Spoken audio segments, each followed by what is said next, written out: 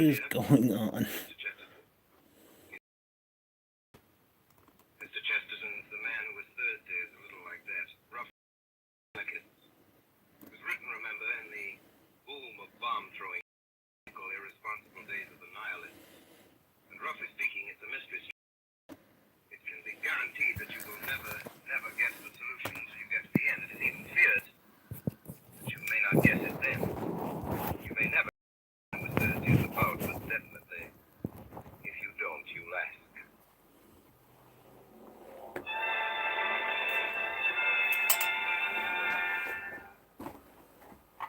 I am Gabriel Smith. I am the man who was Thursday. That particular evening is remembered for nothing else. Will be remembered in that place for its strange sunset. It looked like the end of the world. It may be remembered by others too, because it marked the first appearance in the play of the second poet of Saffron Park. For a long time, I had reigned without a rival. It was upon the night of the sunset that I, Gabriel, ended his solitude. Time. You say you are a poet of law. I say you are a contradiction in terms. An artist is identical with an anarchist. Mr. Gregory, it is things going right that is poetical. Our digestions, for instance, going sacredly and silently right. The most poetical thing in the world is not being sick. Really, Mr. Stein, the examples you choose. I beg your pardon, Mr. Gregory. I forgot we had... You don't expect me to revolutionize society on this lawn. No, I don't, but I suppose that if you were serious about... Don't you think then that I'm serious about my anarchism? I beg your pardon. Am I not serious about my anarchism? I strolled away and left Gregory, but with surprise and with curious pleasure, I found her ready to my company. It was Rosamond, Gregory's sister. Mr. Stein, the people who talk like you and my brother often mean what they say. Do you mean what you say now? My dear Miss Gregory, when you say thank you for the salt, do you mean what you say? No. When you say the world is round, do you mean what you say? No, it's quite true, but you don't mean it. Is he really an anarchist? Then? Only in that sense I speak of, or if you prefer it, in that nonsense. He wouldn't really use bombs for that sort of thing. Good Lord, no. That has to be done anonymously. I strode with her to a seat in the corner of the garden, and I defended respectability with violence and exaggeration. I grew passionate in my praise of tidiness and propriety. All the time there was a smell of lilac around me, and once I heard, very faintly in some distant street, a barrel organ begin to play, and it seemed to me that my heroic words were moved to a tiny tune from under or beyond the world. In the wild events which were to follow, this girl had no part at all. I never saw her again until all my tale was over. And yet in some indescribable way, she kept recurring like a motivating music through all those mad adventures afterwards, and the dark and ill-drawn tapestries of the night. But what followed was so improbable that it made me dream. When I left the party and went out into the starlit street, I found Gregory waiting for me. Mr. Stein, Mr. Gregory! this evening you succeeded in doing something rather remarkable. You did something to me that no man has ever succeeded in doing before. Oh, I'm very sorry. There is only one way by which that insult can be erased, and that way I choose. I am going at the possible sacrifice of my life and honor to prove to you that you were wrong in what you said. In what I said? You said I was not serious about being an anarchist. Mr. Stein, may I ask you to swear by whatever gods or saints your religion involves that you will not reveal what I am now going to tell you to any son of Adam, and especially not to the police? Will you swear that? If you will consent to burden your soul with a vow that you should never make and a knowledge you should never dream about, I will promise you in return... You will promise me in return... I will promise you... A very Your author is far too idiotic to decline. You say that a poet is always an anarchist. I disagree, but I hope at least he is always responsible. Permit me here and now to swear that as a Christian, and to promise as a good comrade and a fellow artist, that I will not report any of this, whatever it is, to the police. And now, what is it? I think that we will take a cab.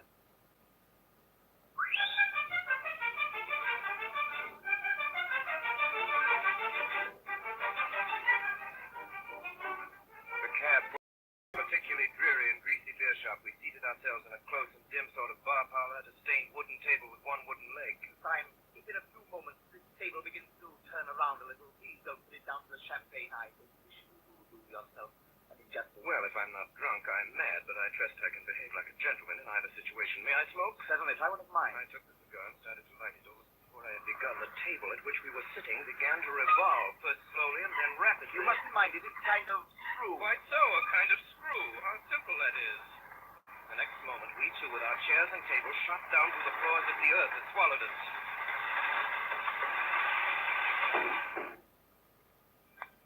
Gregory led me down a low vaulted passage, the end of which was a heavy iron door. Who is it? The Joseph Chamberlain. We stepped into a queer steel chamber whose walls were hung with dubious and dreadful shapes, things that looked like the bulbs of iron plants or the eggs of iron birds. They were barred. And now, my dear Mr. Syme, now we are quite cozy, so let us talk properly. You said you were quite certain I was not a serious anarchist. Does this place strike you as being serious? It does seem to have a moral under all of its gaiety, but tell me, the heavy iron door, you cannot pass it without submitting to the humiliation of calling yourself Mr. Chamberlain.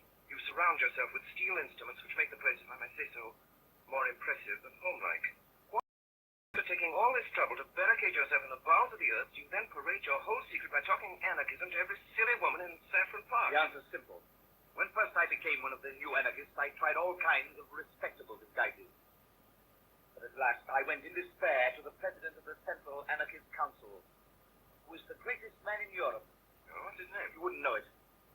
That is his greatness. He looked at me. You want a safe disguise, do you? I nodded. I was an anarchist, you fool. I took his advice and have never regretted it. I preached blood and murder to those women day and night, and by heaven they would let me wheel their perambulator. You took me in. What do you call this tremendous president of yours? We call him Sunday. You see, there are 7 members of the Central Anarchist Council, and they are named after the days of the week. He is called Sunday by some of his admirers, Bloody Sunday. It's curious that you should mention the matter, because this very night we've called a meeting to elect a successor to the post of Thursday. And I don't mind telling you that it's almost a settled thing that I am to be Thursday. Gregory, I gave you a promise before I came to this place. Would you give me, for my own safety, a little promise of the same kind? Promise? Yes, a promise. I swore before God that I would not tell your secret to the police. By humanity or whatever beastly thing you believe in, that you will not tell my secret to the anarchists. Your secret? Have you got? Yes, I have a secret. Will you swear? Yes, I will swear not to tell the anarchists anything you tell me. But look sharp, they'll be here in a couple of minutes. Well, Gregory, I'll have to tell you the truth more shortly by saying that your expedient of dressing up as an aimless poet is not confined to you or your president. We've known the Dodge for some time at Scotland Yard. What do you say? Yes, Gregory, I'm a police detective. Joseph Chamberlain? Joseph Chamberlain. It was repeated twice, and thrice, and then 30 times. And the crowd of Joseph Chamberlains, a solemn thought could be heard, trampling down the corridor. Here are your friends, Gregory. Comrade Gregory, I suppose this man is a delegate? The fact is, comrade, I was sent here to see that you show a due observance of Sunday. Well, comrade, I suppose we'd better give you a seat at the meeting. Gregory, I could see, was in an agony of diplomacy. Yes, I think it is time we began. The tug is waiting on the river. I move that Comrade Button take the chair. Second the motion! All those in favor? Aye! Carried. Comrade Button! Comrade! We all lament the sad defeat of the heroic workers who occupied the post of Thursday in the Central Council until last week. He organized a great dynamite coup of Brighton, which under happier circumstances ought to have killed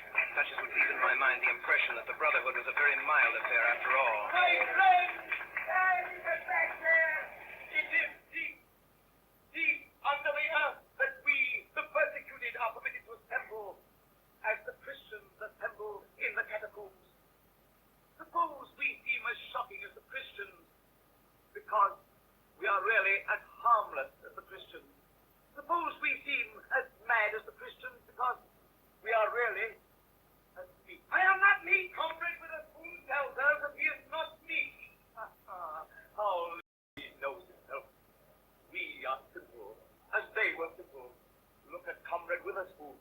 We are modest as they were modest. Look at me. We are merciful. No! I say we are merciful as the early Christians were merciful. Yet, this did not prevent their being accused of eating flesh. Now, we do not eat human flesh. Shame! Why not? Comrade Witherspoon is supposed to know why nobody eats him. In our society, at any rate, which loves him sincerely, which is founded on love. No, down with love! Which is founded on love, there will be no difficulty about the aims which we shall pursue as a body, or which I should pursue were I chosen as the representative of that body. Does anyone oppose the election of Comrade Gregory? Yes! Comrade! Gabriel Time! Comrade Time, the special delegate! Have we come here for this? Comrades, we line these walls with weapons and bar that door with death. Lest anyone should come and hear Comrade Gregory saying to us, "Be good. Honesty is the beauty and virtue is its own reward." Comrade Gregory has told us we are not the enemies of society, but I say that we are the enemies of society, and so much the worse for society. Comrade Gregory accuses me of hypocrisy. He knows as well as I do that I am keeping all my engagements and doing nothing but my duty. I do not mince words, I do not pretend to. We do not want the Supreme Council of Anarchy infected with a Morton mercy. Have Gregory and his milk and water methods on the Supreme Council. I would offer myself for election. I move as an amendment that Comrade Time be appointed to the post. Stop all this, I tell you. Stop it, it is all impossible. I beg to second the election.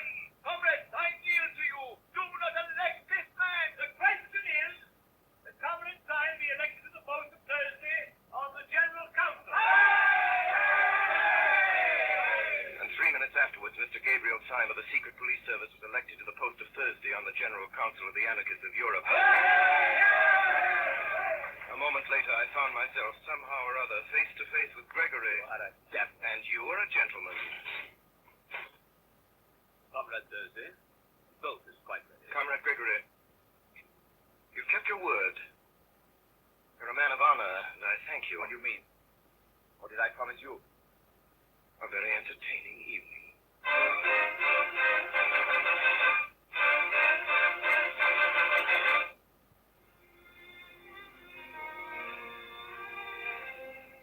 My name is really Gabriel Syme. I'm not merely a detective who pretends to be a poet. I'm really a poet who has become a detective. I come of a family of cranks. One of my uncles always walked about without a hat. And another had made an unsuccessful attempt to walk about with a hat and nothing else.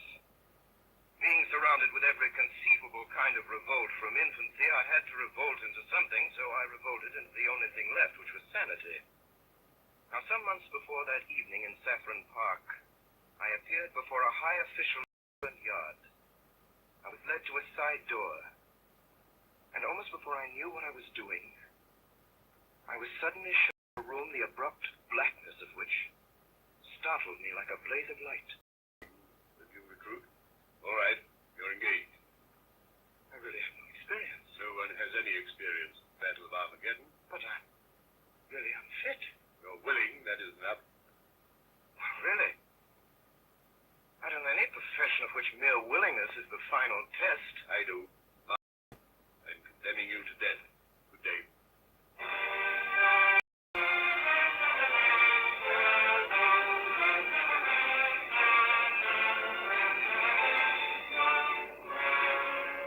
Where my adventure ultimately led me, I've already told you. At about 1:30 on a February night, I found myself steaming on a small tug up the silent Thames, the duly elected of the Central Council of Anarchists. As we came alongside, the great stones of the embankment were big and black against the huge white dawn. I leapt out of the boat onto the slimy steps.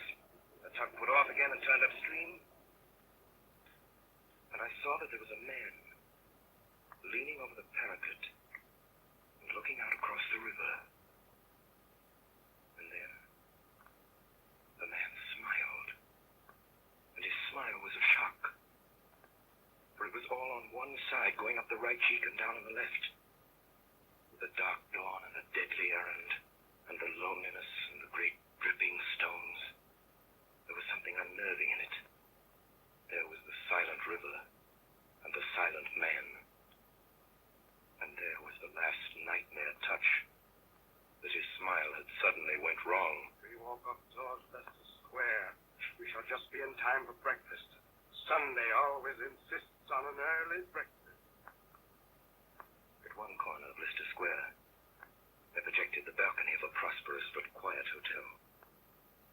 The balcony contained a breakfast table, and round the breakfast table, glowing in the sunlight, were a group of noisy and talkative men, all dressed in the insolence of fashion.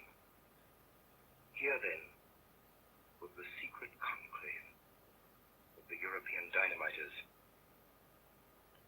Then, as I continued to stare at them, I saw something that I had not seen before, literally because it was too large to see. At the nearest end of the balcony, blocking up a great part of the perspective, was the back of a great mountain of a man. I first thought that the weight of him must break down the balcony of stone. This man was planned enormously in his original proportions, like a statue, carved deliberately as colossal.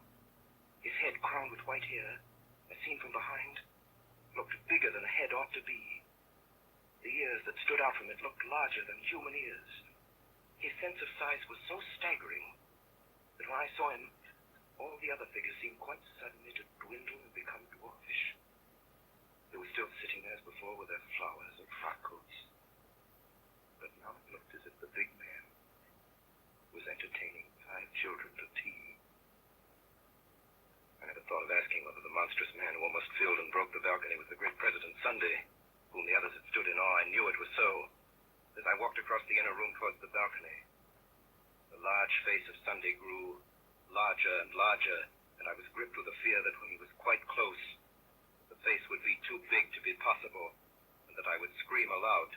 I remembered that as a child I would not look at the Mask of Memnon in the British Museum, because it was a face and so large. By an effort braver than that of leaping over a cliff, I went to an empty seat at the breakfast table and sat down.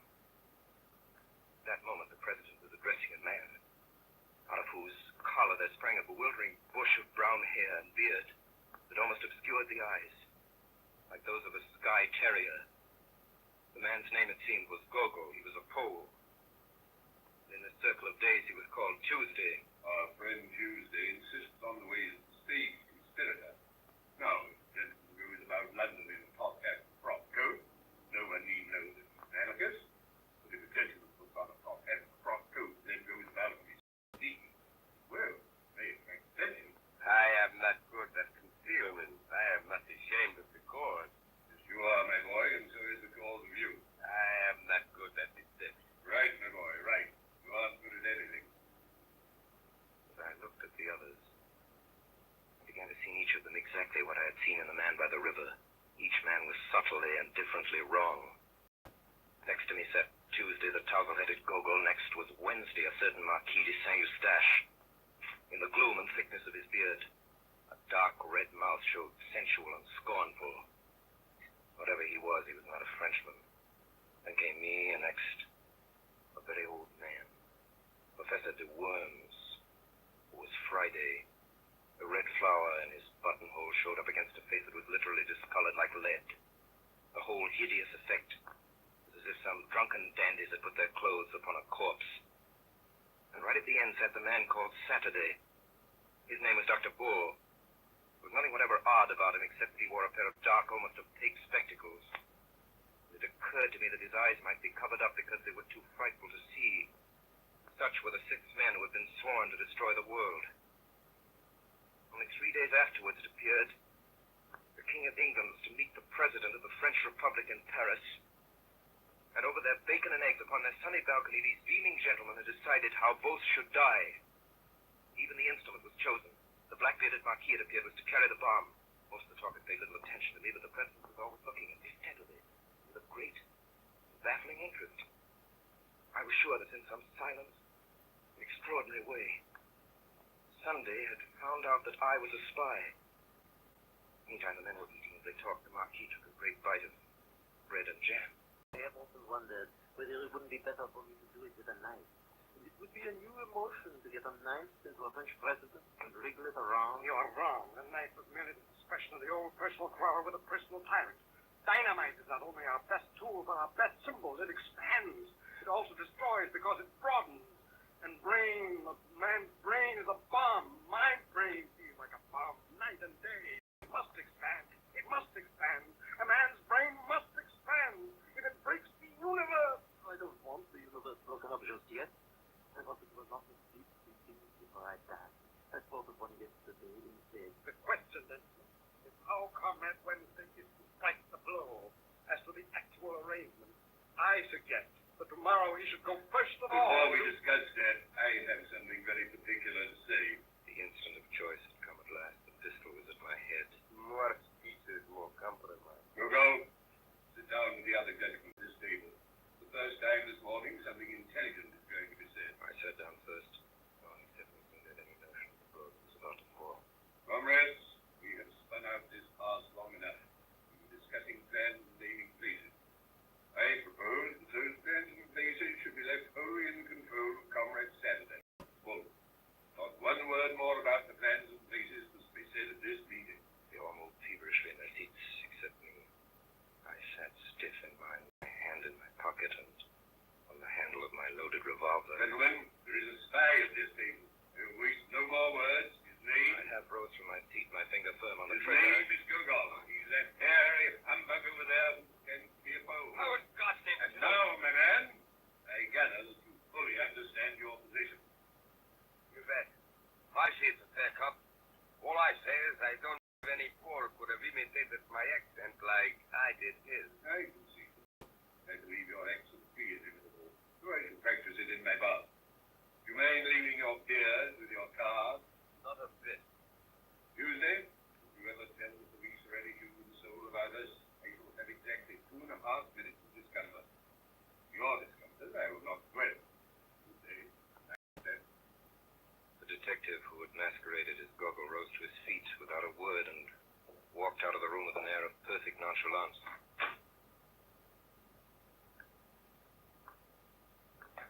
There was a slight stumble outside the door, which showed that the departing detective had not minded his step. Time is flying. I must get off at once. I have to take chair in humanitarian meeting. Would it not be better to discuss further the details of our project now than that the spy has left us? Secretary, if you take your head home and return it, it might be useful. I can't say it might. I really fail to understand. You fail to understand? Why, you dancing donkey. You didn't want to be overheard by a spy, did you? How do you know you aren't overheard now? With these words, Sunday shouldered his way out of the room, shaking with incomprehensible scorn. Now, if the last words of the president meant anything, they meant that I had, after all, not passed unsuspected. The other four got to their feet. Betook themselves elsewhere to find lunch. Only the old anarchist, old Professor de Worms, remained behind, seated before me at the table. Mr. Gabriel Sam. Yes, Professor. You policeman. Policeman? Whoever made you think of a policeman in connection with me? The process was simple enough. I thought you looked like a policeman. I think so now. Why must I be a policeman? Do let me be a postman. Let me ask a plain question. You paltering spy. Are you or are you not a police detective?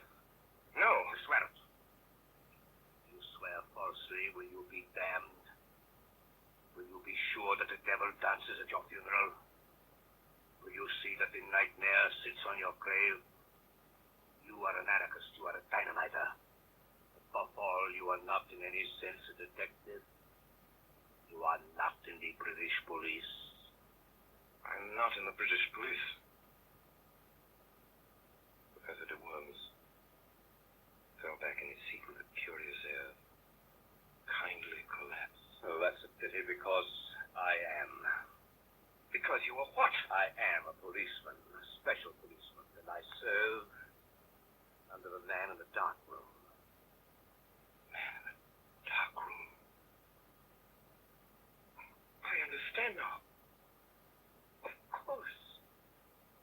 You're not an old man at all. I can't take my face off here. It's rather an elaborate makeup.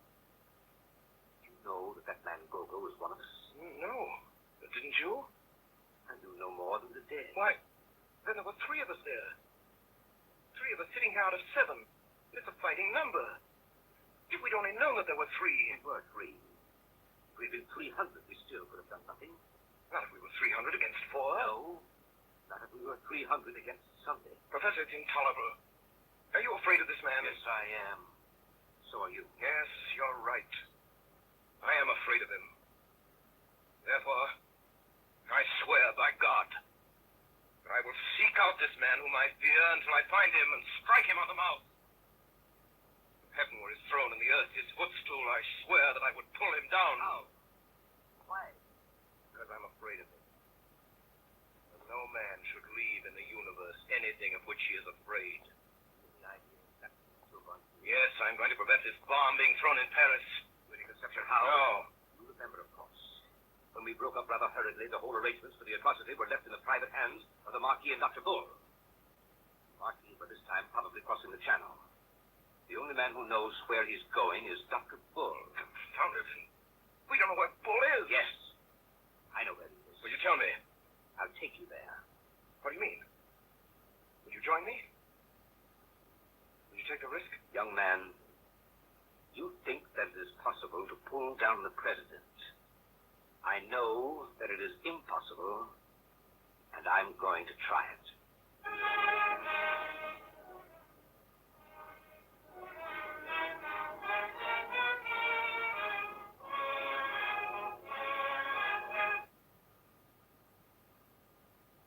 Call your special attention to the new series of broadcasts by the Mercury Theater with Orson Welles as star and director, which will commence next Sunday night at 8 p.m. Eastern Daylight Saving Time. And now a brief pause for station identification. This is the Columbia Broadcasting System.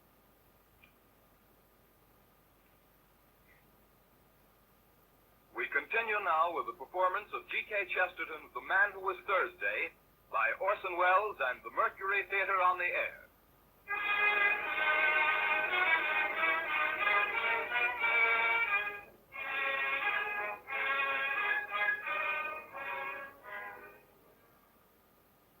The professor led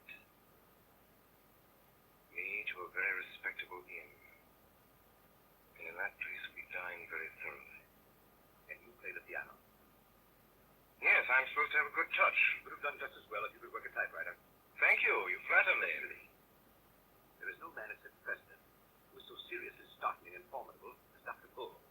A little grinning fellow in goggles. Depend on it. Sunday was not asleep when he locked up all the plans of this outrage in the round, black head of Dr. Bull. Do you think that this unique monster will be soothed if I play the piano to him? I mentioned the piano because it gives one quick and independent fingers. Sire, if we do this interview and come out sane or alive, we must have some code of signals between us that this brute will not see. I have made a rough alphabetical cipher corresponding to the 5 fingers like this. Listen. D. A. D. A word we may frequently require. I began to study the scheme. It didn't take me long to learn how we might convey simple messages by what would seem to be idle taps upon a table or knee. It was not long before Dr. Bull came in. Sat down at our table. He smiled brightly. Early this evening, gentlemen.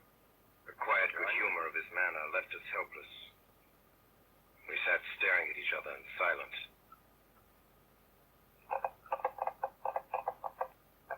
I have an intuition. Let's sit on it. It is quite an extraordinary intuition. Extraordinary. I am a poet. You're a dead man. You scarcely realize how poetic my intuition is. It has that sudden quality we sometimes feel in the coming of spring. Dr. Bull. Dr. Bull. Dr. Bull, would you do me a small favor? Would you be so kind as to take off your spectacles? Dr. Bull rose slowly, still smiling, and took off his spectacles. He was sitting in the chair before us.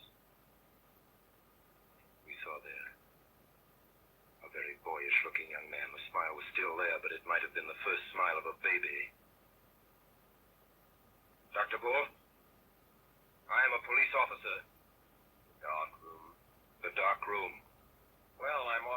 came so early, for we can all start for France together.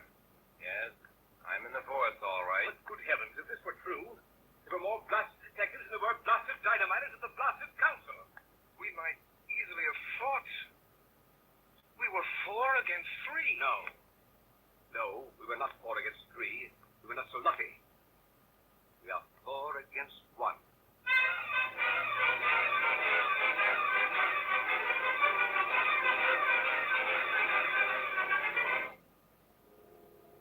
An hour later, we were already on the Calais boat. The fact that comes of it is this. We 3 are alone on this planet. Now we must do something to keep the Marquis in Calais till tomorrow midday, while the King goes safely through Paris. The only thing I can see to do is actually to take advantage of the very things that are in the Marquis's favor. Gentlemen, I'm going to profit by the fact that he is a nobleman and has many friends and moves in the best society. What the devil are you talking about?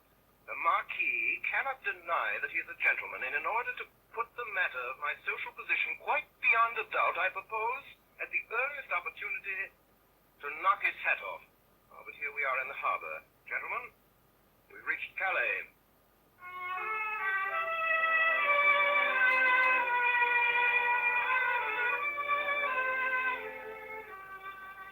A band was playing in a Café Chantal hidden somewhere among the trees, where sat the Marquis de Saint-Eustache. The man had 2 companions, solemn Frenchmen in silk hats. You are Monsieur Stein, my dear. And you are the Marquis de Saint-Eustache. Permit me to pull your nose, which I attempted to do. The 2 men in top hats held me back. This man has insulted me. Insulted you when? Oh, just now, he's insulted my mother. Insulted your mother. Well, anyhow, my aunt. But how can the Marquis have insulted your aunt just now? He has been sitting here all the time. Ah, that's what he I said. said nothing at all except about the band. I only said that I like Wagner, played well. It was an allusion to my family. My aunt played Wagner badly. It was a painful subject. We are always being insulted about it. It seems most extraordinary. Oh, I assure you, the whole of your conversation was simply packed with sinister allusions to my aunt's weakness. Oh, this is nonsense. I, for one, have said nothing for half an hour, except that I like to sing of that girl with the black hair. Well, there you are again. My aunt was red. Seems to me that you're simply seeking a pretext to insult the Marquis. By George, what a clever chap you are. Seeking a quarrel with me. By heaven, there was never a man who had to seek long. These gentlemen will perhaps act for me. There are still 4 hours of daylight. Let us fight this evening. Marquis, your action is worthy of your fame and blood. Permit me to consult the gentleman in whose hands I shall place myself. Good day. Fine. What are you up to? Now listen carefully. Oh, Professor, you are my seconds. And you must insist on the duel coming off after 7 tomorrow, so as to keep him from catching the 7:45 for Paris. If he misses that train, he misses the King of England. You understand? So at 7:20, we met on a small meadow not far from the railway. I'd made up my mind that I could avoid disabling the Marquis and prevent the Marquis from disabling me for at least 20 minutes. In 20 minutes, the Paris train would have gone by. Gentlemen, engage. I'm not a bad fighter. Every now and then, I could almost fancy that I felt my point go home. But there was no blood on the blade or my shirt. And now, we could hear the Paris train. There was no doubt about the hit this time. I was as certain that I had stuck my blade into my enemy as a gardener that has stuck his spade into the ground. Yet, there was no blood on it at all. Marquis fought wildly. He constantly looked away at the railway line, almost as if he feared the train more than the pointed steel. I aimed less at the Marquis's body and more at his throat and head. A minute and a half afterwards, I felt the point enter the neck below the jaw. It came out clean. I thrust again, and made what should have been a bloody scar on the Marquis's cheek. But there was no scar. Stop. I want to say something. It is rather important. At the time, you expressed a wish to pull my nose. Would you oblige by pulling my nose now as quickly as possible? I have to catch a train. I protest that this is most irregular. Will you or will you not pull my nose? Come, Mr. Fine. Don't be selfish. Pull my nose at once, and I ask. I took 2 paces forward and seized the Roman nose of this remarkable nobleman. I pulled it hard, and it came off his hand. If anyone has the use for my left eyebrow, he can have it. Do accept my left eyebrow. It is the kind of thing that might come in useful any day. The Marquis was recklessly throwing parts of himself right and left about the field. You are making a mistake. And we play it now. I tell you, the train has come into the station. Yes, Marquis, and the train shall go out of the station and shall go out without you. Will you drive me mad? You shall not go by the train. Great, fat, blasted, clear-eyed, blundering, thundering, brainless, soldering, blasted fool! You great silly pink face boy to turn it! You shall not go by this train. And why in the infernal blazes should I want to go by the train? We know all. You are going to Paris to throw a bomb. Going to Jericho to throw a Jabberwock. I didn't care about catching the train. I cared about whether the train caught me, and now, by God, it has caught me. What do you mean? Means everything. The end of everything. Sunday has us now hollow of his hand. Us? What do you mean by us? The police, of course. I am no Marquis. I am Inspector Rexton of Scotland Yard. Then the whole bally lot of us on the Anarchist Council were against anarchy. Every born man was a detective except the president and his personal secretary. Sunday, I tell you, he's bought every trust, he's captured every cable, he has control of every railway line, especially of that railway line. The movement was controlled by him. Half the world was ready to rise for it. But there were just 5 people, perhaps, who could have resisted him. And the old devil put them on the Supreme Council to waste their time in watching each other.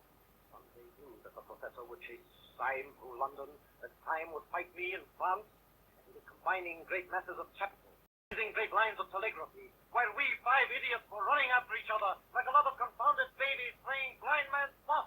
And if you really want to know what was my objection to the arrival of that train, I'll tell you. My objection was that Sunday, or his secretary, has just this moment got out of it. We all turned our eyes toward the station. A considerable bulk of people seemed to be moving in our direction. It may be ordinary tourists. Ordinary tourists wear black masks halfway down the face. It was quite true that the leader in front wore a black half mask almost down to his mouth. And the mouth was smiling, a crooked smile, on one side of the face. Thing is nonsense. Plain people of a peaceable French town.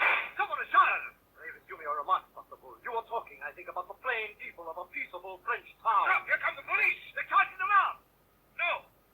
No, they're forming along the parade! They've unslung their carbines. Yes, and they're going to fire on them. Police have joined the mob! The mob, advancing steadily, was almost on top of us. Charge the anarchists! Charge the anarchists! There was no doubt of it. The leader was Monday. Monday, secretary of the council. Under the black mask, his mouth was working horribly. Monday! Stop! Charge the anarchists! Swords! For our time has come to die! I hardly think you understand your position. I arrest you in the name of the law. Law? But you are the secretary of the anarchist council. Nonsense. I am a detective from Scotland Yard.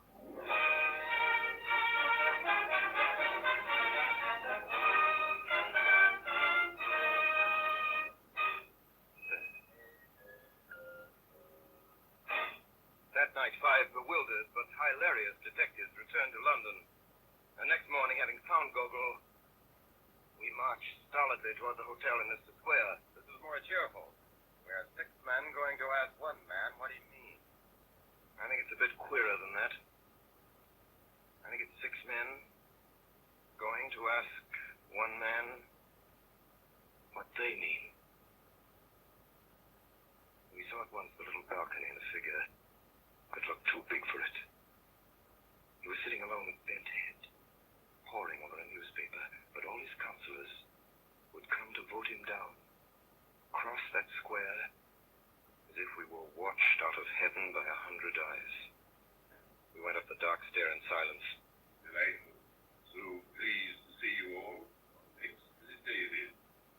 In death. No, sir, there has been no massacre. I bring you news of no such disgusting spectacle. Disgusting spectacle. You mean Dr. Bull's spectacle? My spectacles are blackened, but I'm not. Look at my face. I dare say it's the sort of face that grows on one. In fact, it grows on you. I dare say it'll grow on me someday. We have come here to know what all this means. Who are you? What are you? Not mine.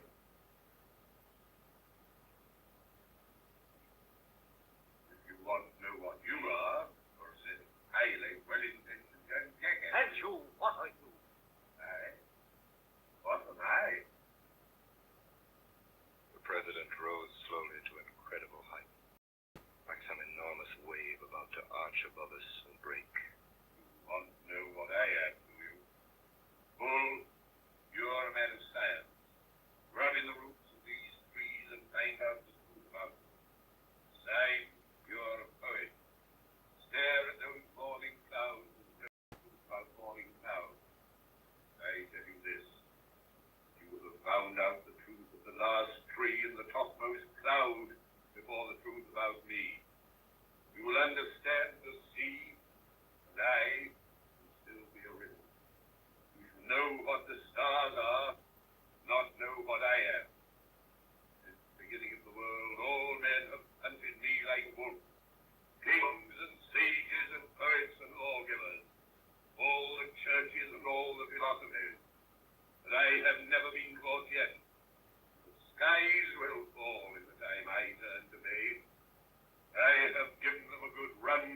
balcony. And I will now. Before any of us could move, the monstrous man had swung himself over the balustrade of the balcony, yet before he pulled himself up again and thrust his great chin over the edge of the balcony. There's one thing I'll tell you, though, about who I am. I am the man in the dark room who made you all policemen.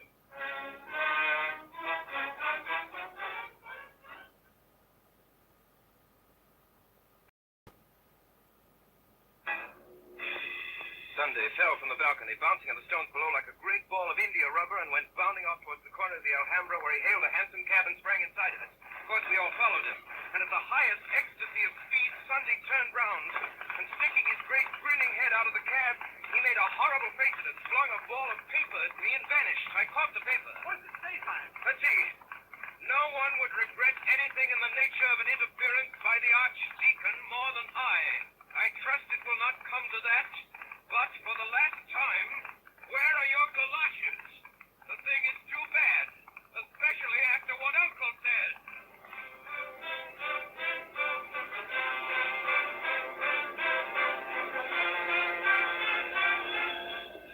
Fire engine appeared, and the president leaped incredibly from his hansom, caught the back of the engine, and flung himself onto it. After him! There's no mistaking the fire engine! Our captains whipped up their horses, and the president acknowledged this proximity by coming to the back of the fire engine, bowing repeatedly, kissing his hands, and finally flinging out to us a neatly folded note. Read it! Fly at once! The proof about your thousands pictures is shown! Of France!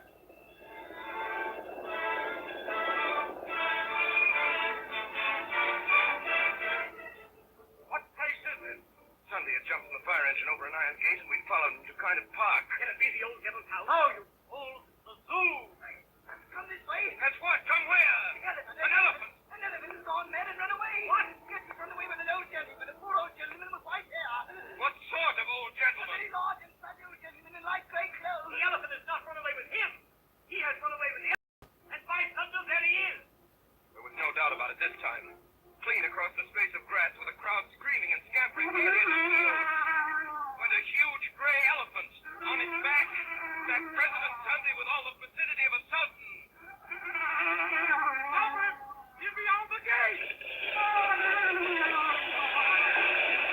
Stop a landslide! He's out of the gate!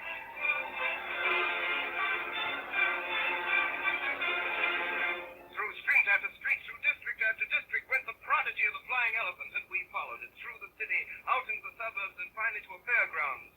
The president had disappeared. Look! Look over there! Look at what? Look at the captive balloon! Why the blazes should I look at the captive balloon? What is there queer about a captive balloon? Nothing except that it isn't captive. Thousand devils! He's not into it!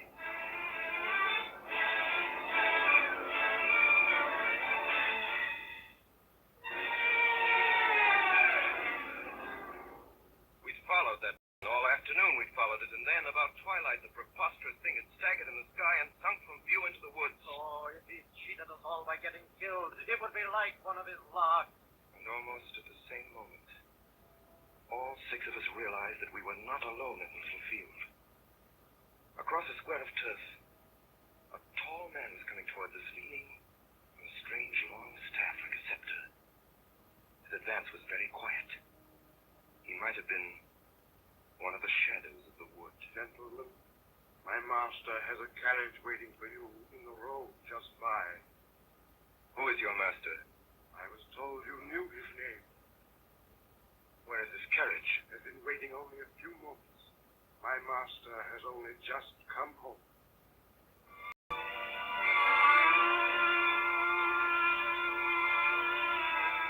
All six of us compared notes afterwards and quarreled.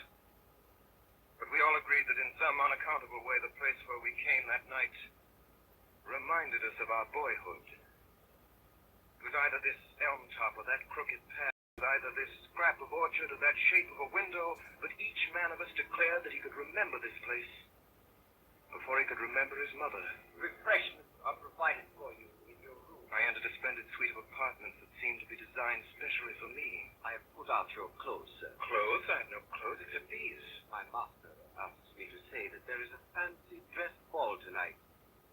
You're to be dressed as Thursday, sir. Dressed as Thursday. Doesn't sound a very warm costume. Yes, sir. Thursday costume is quite warm.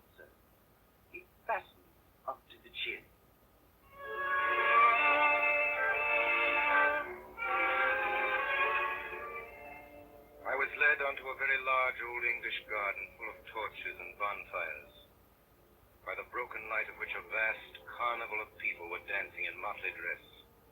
I could see every shape in nature imitated in some crazy costume. There was a man dressed as a windmill with enormous sails, a man dressed as an elephant, a man dressed as a balloon. There was a dancing lamppost, a dancing apple tree, a dancing ship. One would have thought that the untamable tune of some mad musician had set all the common objects of field and street dancing an eternal jig. And long afterwards, when I was middle-aged and at rest, I could never see one of those particular objects, a lamppost or an apple tree or a windmill, without thinking that it was a strayed reveler from that revel of a masquerade. On one side of this lawn, in a kind of crescent, stood 7 great chairs, the thrones of the 7 days. And so the night wore on, and finally the last of the dancers vanished, and the fire faded as the long, slow, strong stars came out. And we 7 strange men were left alone, like 7 stone statues on our chairs of stone. Then Sunday spoke.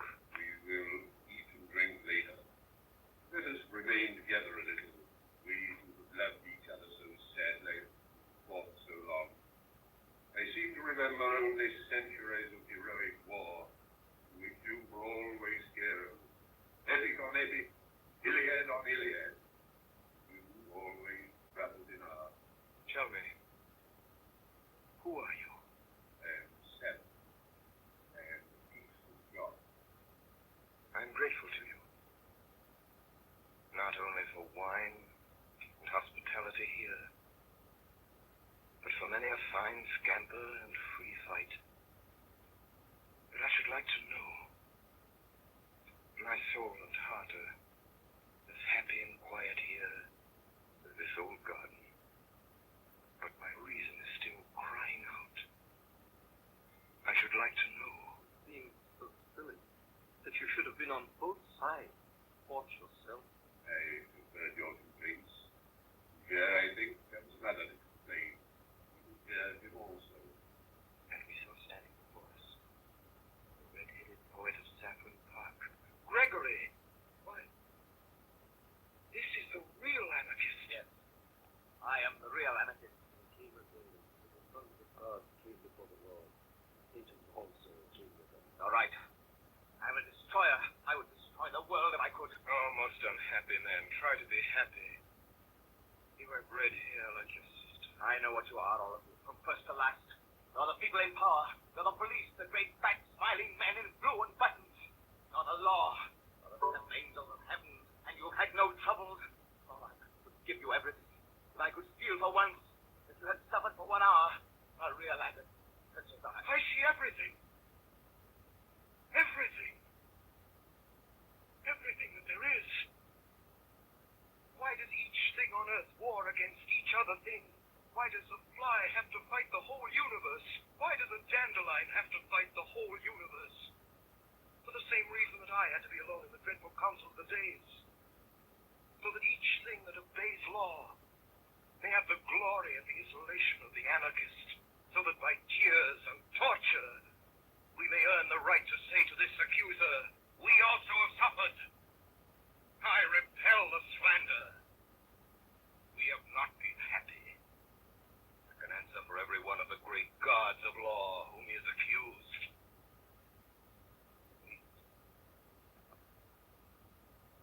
I thought the great face of Sunday. Have you ever suffered? As I gazed, the great face grew to an awful size larger than the colossal mask of Memnon, which had made me scream as a child. It grew larger and larger, filling the whole sky. Then in the blackness, before it entirely destroyed my brain, I seemed to hear a distant voice, saying a commonplace text that I had heard somewhere. When ye drink of the cup, and I drink of.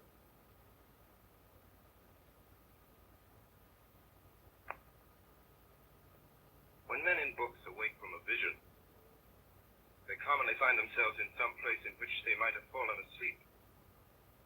I could only remember that gradually and naturally, I knew that I was awake and had been walking along a country. Dawn was breaking over everything, in colors at once clear and timid, as if nature made a first attempt at yellow and a first attempt at rose. A breeze blew so clean and sweet that one could not think it blew from the sky. It blew rather through some hole in the sky. I felt a simple surprise when I saw, rising all round the sides of the road, the red, irregular buildings of Saffron Park. I walked by instinct along one white road on which early birds hopped and sang, and found myself outside a fenced garden. And there I saw the sister of Gregory, Rosamond, the girl with the gold-red hair, cutting lilac before breakfast, with a great unconscious gravity of a girl.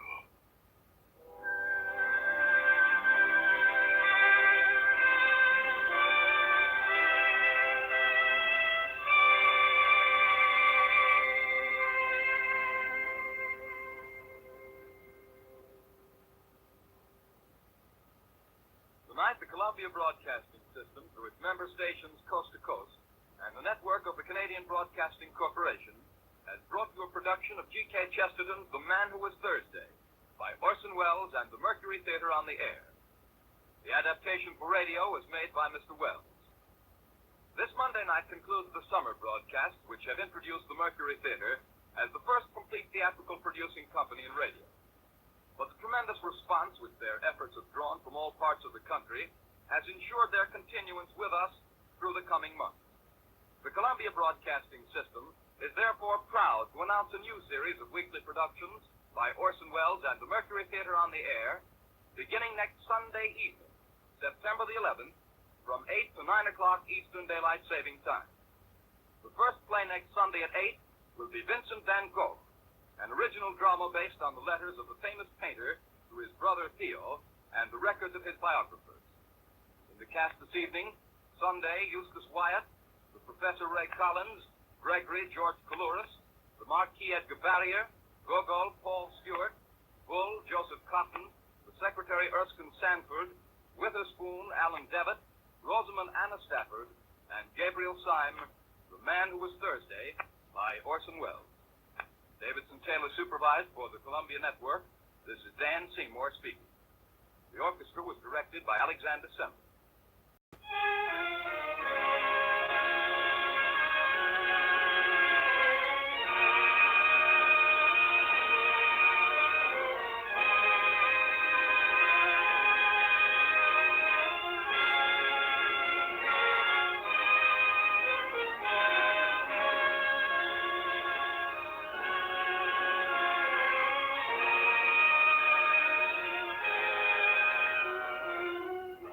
Remember, Monday evening at 8 o'clock Eastern Daylight Saving Time, Orson Welles and the Mercury Theater on the Air in Vincent van Gogh.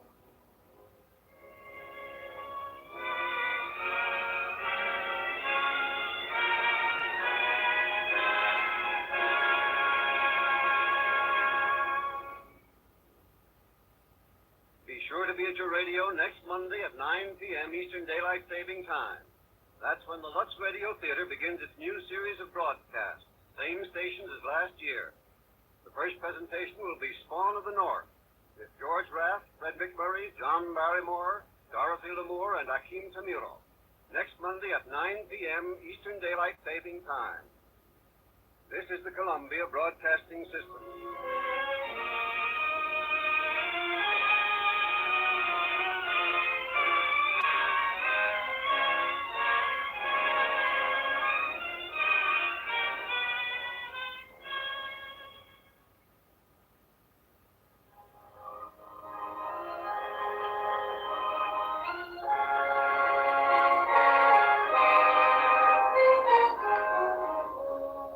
For 17 weeks past, Orson Welles and the Mercury Theater on the Air have brought you Mr. Welles' own dramatizations of literary classics, both of the past and from our own time.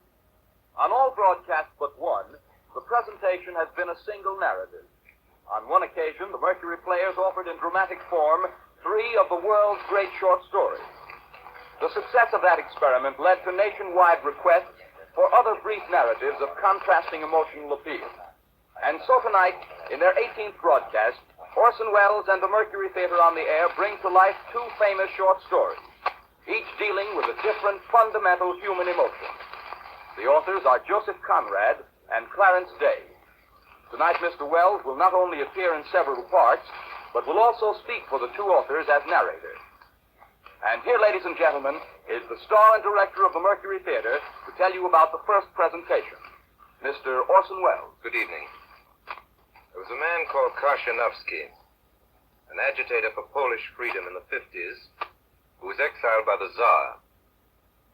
On the journey, his child was taken ill, and when he begged an official to let him stop on his way to nurse it, the official said, "Not to bother. What's one baby's life among all these thousands?" said the official. "If it's dying, leave it behind." Luckily, this expedient was found unnecessary, and the happy ending of the story is that little Joseph Conrad Karshanovsky lived to drop his last name and to learn that careful, fortunate English which he practiced to the everlasting glory of our literature. Tonight we present you with a dramatization of one of the best regarded and most typical of the works of Joseph Conrad. The Heart of Darkness could be described as a deliberate masterpiece, or a downright incantation. A fine piece of prose work at the least. Its best aspects are an artful compound of sympathy for humankind and a high tragical disgust. Its successful contrivance of mood hides its craft as an octopus hides in its own ink. And almost we are persuaded that there is something, after all, something essential, waiting for all of us in the dark alleys of the world, aboriginally loathsome, immeasurable, and certainly nameless.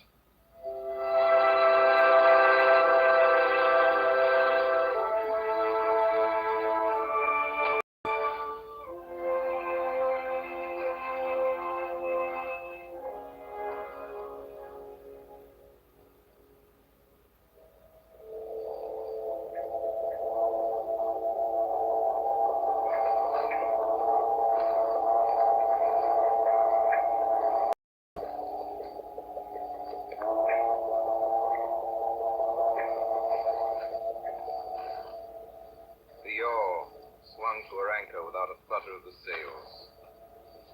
It was at rest. The flood had made the wind was nearly calm, and being bound down the river, the only thing to do was to come and wait for the turn of the tide. The sea reach of the Thames stretched before us like the beginning of an interminable waterway. In the offing sea and sky were welded together without a joint. The air was dark above Gravesend. Farther back still it seemed condensed into a mournful dew, brooding motionless over the biggest and greatest town on earth. Then in the darkness, my friend Marlowe spoke. This also has been one of the dark places on the earth. His remark didn't seem at all surprising. Marlowe was a sailor. Just like him. I was thinking of very old times when the Romans first came here. 1900 years ago. Some decent young citizen in a toga. Perhaps too much dice, you know. Coming out here to mend his fortune. Land of the swamp, march through the woods. And in some inland coast feel the savagery. The other savagery that flows around me.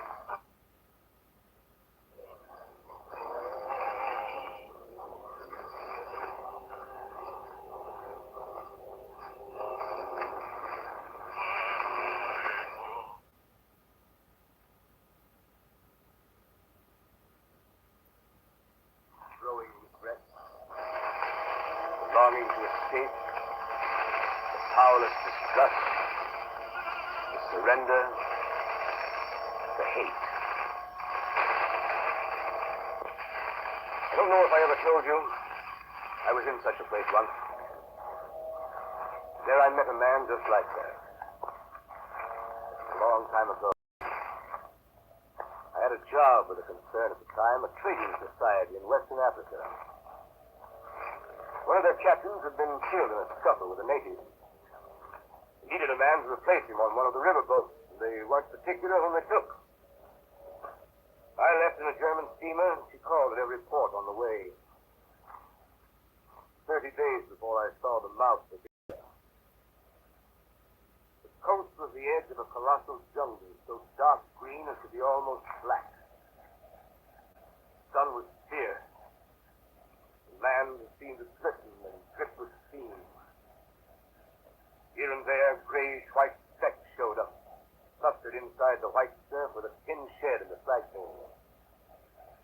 And all around, jungle.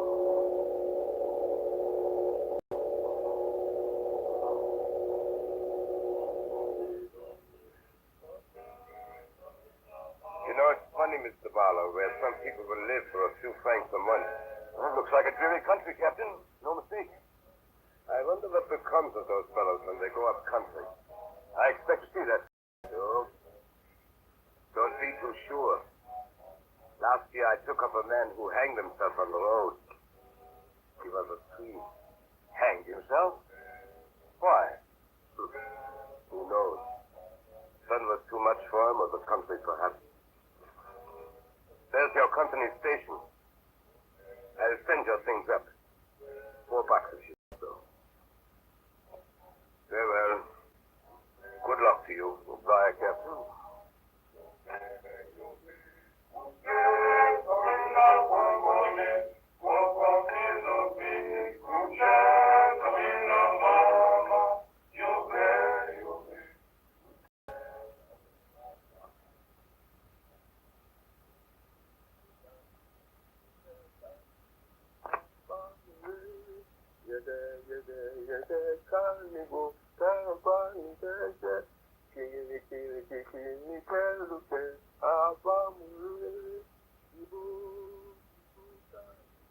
As I climbed up the steep hills of the company station, I met a white man in such an unexpected elegance of get-up. In the first moment, I took him for a sort of vision. I saw a high-starched collar, white cuff, a light alpaca jacket, snowy trousers, a clear necktie, and varnished boots. No hat. Hair parted, brushed and oiled under a green-lined parasol. You're Mr. Mallow, Yes. and the company's accountant is sitting in my office.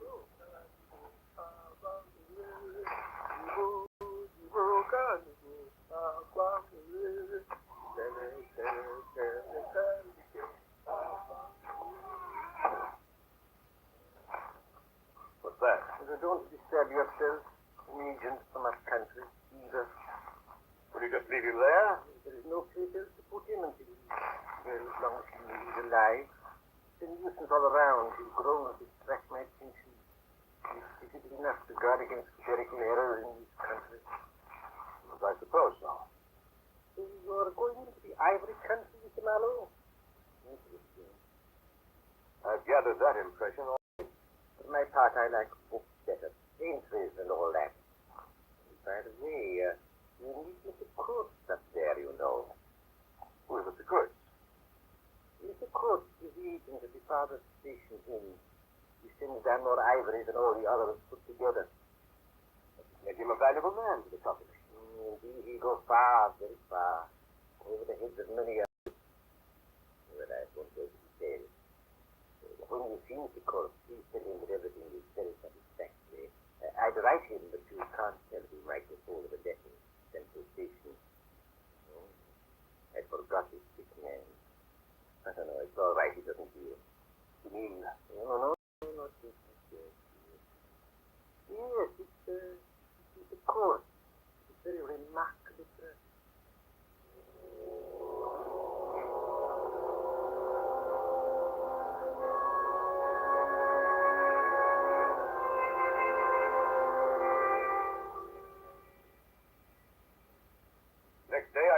the central station, 200 miles inland.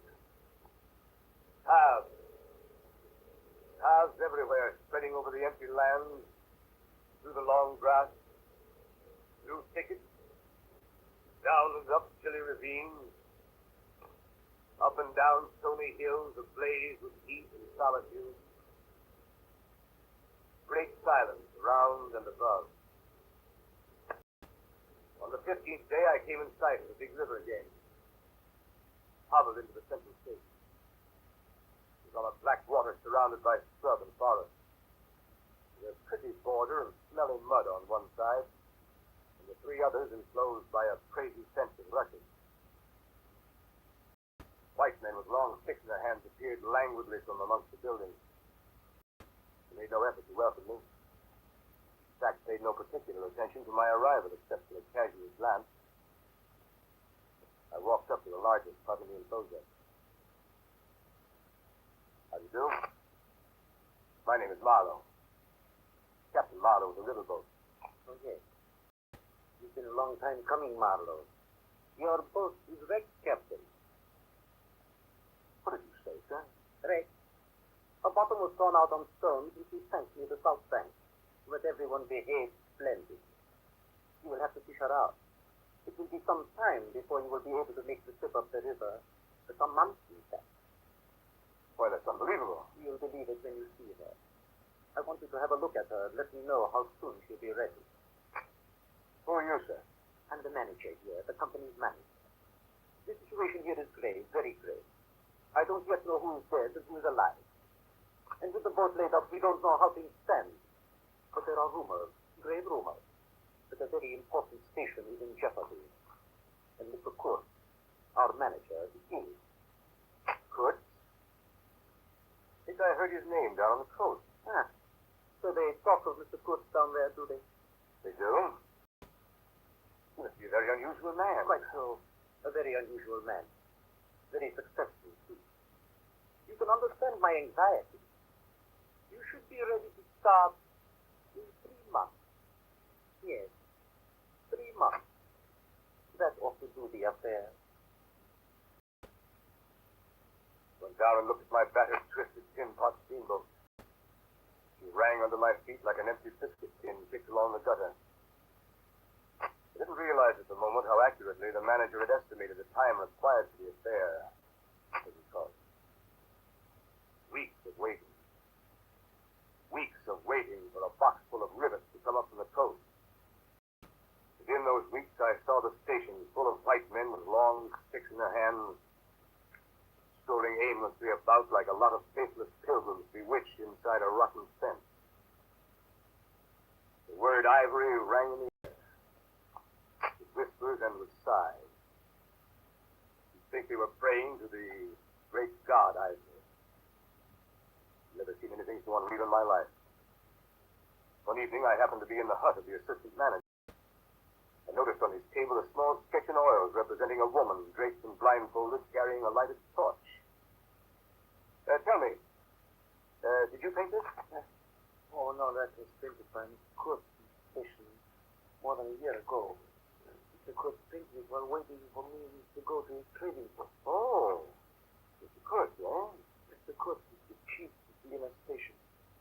He's a prodigy. He sends down more ivory than any of our other agents. Besides that, he's an emissary of pity and science and progress. And so, when he comes here, a special being. So today, Mr. Kurtz is the chief of the best station. Next year, he will be assistant manager. 2 years more and... but I guess they do know what he will do in 2 years' time. You're one of the new gang, Captain. Oh, I know what I'm talking about. Have my own eyes. You read the company's confidential correspondence. What do you mean? When Mr. Kurtz is general manager, you won't have the opportunity. Well, the rivets arrived just in time to make good the manager's prediction. In 3 months, almost to a day, I set out to the interior to relieve Mr. Kurtz of the inner station. There was no joy in the brilliance of the sunshine. It steamed deeper into the jungle the roll of drums behind the corner. cordon of trees kept a distant, constant tremor.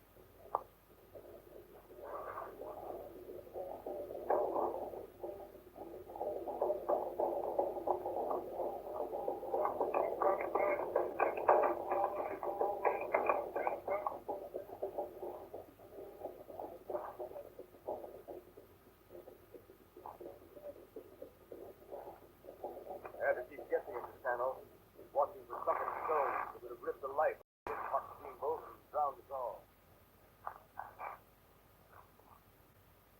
Still the drums beat on behind us, ahead of us, on all sides. The steamer toiled along slowly on the edge of a black and incomprehensible frenzy. The prehistoric man, cursing us, praising us, welcoming us. Not far below the interstation, we came upon a hut of reeds, and inclined and melancholy pole with the unrecognizable tatters of what had been a flag of some sort flying from it. The manager and I, who went ashore, found a flat piece of board with some faded pencil writing on it. It read, "Hurry up, you throat, coffee." There was a signature, but it was illegible. Not put.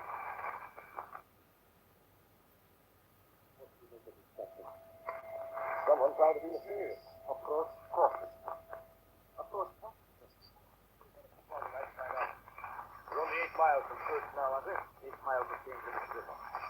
Sun's getting low. After this morning, we'll start to approach the station by daylight. But Kurt may need us. We may be in trouble. I hope not.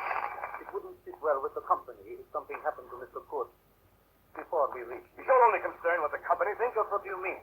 How about Kurt? If you want Kurt to come back? Why, Captain Marlowe, what an extraordinary notion. Of course, we want Mr. Kurt to come back. Such a remarkable thing.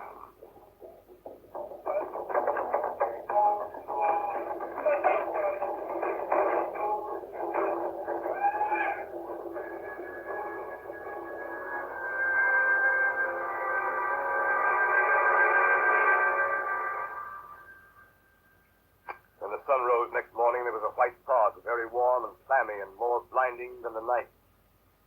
It stood all around us like something solid. At 8 or 9, perhaps, it began to lift as a shutter lifts.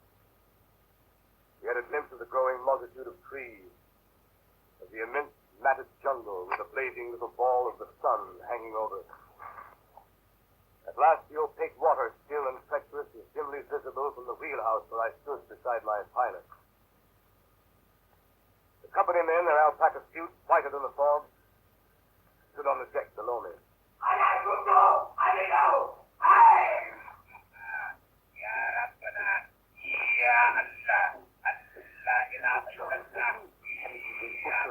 Undercover everybody. Encardeon. Oh, around the whole captain. Yes. Can't you get us on the way? It's the natives of the rocks. Take your choice. Why the river, Captain? The fog doesn't betray on shore. High below. Even the cane. Steam ahead. What's look at these pilots? Watch them. Half steam below.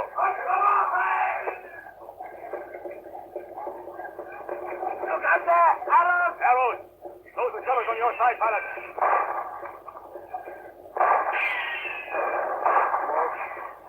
Stand clear, Arrows. Keep it straight, pilot. Stay below. Stop firing. Wait. Here's something that'll do more than your confounded guns.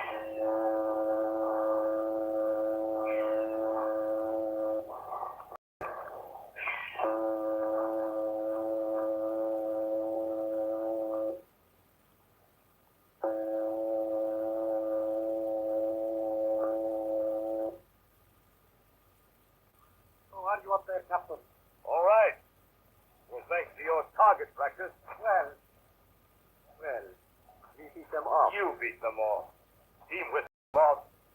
The Gunsmoke nearly wrecked us. Captain Marlowe, you behaved admirably. Everyone behaved admirably. A credit to the company. Well, I'm afraid they got one of the crew. Yes, it is on the deck. Poor devil. He's got an arrow sticking to his chest. Give me a hand with this. Ah, steady there.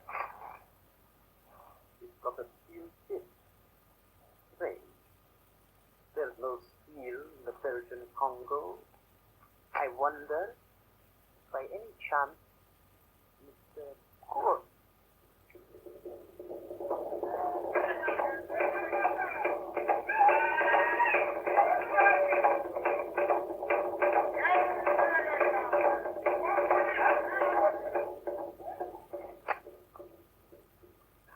Reach Kurt was becoming an obsession with me. The current was more rapid now. Steamer steamed with her last gas. Third wheel flopped languidly. I caught myself listening always for the next beat of the engine. I expected the wretched thing to give up every moment. It was like watching the last flickers of a light. At last we drew into sight of a dreary shore, but it was a clearing that rose to a slight knoll overlooking the river.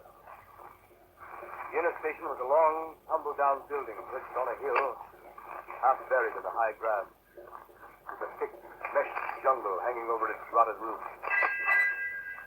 I stopped the engine. The boat drifted slowly to the slimy bank.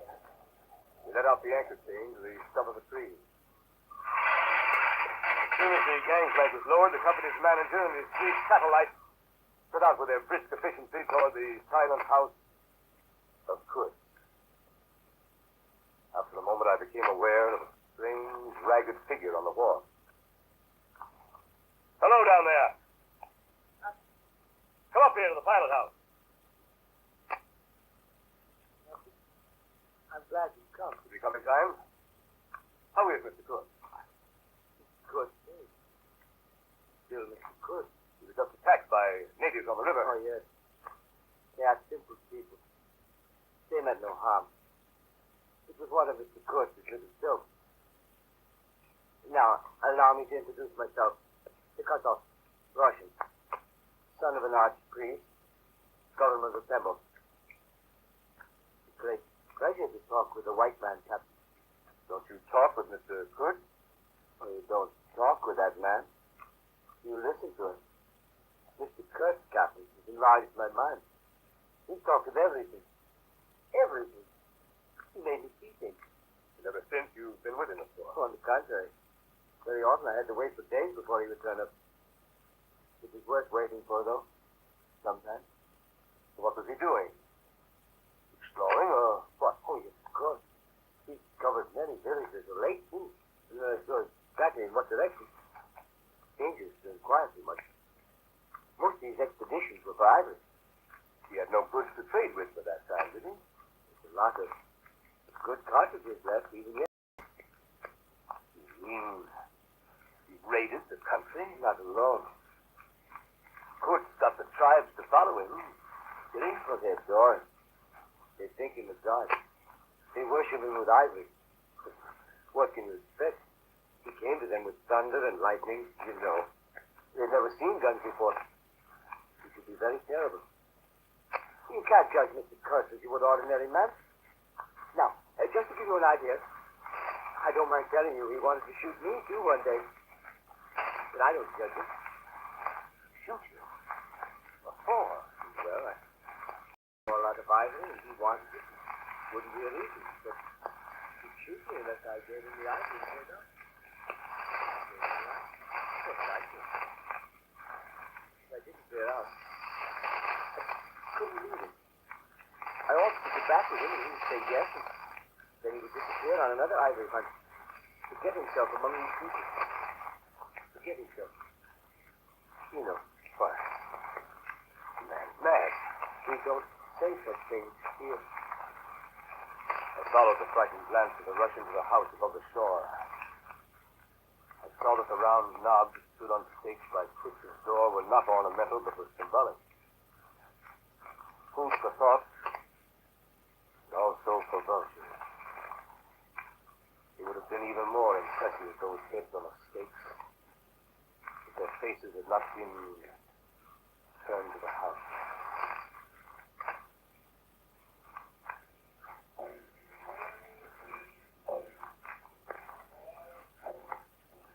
Suddenly, round the corner of the house, a group of natives appeared.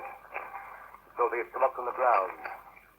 They waded waist deep in the grass in a compact body bearing an improvised stretcher in their midst. Now, at last, I was to see Kurt. Behind the stretcher, two of the agents carried his arms. 2 shotguns, a heavy rifle, and a light revolver carbine. The thunderbolts of that pitiful beautiful.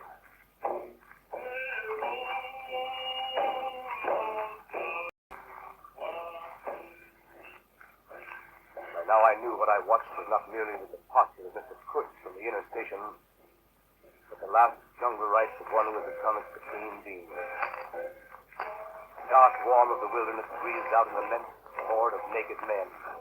A black circle writhed and stamped around the small white center of frightened Europeans. In the rear of this strange procession came a moving chain of black bodies, carrying on their shoulders a gleaming white idol. The stretcher was carried up the gangplank. From the pilot's deck, I looked down on the long, gaunt figure of Kurtz, the hollow cage of his ribs, the bald skeleton head like an ivory ball. Sit him down there. Take the captain away. Open the door. Careful with him. Careful.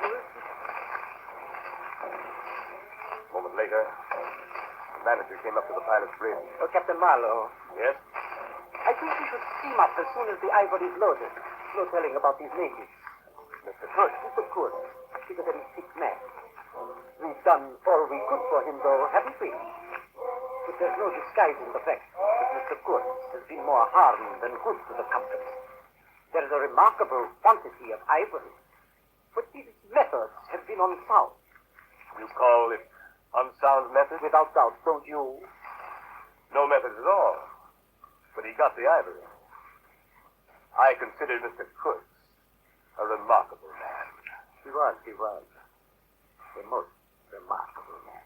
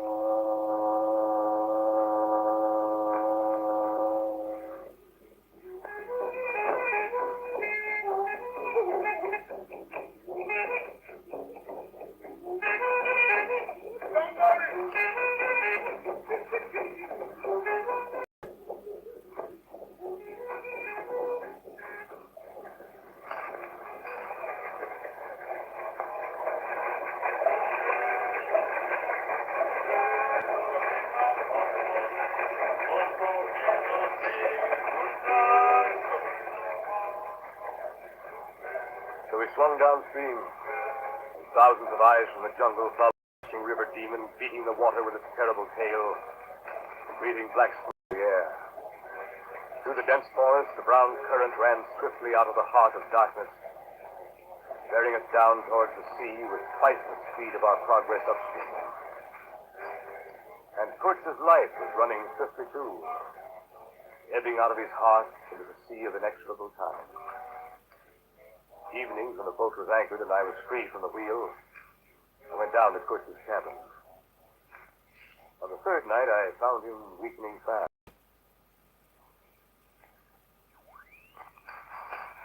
Yes. How are you tonight, Mr. Kurtz? Well enough to be back at my station. That place is mine. They've no right to take me away. That manager, that stupid scoundrel, he wants my ivory. He's blocking me at every turn. Don't excite yourself, Mr. Kurtz. You're sick, you know. Sick? Sick? Not so sick as you'd like to believe. Never mind. I'll carry out my ideas yet. I will return. I'll show you what can be done here. You with your little peddling notions. You're interfering with me. I will return. I have more to do than die here in this stinking jungle You're not going to die, Mr. Of course I'm not going to die. I have too much to accomplish. Close the shutter, will you? That light. Did you close the shutter, Marlowe? The shutter is closed, sir. Tighter, tighter. I can't stand the light. I tell you. You must show them you have in you something that is really profitable. The methods you use aren't important. I was driven. No matter. You must take care of the motives, Mr. Morrow. Right motives, always. That's the thing. Very true, sir. It was the manager, that noxious fool who drove me to it. He pried into my boxes when I was not looking. He destroyed me with the company. But I was the company. I was the company. I sent them more ivory. More ivory. That's what they wanted. Ivory. You must be quiet, sir. Ivory. That light, shut up. That light. There is no light. It's the ivory. The ivory. Horror. Horror.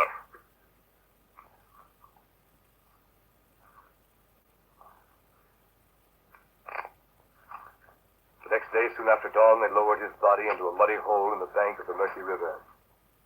He started downstream again.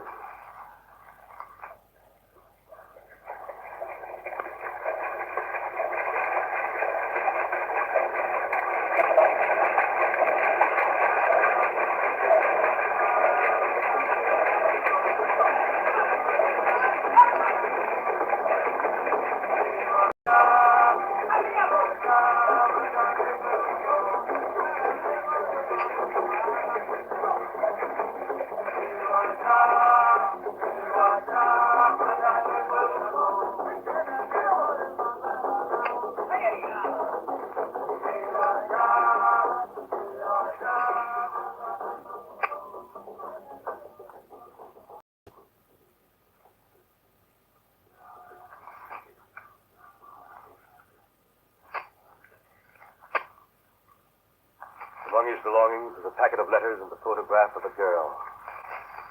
6 months later, those letters and the picture took me to a house in Antwerp. I stood before the mahogany door on the first floor. Dear Mr. Marlowe, please come in. I have certain letters for you. Yes. You were his friend. You must have been if he gave you these. He sent you these. Yes. I was his friend. Who was not his friend who had heard him speak once? The drew man told me that was his destiny. He's the gift of the great. You have heard him. You know. Yes. I know. And all of this. All the promise of all his greatness, of his generous mind, of his noble heart. Nothing remained. Nothing. Memory. You and I. We shall always remember him. And his example. Men looked up to him. His goodness shone in every act. I believe in him more than anything on earth. I go on so long in silence. Silence. You with him to the last. At the very end, I heard his very last words. Listen. I want something. Something to live with. His last word. To live with. Don't you understand? I love him. Love him. The last word he pronounced was your name.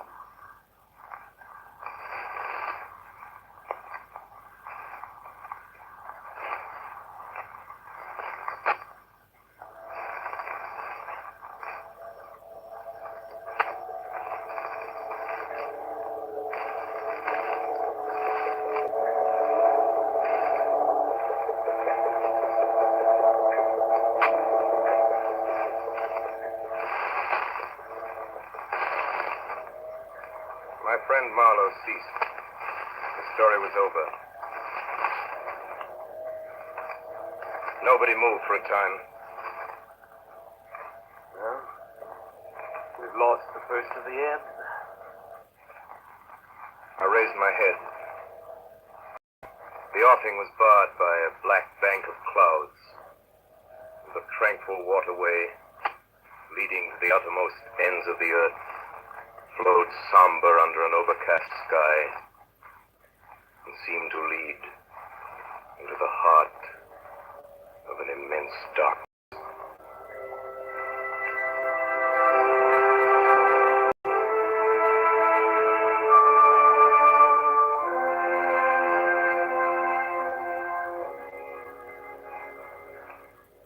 Orson Welles and the Mercury Theater on the Air have just brought you an original dramatization of The Heart of Darkness by Joseph Conrad, with Orson Welles as the author.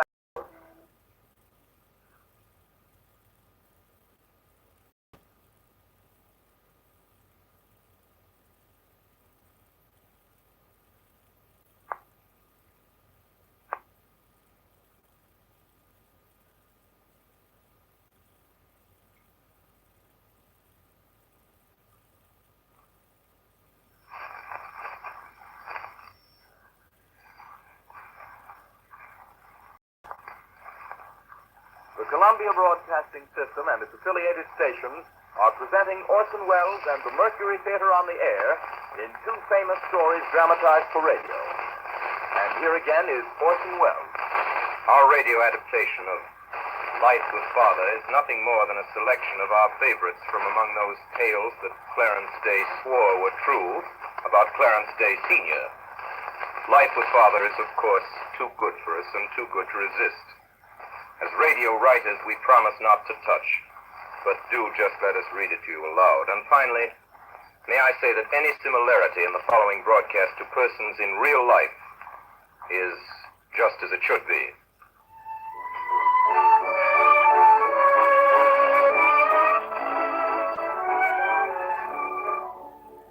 Up to the late 1890s, we lived in one of the long rows of comfortable-looking brownstone houses on Madison Avenue.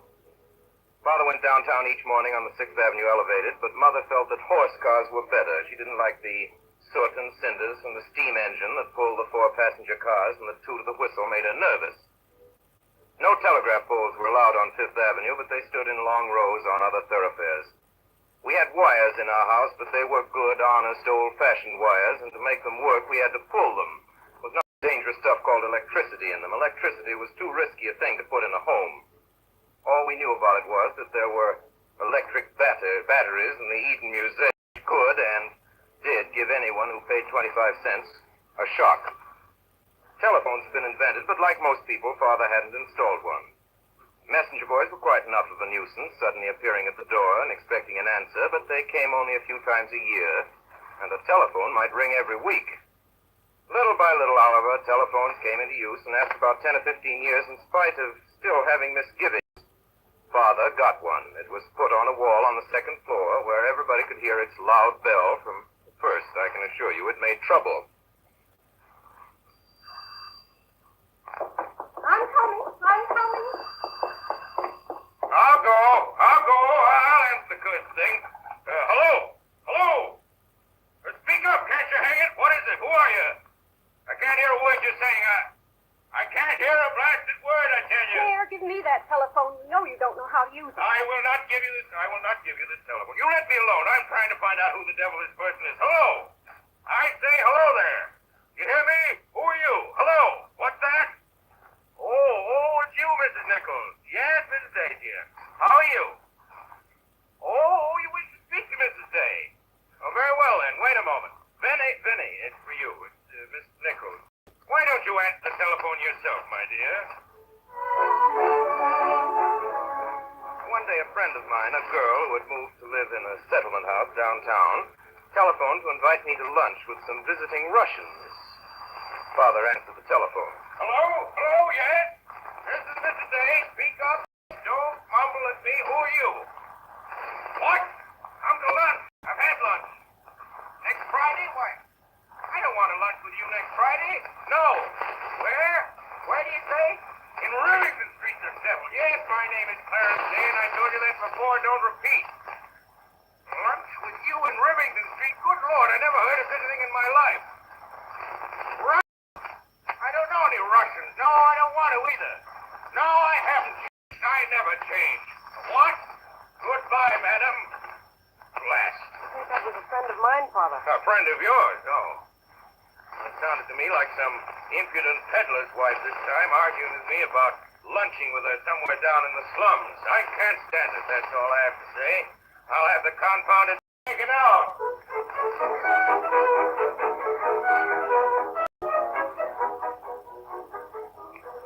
One day, when I was about 10 years old, and my brother George 8, Father suddenly remembered an intention of his to have us taught music. Now, there were numerous things he felt every boy ought to learn, such as swimming, blacking on shoes, and bookkeeping. He now recalled that music, too, should be included in our education. He held that all children should be taught to play on something and sing. Do, re, mi, fa, o, la, si, do. But, Father, I can't sing. It's very simple, Clarence. Of course you can sing. It's the natural expression for a child. But, Father, I have no ear. You know when I tried to learn the piano. Nonsense, nonsense. Now here, this game. Do, re, mi, fa, do, la, si, do, re, mi, fa, do, la, si, do. Now, you sing it. I'll accompany you. But, Father, I can't sing. Nonsense, my boy. What do you know about what you can or can't do? Just do whatever I tell you and you'll be all right. Do, re. Once again. No. No, no, no. I'm sorry, Father. I don't understand exactly. Don't understand what? It's perfectly simple. You just sing now. Do, re. Follow me. Do, re, mi. But, Father, you see your voice matches the piano. I don't know how to make mine. All right, then. Try to learn one note at a time. If you can't sing the whole scale, just sing do. Do. Once again. Do. But, Father, it doesn't mean anything. Do. It's a note. Don't you understand? A note in music. Try again now. Do. Do. Do. Do. Do. Claire, what are you doing? What am I doing, Vinny? Can't you hear what I'm doing? I'm trying to teach your oldest son to sing. Claire, can't you hear how it sounds? Please go away, my dear, and leave me alone with my son. If his voice is painful to you, go away. You can't hear it. Claire. Dash it, I will not be interfered with. I'm sick and tired of being systematically thwarted and hindered in my own house. Can't stand it another moment. Think I can't teach him? You teach him. You only have to come right back down again. The soup's being put on the table. I don't want any dinner. Oh, Claire, please. It's oyster soup. Don't want any.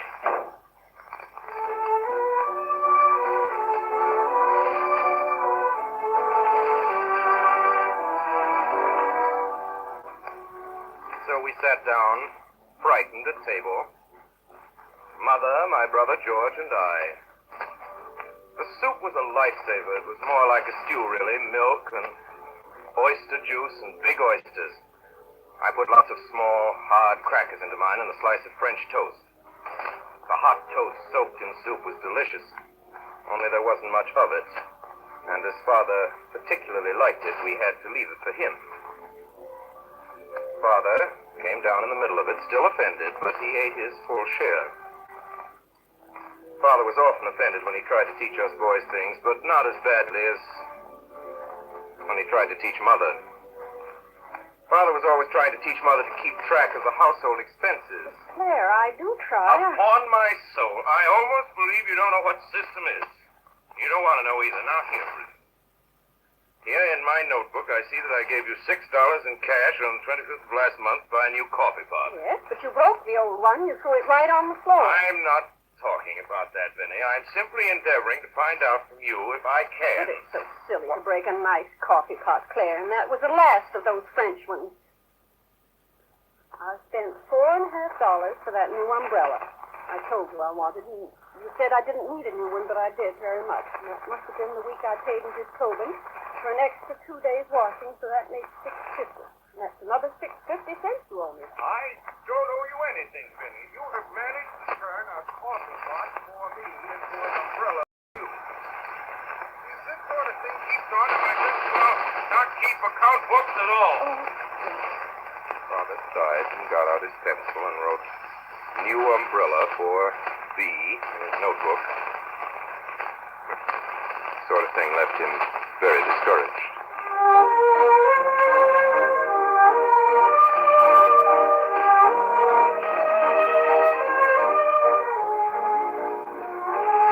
Father got annoyed with us when he didn't stay well. He usually stayed well himself, and he expected us to be like him and not to faint and slump on his hands and thus add to his burdens. All this talk about germs, a lot of tangled nonsense. When I was a boy, there were no germs that I knew of, and if they do exist, what of it? I'm as healthy as they are. If any blasted germs want to have a try at me, bring 'em on!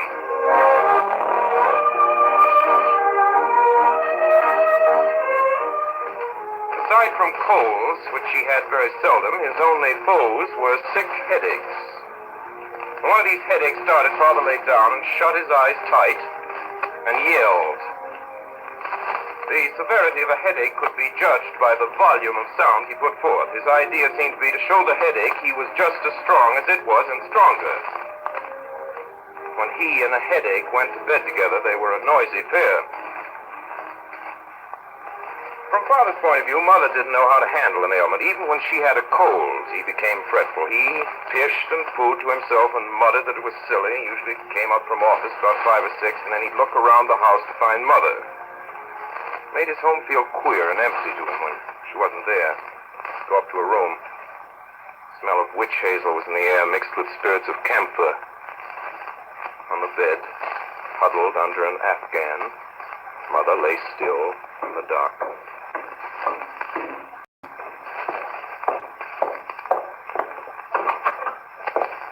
Vinny? Are you there, Vinny? Go away. What? Go away. Oh, go away. Good Lord. Claire, What is it? won't you please shut my door again? After he didn't seem to know what to do with himself, so he'd go up and stand at the foot of Mother's bed and look gloomy. What is it, Claire? Nothing. Well, for mercy's sake, don't stand there looking like that, Claire. What do you mean, looking like that? Oh, go away. When people are sick, they like to see you smile or something. I never will get well if you stand and stare at me that way. Please shut my door quietly this time and leave me alone.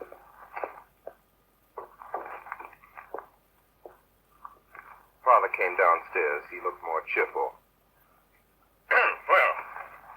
Well, my boy. Mother's all right again. She isn't out of bed, but sounds much better this evening.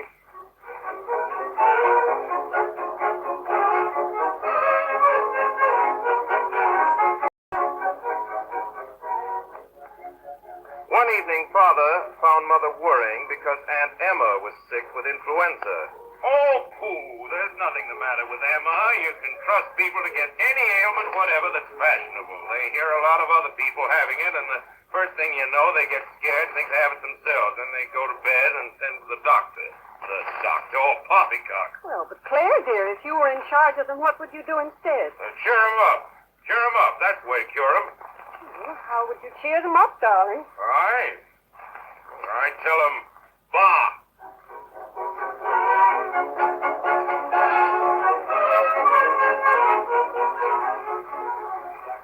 One late afternoon, when Father came home from downtown, he found his home very much upset.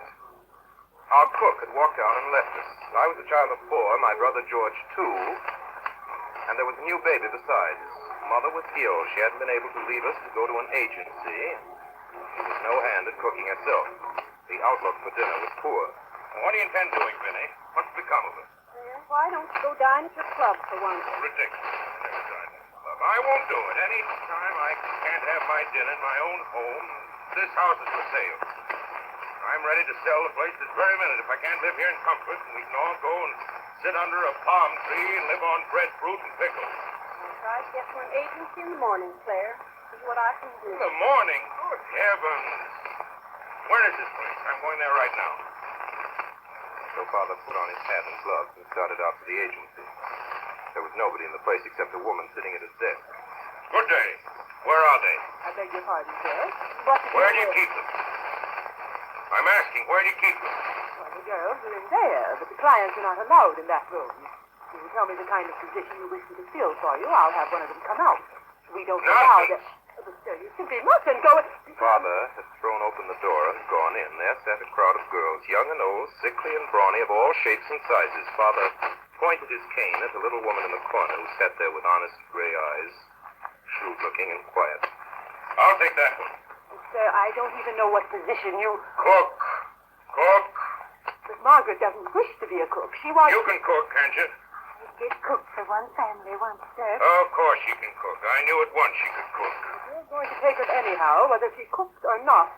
What day would you wish her to come, and would you please give me your name? Name? Why should I give you my name? Come on, Margaret. You come right home with me now. Goodbye, ma'am. Margaret followed Father back, and he set her right down to the kitchen to cook dinner.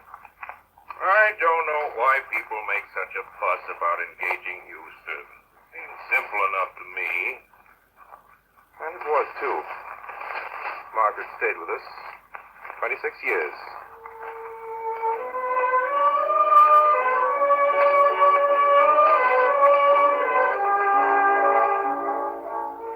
And Margaret was just the kind of cook Father wanted. Lots of cooks can do rich dishes well. Margaret couldn't, but she cooked simple, everyday dishes in a way that made our mouths water. Father said her apple pies were the most satisfying he ever tasted. Her warmed-up potatoes were so delicious. He used sometimes to make a whole dinner of them, yet even Margaret sometimes miscalculated. A large, royal-looking steak would be set before Father, which upon being cut into would turn out to be underdone. Father's face would darken with disappointment. He would raise his foot under the table and stamp slowly and heavily, times on the rug. Solemn signal, we could hear Margaret leaving the kitchen far below.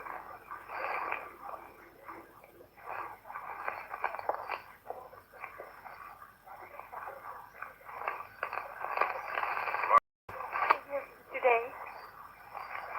Margaret? That's steak. Oh, the Lord bless us and save us. She would then seize the platter and make off offering it to better it the best way she could. Father would gloomily wait to eat a few vegetables and pour out a fresh glass of claret. But sometimes a dish came up that was so perfect that Father's face would crinkle with pleasure, and with a wink at us he would summon Margaret.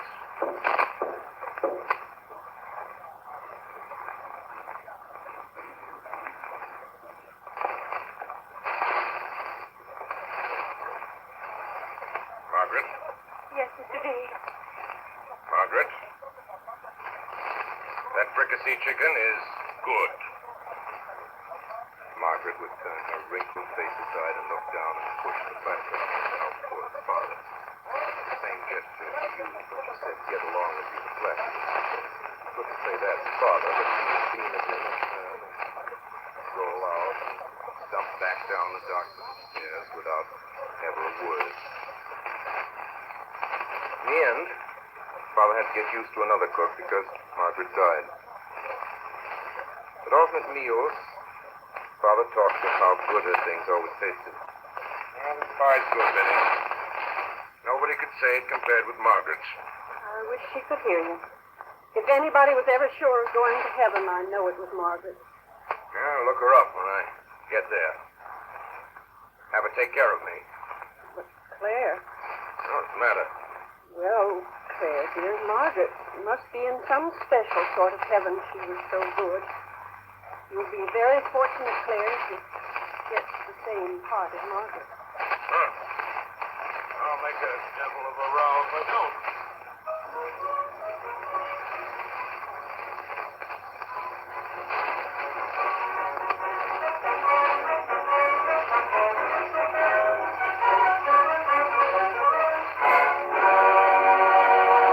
Tonight, the Columbia Broadcasting System has presented the 18th Weekly Hour featuring Orson Welles and the Mercury on the air.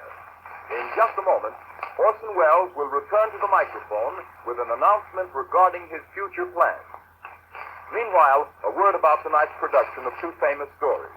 Mr. Welles spoke for each of the authors as narrator. In The Heart of Darkness by Joseph Conrad, Ray Collins was featured as the narrator Captain Marlowe. The accountant was played by Alfred Shirley, the assistant manager George Coulouris, the second manager Edgar Barrier, the agent William Allen, Kurtz's intended bride Anna Stafford, Cherkasov, Frank Rettig, Kurtz by Orson Welles. And the African music was directed by Asamoah Dafora Horton, whose drummers have been heard in the African dance drama Kai Kunkor and Mr. Welles' production of Macbeth. The excerpts from Life with Father by Clarence Day, which concluded the program, featured the mother, Mildred Natwick, the employment office manager Mary Wicks, Margaret Alice Frost, the boy Clarence Arthur Anderson, father Orson Welles. The orchestra was conducted by Bernard Herrmann, and Davidson Taylor supervised the production for CBS. This is Dan Seymour speaking. Next Sunday night at 8 o'clock Eastern Standard Time, Orson Welles and the Mercury Theater on the air will bring to life a modern story of romance and adventure. The story of a man who lost a great love, and who could have no quiet and no sleep until he found that love again. The famous novel, One Black And now again, the star and director of the Mercury Theater, Orson Welles.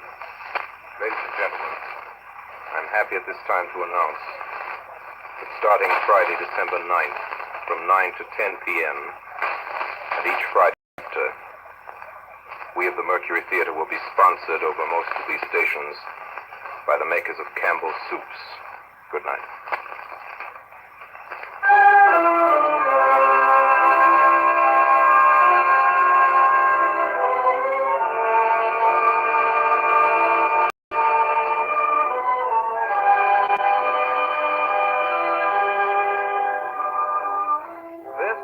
Columbia Broadcasting System.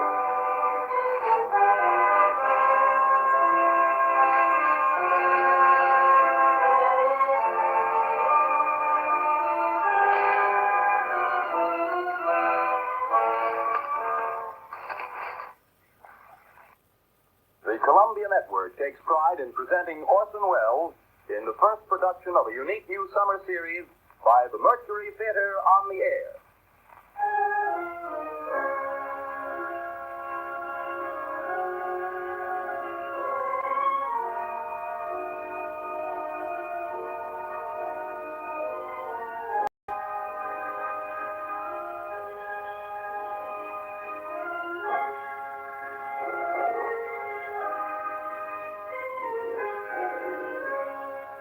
In a single year, the first in the life of the Mercury Theater, Orson Welles has come to be the most famous name of our time in American drama. As Collier's magazine, 23-year-old Orson Welles threw a bombshell into Broadway. Eventually writes in the New Yorker, the production of the Mercury is, I should say, just about perfect. Time magazine declares, the brightest moon that has risen over Broadway in years. Welles should feel at home in the sky, for the sky is the only limit which his ambitions recognize. And finally, the United Press remarked, meteoric rise of Orson Welles' Mercury Theater continues unabated. With 4 hit shows in its first year, the Mercury might well close its door on a season unparalleled in Broadway history. But Mr. Welles has long been working on a project for a greater audience, the Broadways of the entire United States. The Columbia Network is proud to give Orson Welles the opportunity to bring to the air those same qualities of vitality and imagination that have made him the most talked-of theatrical director in America today. And it is this project which Columbia brings you this summer, the first time in its history that radio has ever extended such an invitation to an entire theatrical institution. But here is Orson Welles himself to tell you about it. The director of the Mercury Theater, the star and producer of these programs, Orson Welles. Good evening. We're starting off tonight with the best story of its kind ever written. You will find it in every representative library of classic English narratives. It is Bram Stoker's Dracula. The next time I speak to you, I am Dr. Arthur Seward. George Goulouris plays Jonathan Harker, and Martin Gable plays Dr. Van Helsing. It is Dr. Seward who tells the story, and so for the moment, bye, ladies and gentlemen. I'll see you in Transylvania. The Mercury Theater on the Air presents Orson Welles as Count Dracula in his own version of Bram Stoker's great novel, Dracula.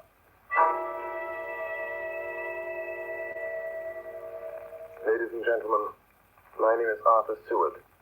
I'm here tonight to bear witness to the truth of certain events which you may find it hard to believe, but I ask you to believe them. I have here certain documents, telegrams, clippings from the press of the day, memoranda, and letters in various hands.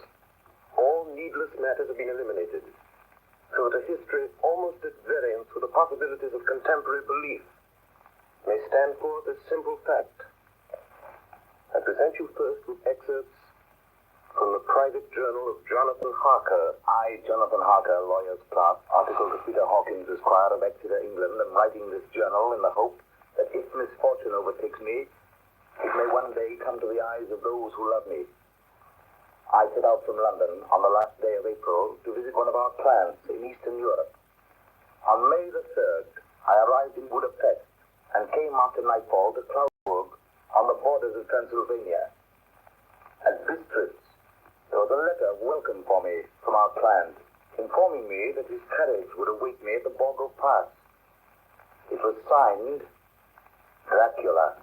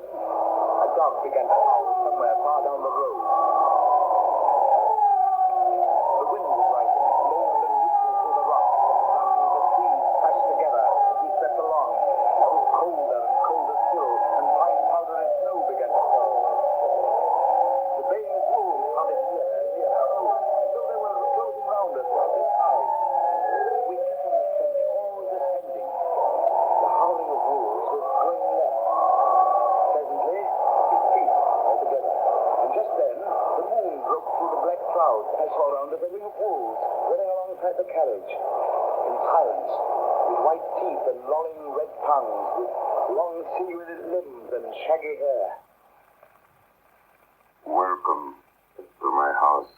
I must have fallen asleep. courtyard of a vast ruined castle. The coachman was nowhere to be seen. Welcome to my house. Come freely, go safely, and leave something of the happiness you bring. Count Dracula? I am Dracula. Face was strong, very strong, aquiline. The mouth, so far as I could see under the heavy mustache, was fixed and rather cruel looking with peculiarly sharp white teeth. You're here, Mr. Harker. The wolf? The children of the night, as you say, Mr. Harker. The wolves. Listen. Come now. There are many things you must tell me tomorrow. Of England and of the estate there you have purchased for me. Yes. The estate is called Carfax, I believe. Yes, that is so. But now I will detain you no longer. You will find your home in readiness. And I advise you not to leave it during the night.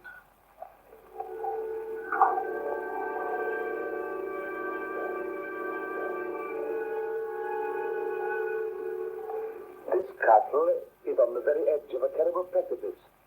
A stone falling from the window would fall 1,000 feet without touching anything. I explored. There are doors everywhere, and all of them locked.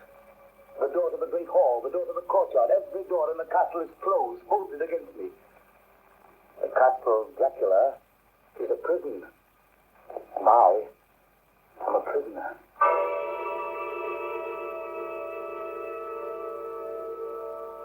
The next night I couldn't sleep. So after a few hours I got up and lighting my candle, I placed my shaving mirror on the dressing table and was just beginning to shave. You seem restless, Mr. Harker. I hadn't seen him, although the reflection of the glass covered the whole room behind me. I turned to the glass again. I could see him over my shoulder, but there was no reflection of him in the mirror. It was blank. I started and cut myself on the side of the throat. The blood was trickling down my neck. Hans, my mirror! The blood! The blood. Wipe the blood from your face, Mr. Harker.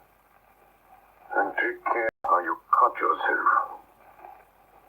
It's more dangerous than you think in this country.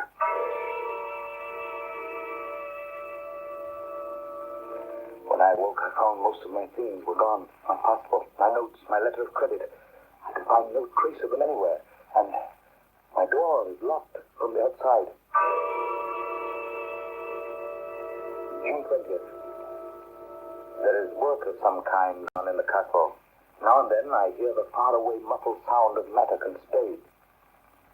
And last night, the second of the predated letters which Dracula made me write, the second of that series which is to blot out the very traces of my existence from the earth, went forth.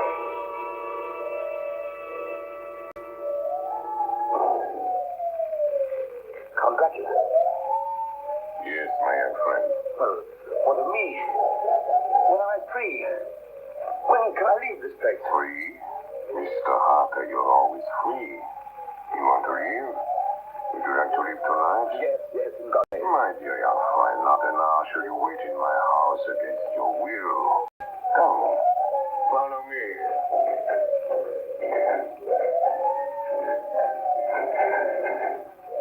The door seems to be bolted. How strange. The door is locked. Well, in God's name, open it. As you will, Mr. Harker. You English have a proverb which is very close to my heart. Welcome the coming, speed the parting guest. Good night, Mr. Harker.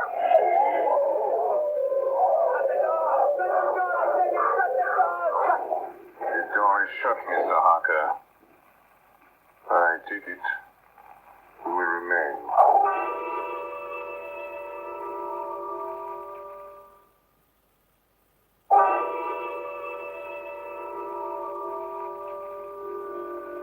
Morning, June the 30th.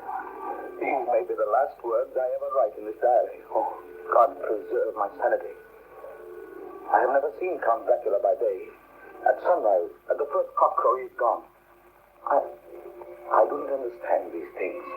I only know that the wolves obey him, and that he is a man with hair on the palm of his hands, with sharp teeth, and no blood in his face. He casts no shadow. He cannot be seen in a glass.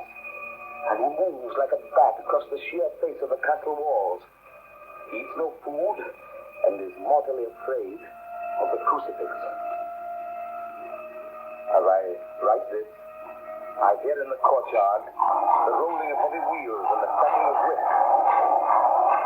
And there is in the passageway below a sound of heavy boxes being set down.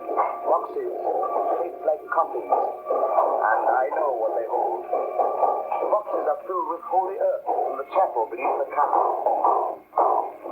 It is the last box being nailed down. And now I hear the heavy feet tramping again. The door shut, the chains rattle.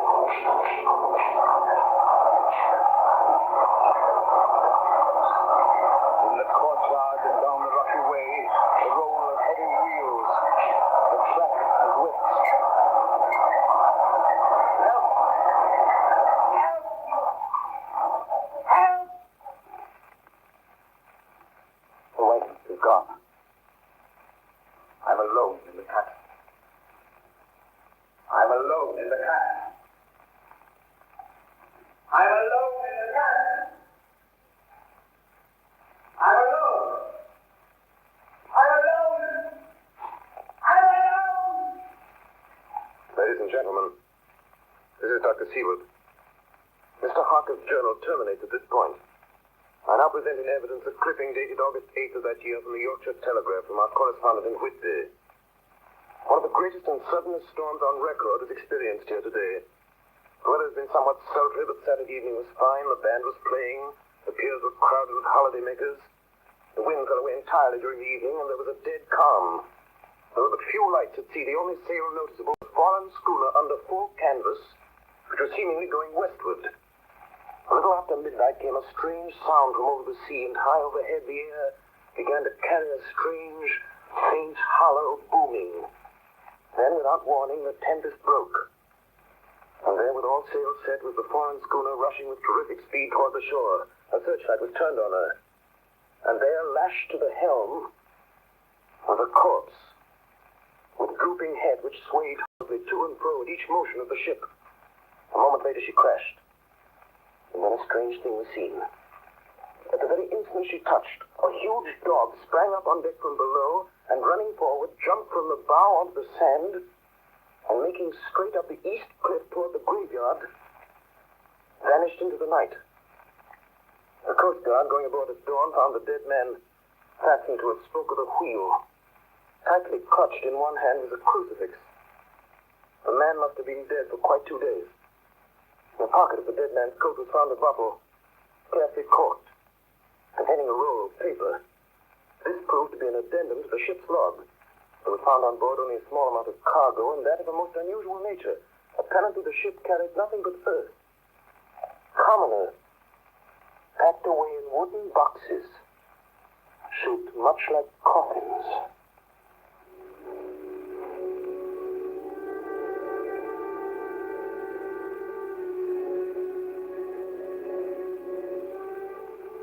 Log of the Demeter, July 6th.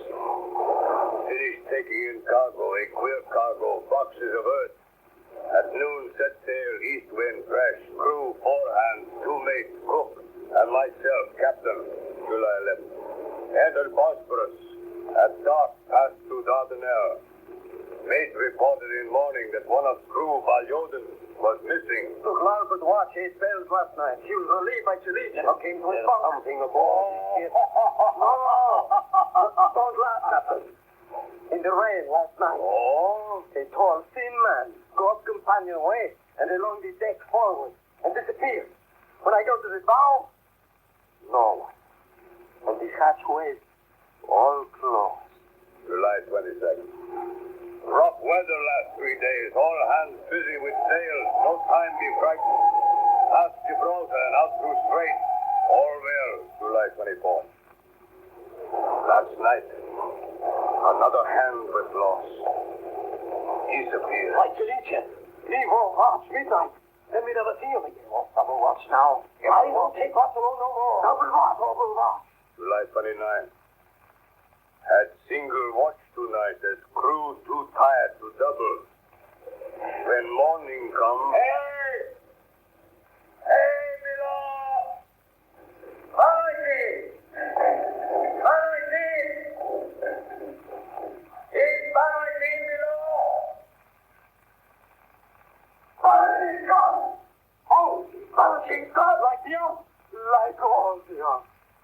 mate and I have agreed to go armed henceforth, July 30th. Last night, we are nearing England. Weather fine. All sails set. The man in the watch is there to meet me. Oh, me. Now, only self and mate and one hand left to work ship. August 3rd. 2 days of fog and not a sail sighted. At midnight, I went to relieve the man at wheel, and when I got to it, found no one there. It's here. I know it now. I saw it. Like a man, tall and thin and ghastly dead. It was in his paws looking up. I gave it the knife, and my knife went through it. What? Empty as air. What is it? What are you talking about? It's here, and I'll find it. It's in cold. In one of those boxes of earth. I'll unscrew them one by one and see. And see. He is mad. Stark raving mad. It's no use my trying to stop him. He can't hurt those big boxes. They are invoiced as common earth. I know the secret now. The sea will save me from sheep. That's all that's left. That's all that's left. August 4th. I am all alone on my ship. And still the fog. I dared not go below. I dared not leave the helm. So here all night I stayed, and in the dimness of the night, I saw it. I saw him. God forgive me, but the mate was right to jump overboard. It was better to die like a sailor in the blue water. But I am captain, and I must not leave my ship. I shall tie my hands to the wheel when my strength begins to fail, and along with them I shall tie that which it dare not touch, my crucifix. I am growing weaker, and the night is coming on. God and the Blessed Virgin help a poor ignorant soul trying to do his duty.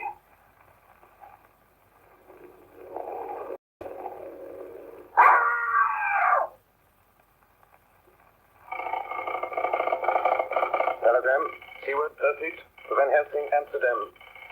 Lucy Westenra in alarming condition. Cannot diagnose.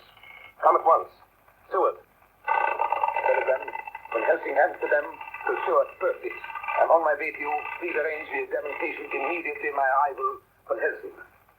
Ladies and gentlemen, I must now explain that 6 months before the events recorded here, I had become engaged to a young lady, Lucy Westenra, who were to have been married in the spring. My old teacher, Professor Van Helsing, arrived at 4 the next afternoon. I took him at once to Lucy's house. She lay in a bed asleep. She was ghastly, chalkily pale. The red seemed to have gone even from her lips and gums. And the bones of her face stood out. Youngness is bad. Very bad. She must have blood or she will die. Yet she is not anemic. The qualitative analysis of her blood gives quite normal condition. It is strange. I do not like to think how strange. Look! My God, her throat, look! The black velvet band that she always wore had dragged up a little and showed a red mark on her throat. Just over the external jugular vein were 2 punctures, not large, but not wholesome looking. The edges were white and worn looking. Hello? Oh, what is it, Professor? What's wrong with her?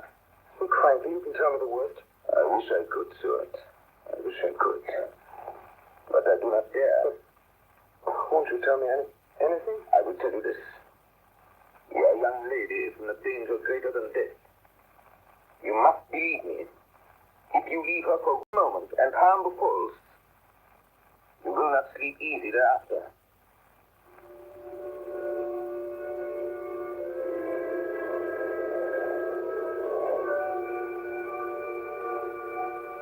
September 8th.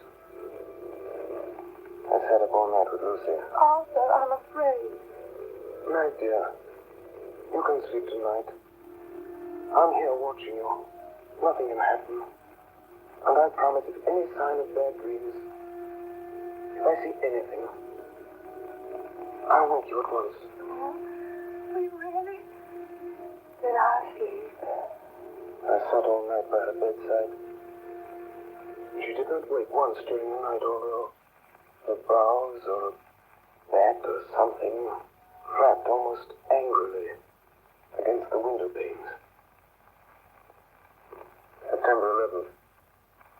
Still quoting from my private journals. At this time, I received a message from Purfleet. At 10:20 p.m., St. John's Hospital, serious complications, case 891, your immediate presence, London, imperative. I had no choice. Sometime later, a paper was found among Lucy Westenra's belongings. I write this and leave it to be seen so that no one may by any chance get into trouble through me. I went to bed as usual, taking care that the window was closed. Dr. Van Helsing had directed. About 2 in the morning, I awakened. I went to the door, called out, "Arthur! Arthur!" There was no answer. Something fell through the window. The room, alone. I dare not go out. The house seems empty. The air, full of specks, floating, circling in the draught from the window.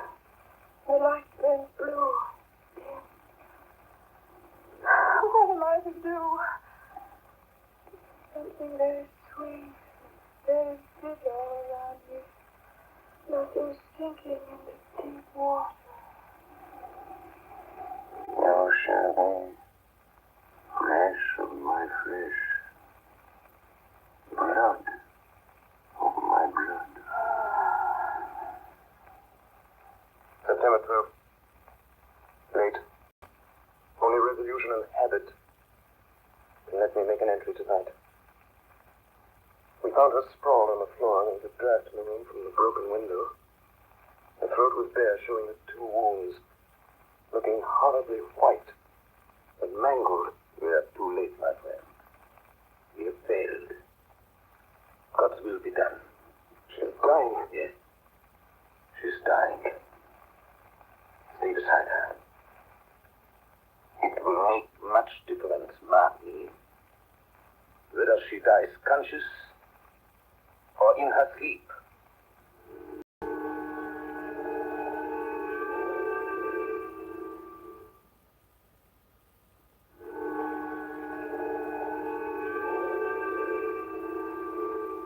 It was late in the afternoon before she opened her eyes. Arthur, oh my love, I'm so glad you've come.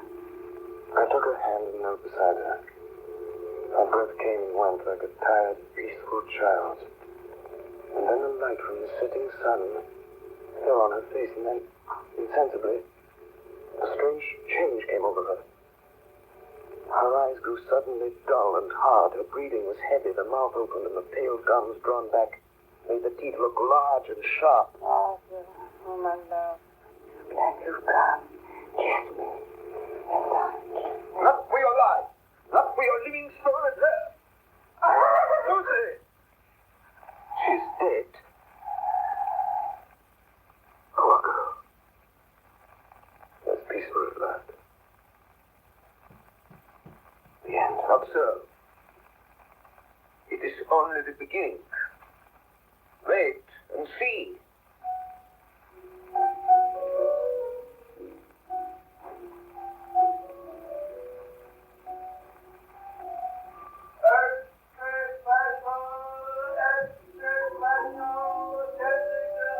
Westminster Gazette, September 25th.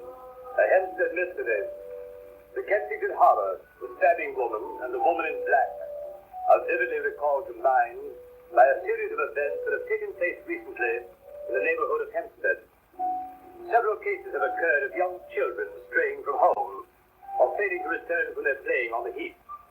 In all these cases, the children, have given as their excuse that they have been with a beautiful lady who offered them chocolates. In each case, the child was found to be slightly torn or wounded in the throat. The wound seemed such as might be made by a rat or a small dog.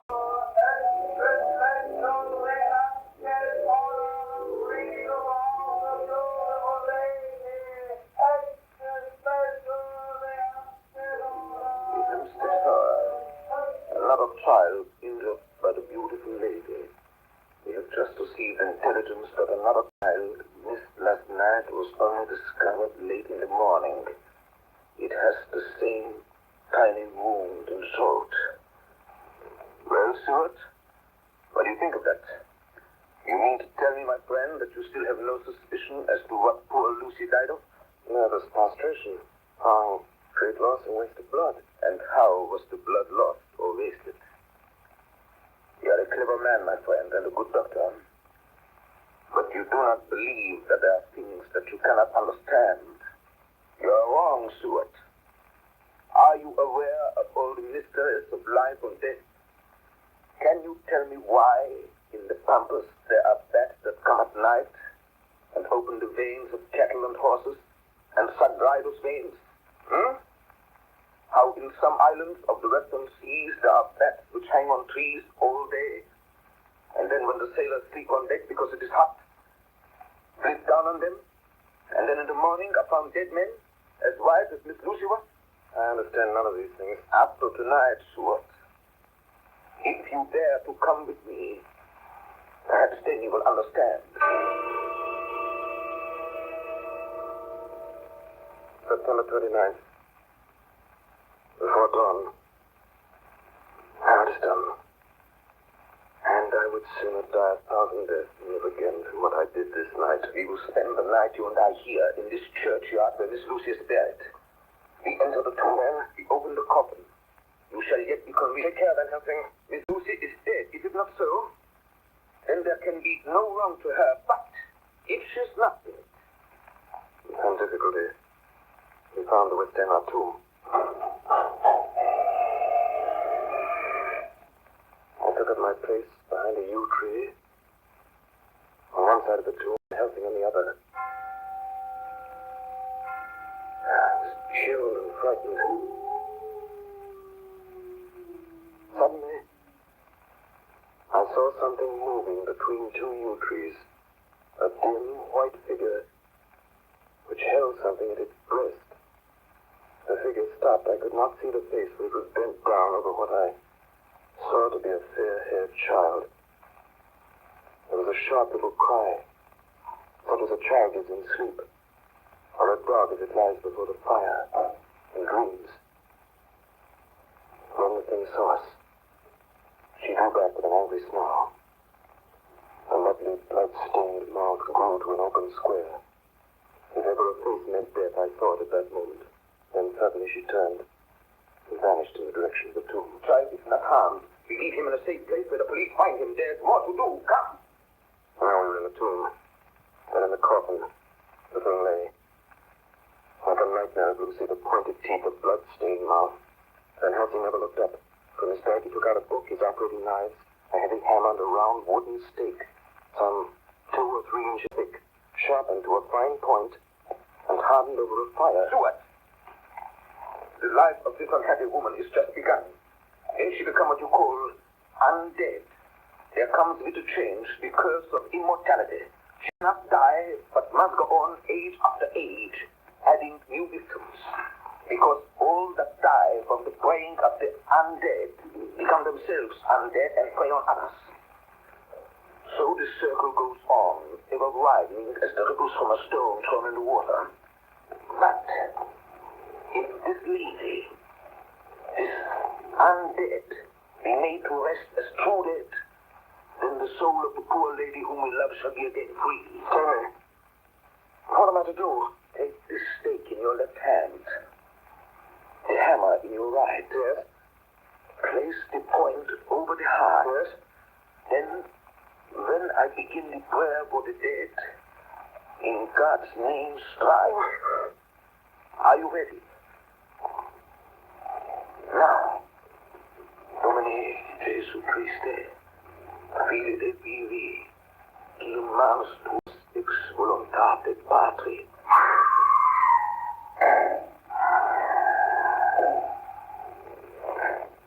On the morning of July 11th, a man was found on the border of Transylvania. He talked wildly of wolves on boxes of earth and gave his name as Jonathan Harker. In the hospital at Carlsenberg, he improved sufficiently to make possible his removal to England. I'm still quoting from my own personal papers. But then his condition remained so serious that he was committed for observation to a private ward in my hospital at Purfleet. Here he did so well that in 3 weeks he was completely recovered. It was during this time that his wife, Minna Harker, brought to the attention of Dr. Van Helsing and myself the journal that her husband had kept while a prisoner in the castle of a certain Count Dracula in Transylvania. I have before me the record of a meeting that took place in my study in Purfleet, transcribed by Minna Harker. October 1st. Meeting again soon after 8. Jonathan next to me.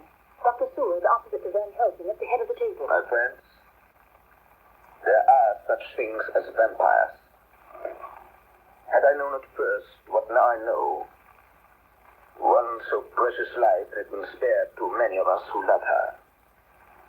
The vampire which is amongst us is of himself so strong that he can direct all the elements. The storm, the fog, the thunder. He can command all the meaner things, the mortal bat, the owl and the fox and the wolf.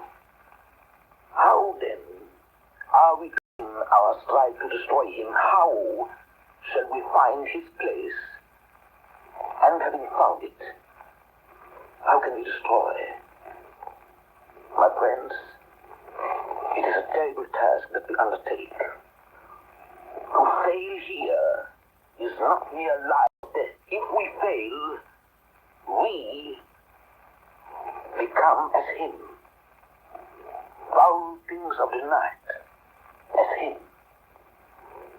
What do you say? I answer for myself. Come in. I'm with you. The professor laid a small golden crucifix on the table. We took hands and our solemn pact was made. My friends, we too are not without strength. The vampire flourishes on the blood of the living. Without this, he cannot live. He throws no shadow. He makes no reflection in a mirror. He can transform himself to a wolf, to a bat. He can come on moonlight rays as elemental dust. He can see in the dark. He can do all these things. Yet he is not free. His power ceases at the coming of the day. Then, until night, he must remain in the shape in which he finds himself, and except in his coffin hole, in those earth boxes he cannot rest. When we can confine him in his coffin, then, my friends, if we obey what we know, we will destroy him. At that moment, something flapped wildly against the window, then... Did you hit it? Oh, no. We looked out of the window. Against the black sky, we could see nothing. Data in our position. From the Count's castle in Transylvania to Whitby came 50 boxes of earth. All of these, to our certain knowledge, were delivered at Carfax. Recently, 12 of these boxes have been removed. First step, ascertain whether all the rest remain in the deserted house next door, or whether any more have been removed. We must trace each of these boxes and sterilize the earth with holy water so that we can no longer seek safety in it. And we must hurry. The events of the next few days are described in Jonathan Harker's journal. October 2nd, 5 a.m. Just returned from the empty house. Left Mina here at home. Well, we've done our work at Carfax. The place was filthy. The air stagnant and foul and alive with rats. We counted the boxes. Only 38 of them. For each one, the professor went through his same mysterious work. It was dawn when we got back. I found Mina asleep. She looks paler than usual. October 2nd. Soon after they left, I fell asleep. I remember hearing the sudden barking of the dog. And then there was silence. I got up and looked out of the window. There was a thin streak of white mist moving across the grass along the wall of the house.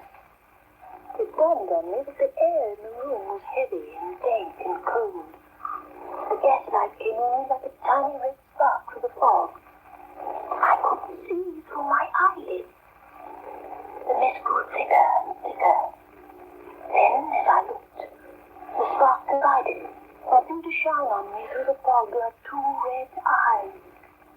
You should be fresh, of my flesh, blood of my blood, blood of my blood.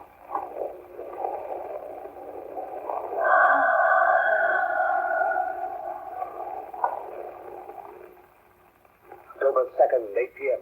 We're on the track. 12 boxes were delivered last week to an empty house at 347 Piccadilly. My dear friends, until the sun sets tonight, Dracula must retain whatever form he now has. We have this day to hunt out all his lairs and sterilize them. Then he will have no place where he can move and hide. But we have only until sunset. The house in Piccadilly was empty. At the one at Percy, the same sickening smell was in the air. On the table we found a clothes brush, a brush, and a comb, and a basin. The latter containing dirty water, which was reddened as if with blood. The boxes are back here. 8, 9, 10, 11. Oh, 11. There's a 12th box somewhere. Gentlemen, it is after 6. On the setting, we've no time to lose. He will return at any moment. Open the boxes. Quiet.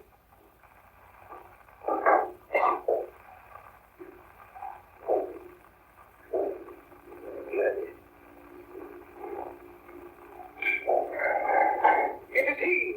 A window! You waste your bullets, gentlemen. You think you pepper me? You with your pale faces all in a row like sheep in a butcher's. You think you've left me without a place to rest. But I have more. And time is on my side. The one you love is mine already. I have known you. Already my mark is on her throat. Flesh of my flesh. Blood of my blood. She is with me always. Over land. Or sea.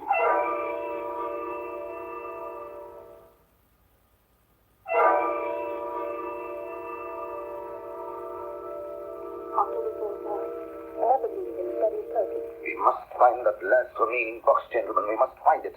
As long as that earth exists impure, as long as there remains one place of refuge for Dracula, there is no safety and no peace for any soul in England. And for the undead, never peace so long as he lives. Blood is my blood. Blood is my blood. Mina! How do you know that? Quiet.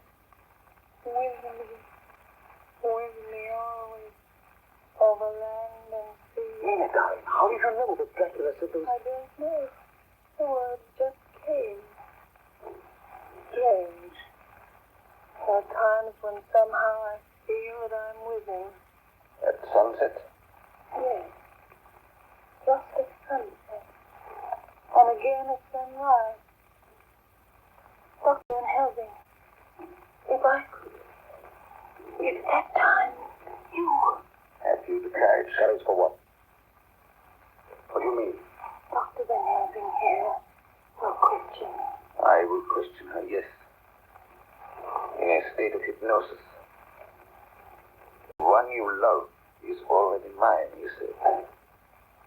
She is with me always, over land or sea.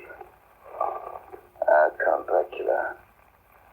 Perhaps she will betray you if she is really with you, this one we love. Who knows? If she is really with you over land or sea. Blood of my blood. Mina. Yes. Answer me, Mina. Are you with him? Yes. I am with him. Where are you? I do not know. It is all dark. But you hear. the lapping of water. I can hear it on the outside. Then you are on a ship. Yes, What else do you hear? the creaking of an anchor What are you chain. doing? Still. Oh, so still. It is like death. It's like death. Here's report from Matson Peabody. Brokers. Dated October 5th, according to Lloyd's list, the only sailing ship that left for the Black Sea yesterday was the Tsarina Katrina, bound for Varna. Some hours before she sailed, a man came alongside, all in black, driving a cart with a great box in it. This he lifted down single-handed and carried below. No one remembers having seen him after that, as heavy mist came up over Doolittle Dock until sailing time. The rest of London Harbour remained completely clear. Our plans are made. The average sailing time from London to the Black Sea is 3 weeks. We can travel overland to the same place in 3 days. We shall be there waiting for him when he arrives. October 15th, arrived Varna about 5 o'clock. Mina seems stronger. Every morning before sunrise and just before sunset, she speaks to Van Helsing. Oh, Tran, are you with him, Mina? Tell me, are you with him? I am with him. What do you see? Nothing. All is dark. What can you hear? I can hear the waves lapping against the ship, and the water rushing by. The wind is high. I can hear it in the shrouds and the bow throws back the foam. So, the Tsarina Katrina is still at sea, hastening on her way to Varna. The Count cannot cross running water, so he cannot leave the ship without being observed. What you hear, Mina? Lapping waves, rushing water, darkness, darkness and wind. Oh, a week of waiting. Daily telegram from Lloyd's. Not yet reported. Rushing water and creeping mass. Darkness, darkness and wind. October 24th. Telegram. Lloyd's, London to Harker. Tsarina Katrina reported this morning. From Gardiner. Lloyd's, London to Harker, October 28th. Tsarina Katrina in heavy fog reported entering Galat Harbor at 1 o'clock today. Galat is 38 hours from here, and the first train for Galat leaves at 6:30 tomorrow morning. My friends, we have lost.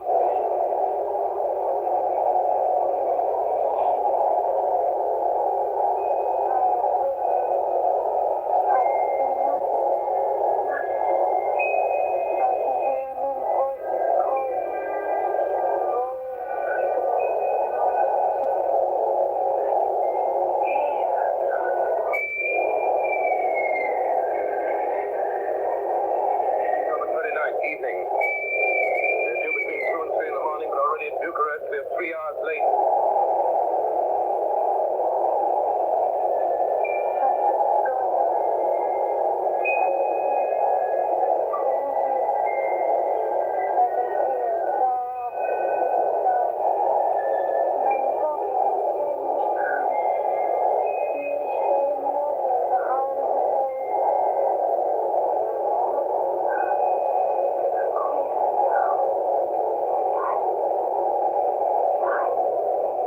Like what?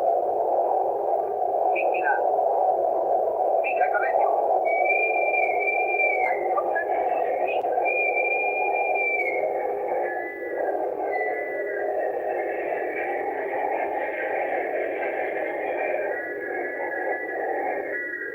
Arriving. Saw Captain Tsarina Katrina. A man come aboard with an order an hour before sunup to receive a box for a party by the name of Dracula. Had his peppers, a rate, Emmanuel Hildesheim his name was. Mr. Hildesheim? Yes. You went over the box yesterday. I gave the Kylov by order. Kylov. Mr. Kyle. Hey, look. This morning they find him dead inside the churchyard of St. Peter. They find him dead with his throat torn open. October 30th evening, there are 2 ways in which Dracula can get back to his own place. By land or by water. We've examined the map and find the most likely river is the Sereth. You and I, Seward, will charter a steam launch and follow him up the river. Van Helsing and Mina will take the train to Veresti, and from there they will go... There we shall go in the track where Harker is. From District over the Forgo. If you have not caught him before, we shall be awaiting Dracula there.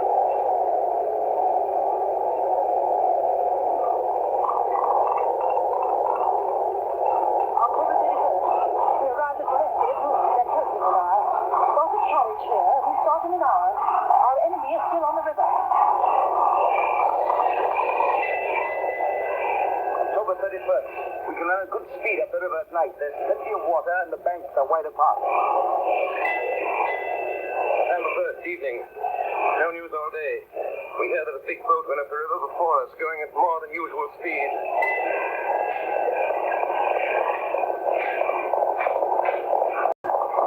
November 4th. All day driving. The country gets quieter as we go. By morning we shall reach the Borgo Pass. November the 4th, evening. We've left the launch. We've got horses and we follow on the track along the river. We are armed.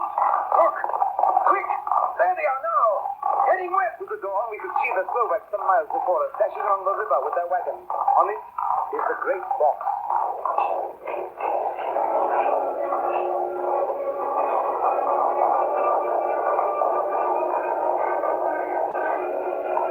Late afternoon. We reached the Borgo Pass. Then help me. Look! We could see a long ray all around us. Far off, beyond the white waste of snow, was the river like a black ribbon curved. Between us and the river, not far off, came a group of men, mounted Slovaks hurrying along. In the midst of them was a wagon which swept from side to side. On the wagon was a great box. Look! We see two horsemen following fast, coming up from the south. Now the horsemen are not more than a mile behind. Now the wagon is quite close to us. We can see the great box swaying gracefully. Now they are almost upon us.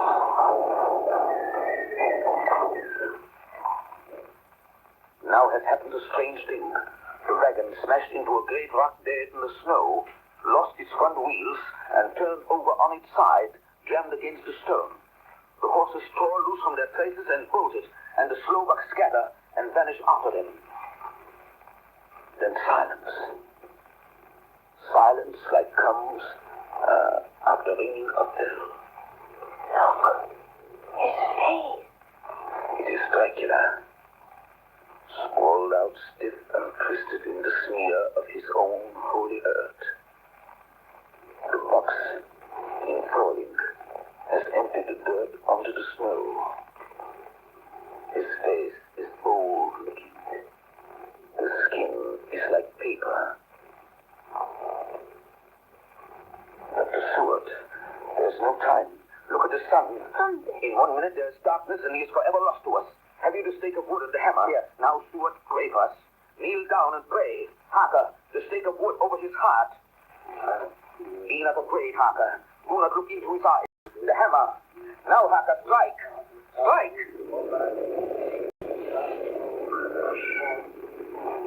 Flesh of my flesh. Guilt of my guilt. Death of my death. Speak and be manifest in the instant of your master's peril. Elements of darkness, rain, evil winds, mist, and mold, and tempest. Light! Somehow I can hear him speaking behind his eyes. Claw, wing, tooth, scale, tissue of flesh, death of my death, dead and undead.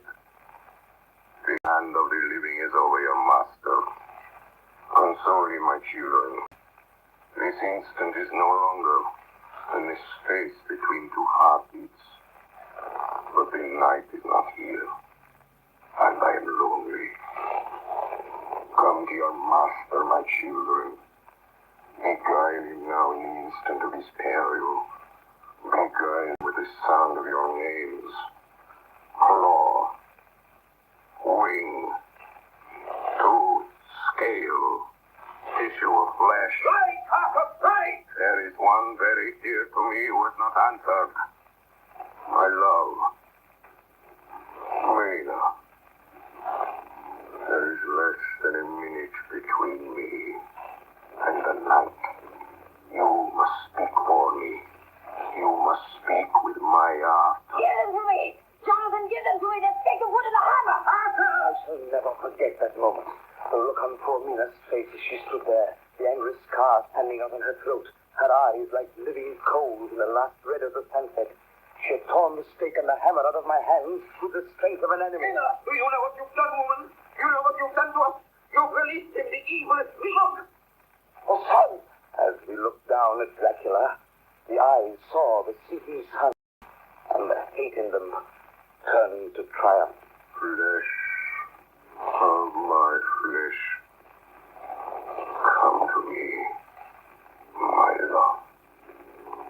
Come into the night and the darkness. You have served me well, my love. My bride, my...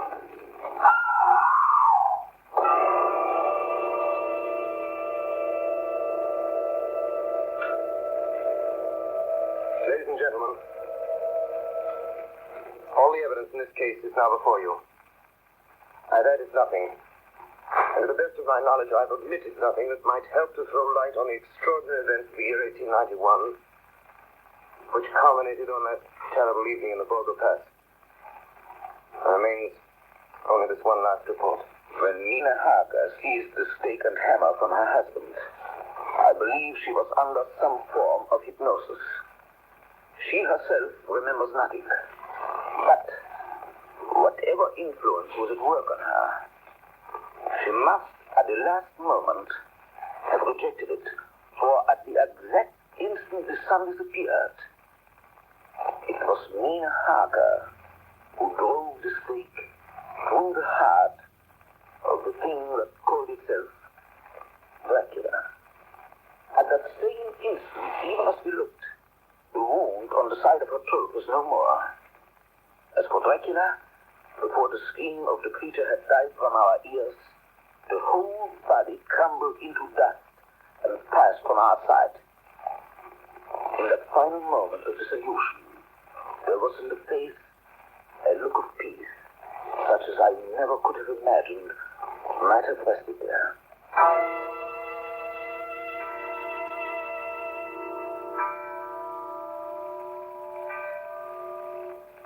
Tonight's production of Dracula by Orson Welles and the Mercury Theater was the first of 9 CBS broadcasts in which this brilliant group will bring to life a series of great narratives.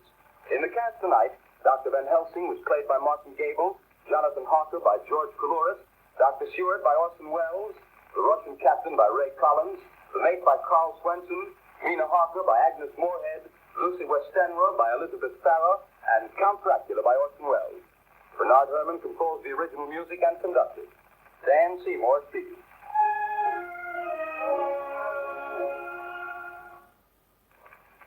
The Mercury Theater on the air.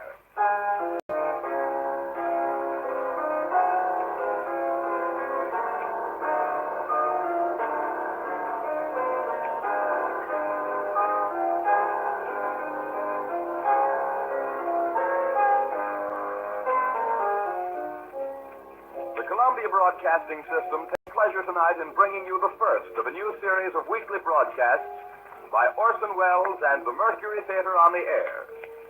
2 months ago, this brilliant Broadway company came to radio as the first complete theatrical producing unit ever to the air.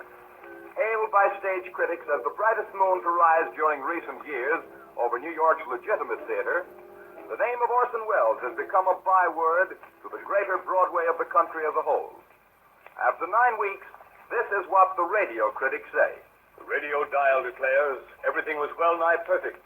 A feather in the cap of the Columbia Broadcasting System. Bill Bird and the Pasadena, California Independent units, the program sparkle with originality, cleverness, and skilled acting. The series suggests new avenues of approach in the development of radio drama. Says the St. Louis Democrat, a master of the theater, be it stage or radio, Mr. Welles' choice of classics is a master strike. A must for any listener, declares the Camden, New Jersey Post. And finally, the Cleveland Plain Dealer asserts there was nothing in the production the ear could not see. It's now a habit for Orson Welles to produce his radio show. And so tonight, by overwhelming popular demand, Orson Welles and the Mercury Theater on the air open a new cycle of broadcast dramas with a radio production of their greatest stage success to date, Shakespeare's Caesar. And here is Orson Welles himself to tell you about it. The director of the Mercury Theater, the star and producer of these programs, Orson Welles. Good evening. Julius Caesar was done by the Mercury Theater without benefit of toga. It was as timely last October as it was 1,650 years after Caesar's murder when Shakespeare wrote it. And it is as timely today. A glance at your newspaper headlines and you will understand why tonight we could wish for the extra dimension of television. Shakespeare's great political tragedy about the death of a dictator, which is also the personal tragedy of a great liberal, exists in all times without identification or special reference to its time. Its story is real Roman history, and its source is the Roman historian Plutarch. From the Plutarch texts for the medium of radio broadcasts, we have arranged a running commentary on the action of the play. No voice is better known, and none could be more suitable than that of radio's outstanding news commentator, Mr. H.V. Kaltenborn. And so tonight, the Columbia Broadcasting System begins the new series of the Mercury Theater on the Air with Orson Welles' world-famous production of Caesar, starring the original New York cast: Orson Welles as Brutus, Martin Gable as Cassius, George Coulouris as Antony, and Joseph Holland as Caesar, with music by the celebrated American composer Mark Blitzstein and H.V. Kaltenborn as the narrator. This is the history of a political assassination, the killing of a man who tried to make himself king. It is an account of how the murder was prepared, how it was carried out, and what happened later to the men who took part in it.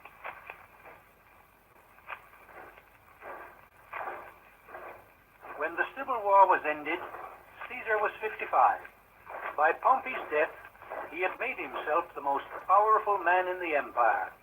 His countrymen, in the hope that the government of a single person would give them time to breathe after so many civil wars and calamities, now made him dictator for life. Honors were conferred upon him which seemed to exceed the limits of ordinary human ambition. This gave offense to those who looked with an evil eye on his position and felt oppressed by his power. A conspiracy was formed against him, headed by Cassius, one of Pompey's generals, whom Caesar had pardoned after the Civil War. But what gave the common people their first quarrel with him was their growing suspicion that he aspired to be king. The 15th of February was a national holiday, and there was a huge gathering of the people. As Caesar went through the streets, a strange voice was heard in the crowd, warning him to prepare for some great danger on the Ides of March. Beware the Ides of March! Did every noise be still? Oh, no. Caesar paused for a moment, and then, as the voice was still, marched on between the rows of soldiers who guarded him.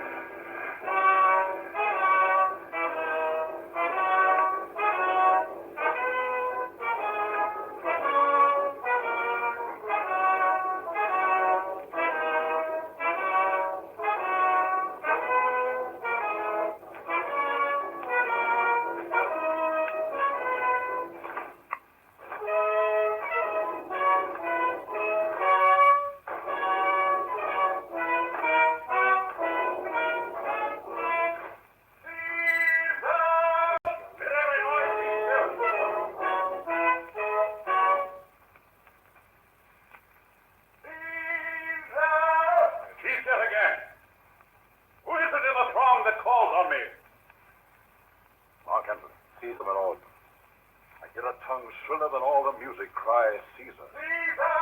Ah, who calls? Speak! Caesar is turned to hear. Beware the Ides of March! What man is it?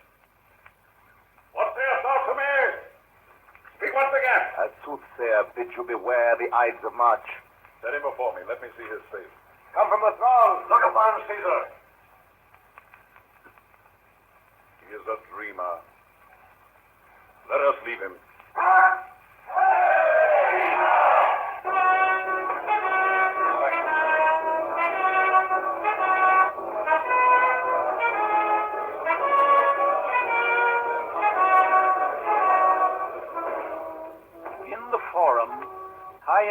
heads of the people, Don't look at me. Go a ahead. golden throne had been set for Caesar. Mark Antony, his friend, was consul at the time. When he came into the forum and the people made way for him, he went up and reached to Caesar a crown wreathed with laurel. Upon this there was a shout, but only a small one, made by the few who were planted there for that purpose. And when Caesar refused the crown, there was universal applause. Later, Caesar's statues were found with royal diadems on their heads. Marullus and Flavius, two tribunes of the people, went presently and pulled them off. For this Caesar had them arrested. This was the day on which Cassius, the leader of the conspiracy, first came to Brutus, the most honored man in Rome, and tried to enlist his aid. Tell me the truth. Louder. Can you see your face?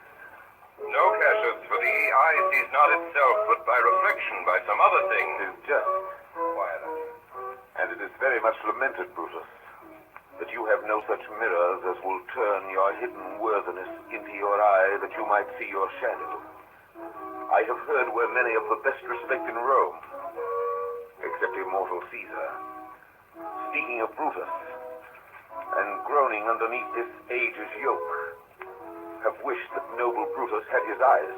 Into what dangers would you lead me, Cassius? That you would have me seek into myself for that which is not in me. Therefore, good Brutus, be prepared to hear. And since you know you cannot see yourself so well as by reflection, I, your glass, will modestly discover to yourself that of yourself which you yet know not of.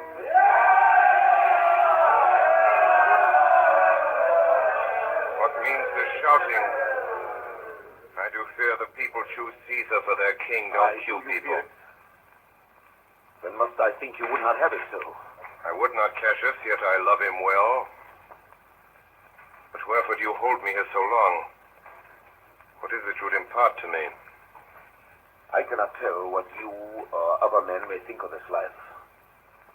But for my single self, I had as lief not be, as live to be in awe of such a thing as I myself. I was born free as Caesar, so were you. We both have said as well. We can both endure the winter's cold as well as he. For once, up in a raw and gusty day, the troubled Tiber chafing with her shores, Caesar said to me, darest thou, Cassius, now leap in with me into this angry flood and swim to yonder point? Upon the word, accoutred as I was, I plunged in and bade him follow. So indeed he did. The torrent roared, and we did buffet it with lusty sinews, throwing it aside and stemming it with hearts of controversy. But ere we could arrive the point proposed, Caesar cried, help me, Cassius, or I sink. I, as Aeneas, our great ancestor, did from the flames of Troy upon his shoulder the old Anchises bear, so from the waves of Tiber did I, the tired Caesar. And this man has now become a god. And we, petty men, walk under his huge legs and leap about to find ourselves dishonorable graves. Men at some time are masters of their fates. The fault, dear Brutus, is not in our stars, but in ourselves that we are underlings.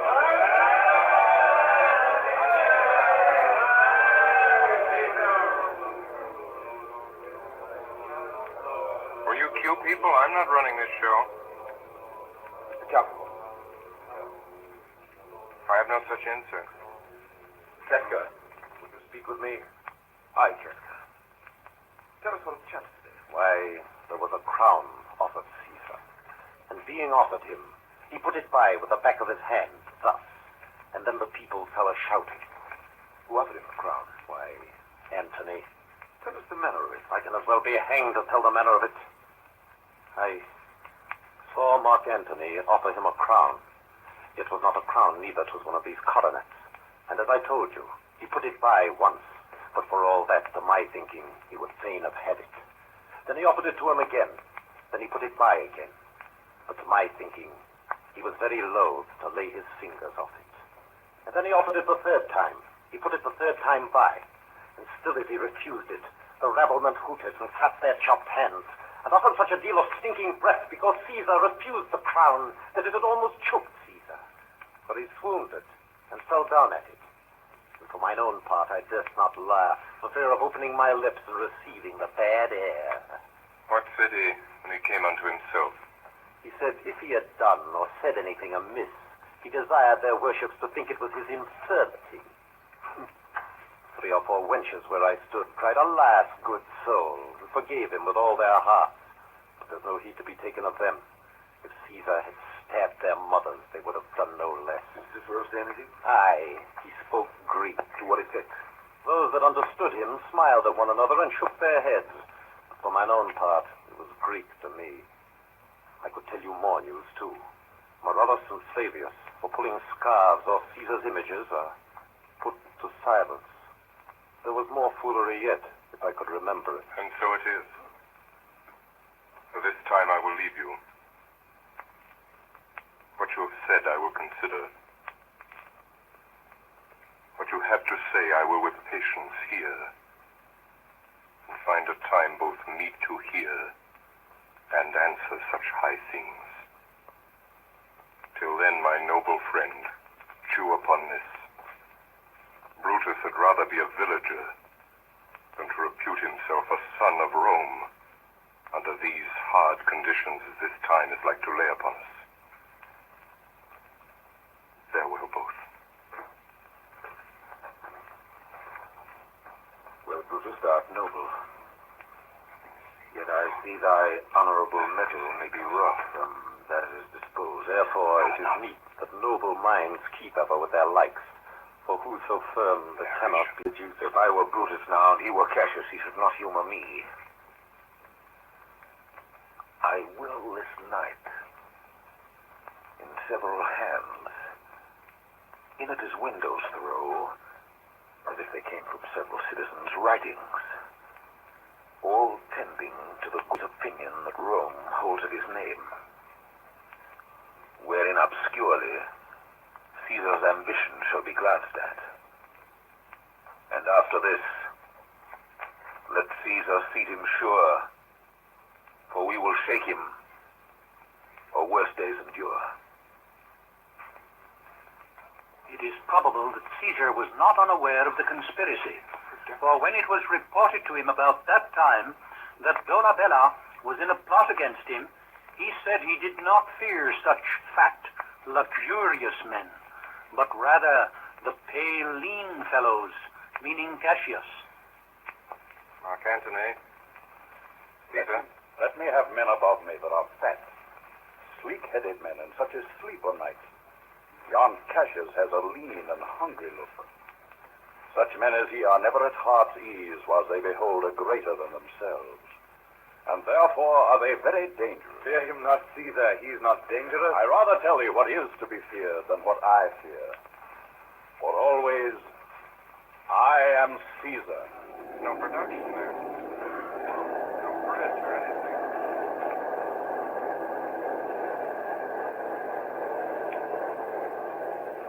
In the weeks before the murder, many strange prodigies and apparitions were observed. As to the lights in the heavens, the noises heard in the night, and the wild birds which perched on the housetops, these are not perhaps worth taking notice of in so great a case as this.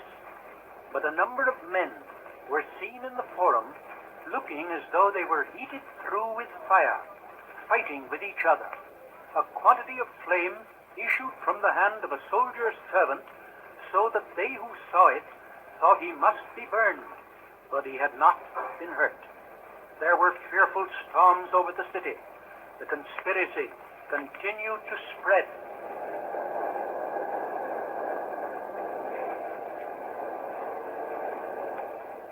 Who's there? A Roman.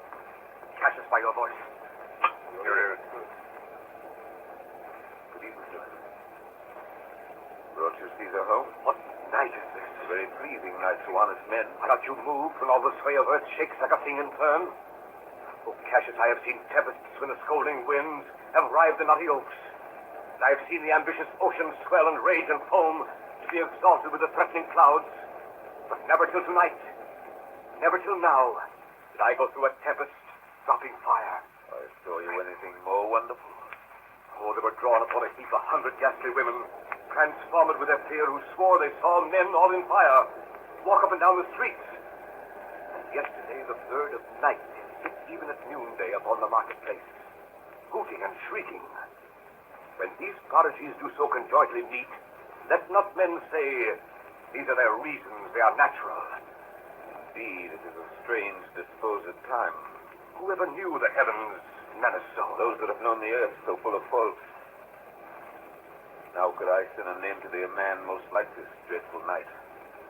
A man no mightier than myself. Or me. Caesar that you mean? Is it not Cassius? Indeed, they say the senators tomorrow mean to establish Caesar as a king. And he shall wear his crown by sea and land in every place, save here in Italy. I know what I will wear this dagger then. Hold my hand. And I will set this foot of mine as far as Rugo's farthest. There's a bargain made. Come, sinner. You and I will yet ere day see Brutus at his house. 3 parts of him is ours already. And the man in Tyre up in the next encounter yields him ours.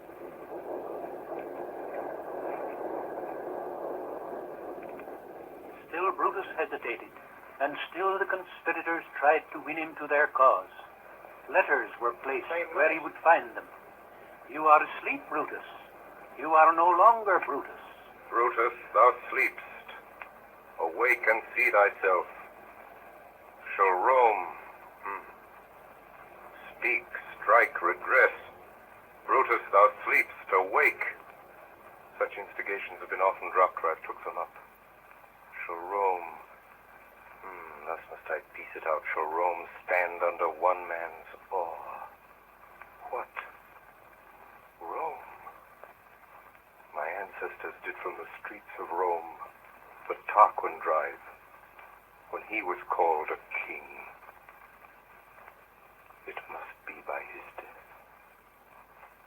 And for my part, I know no personal cause to spurn at him, but for the general, he would be crowned. How that might change his nature, there's the question. It is the bright day that brings forth the adder, and that craves wary walking. Crown him. That.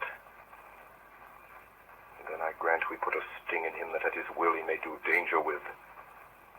The abuse of greatness is when it disjoins remorse from power.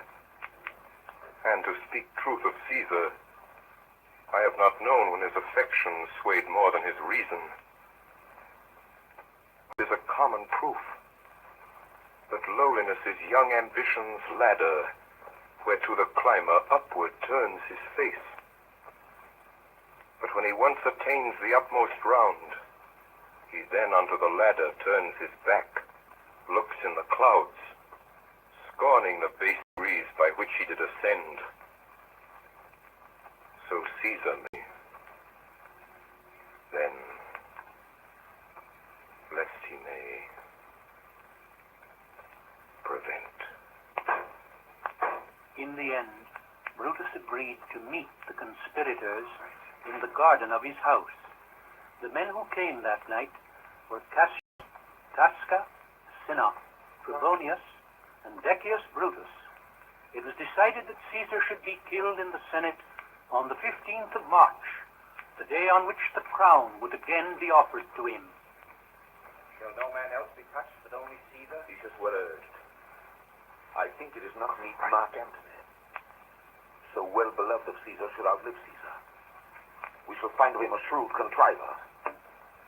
And you know his means, if he improve them, may well stretch so far as to annoy us all. Which to prevent, let Antony and Caesar fall together. Our course will seem too bloody, Caius Cassius, to cut the head off and then hack the limbs. For Antony is but a limb of Caesar. Let us be sacrifices, but not butchers, Caius. We all stand up against the spirit of Caesar, and in the spirit of men there is no blood. Oh, that we could come by Caesar's spirit and not dismember Caesar. But alas, Caesar must bleed for it. Quiet in the studio. And gentle friends, let's carve him. The dish fit for the gods. Not hew him as carcass fit for hounds. Count the clock. The morning comes upon us. We leave you, Brutus. Give me our hands all over one by one. Let us swear our resolutions. Jesus. No, not an oath. It's not the faith of men, the sufferance of our souls, the time's abuse. If these be motives weak, break off betimes, and every man hence to his idle bed. This high-sighted tyranny range on, till each man drop by lottery. But if these, as I'm sure they do, bear fire enough to kindle cowards and to steel with valor the melting spirits of women, then, countrymen, what need we any spur but our own cause to prick us to regress? What other bond than secret Romans that have spoke the word and will not falter? And what other oath than honesty to honesty engaged, that this shall be, or we will fall for it. Music. On the 14th of March, the day before the assassination, Caesar supped with Marcus Lepidus, and as he was signing some letters, and according to his custom, as he sat at table, there arose a question of what sort of death was the best, at which he immediately, before anyone could speak, said, "A sudden one." After this, as he was in bed with his wife, all the doors and windows of the house flew open together. He was startled at the noise and the light which broke into the room, and sat up in his bed, where, by moonlight, he perceived his wife fast asleep, but heard her utter in her dream some indistinct words and inarticulate groans. She fancied at that time she was weeping over Caesar and holding him butchered in her arms. When it was day, she begged Caesar not to leave the house, but to adjourn the Senate to another time. Caesar laughed at her fears, and when the time was come, he started for the capital. On his way, he was handed a paper in which the whole plot was disclosed with the names of the conspirators. After his death, it was found still unopened. When Caesar entered, the Senate stood up to show their respect for him. Of the conspirators, some came about his chair and stood behind it, and others stood in front of him and talked to him. Then Tilius, laying hold of Caesar's cloak with both hands, pulled it down from his neck, which was the signal for the assault.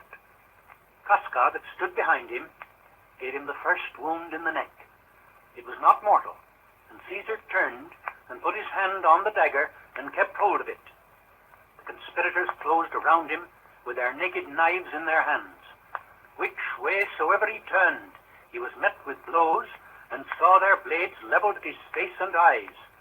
For it had been agreed that they should each of them make a thrust at him, and flesh themselves with his blood, for which reason Brutus also gave him one stab in the groin. Some say that he fought and resisted all the rest.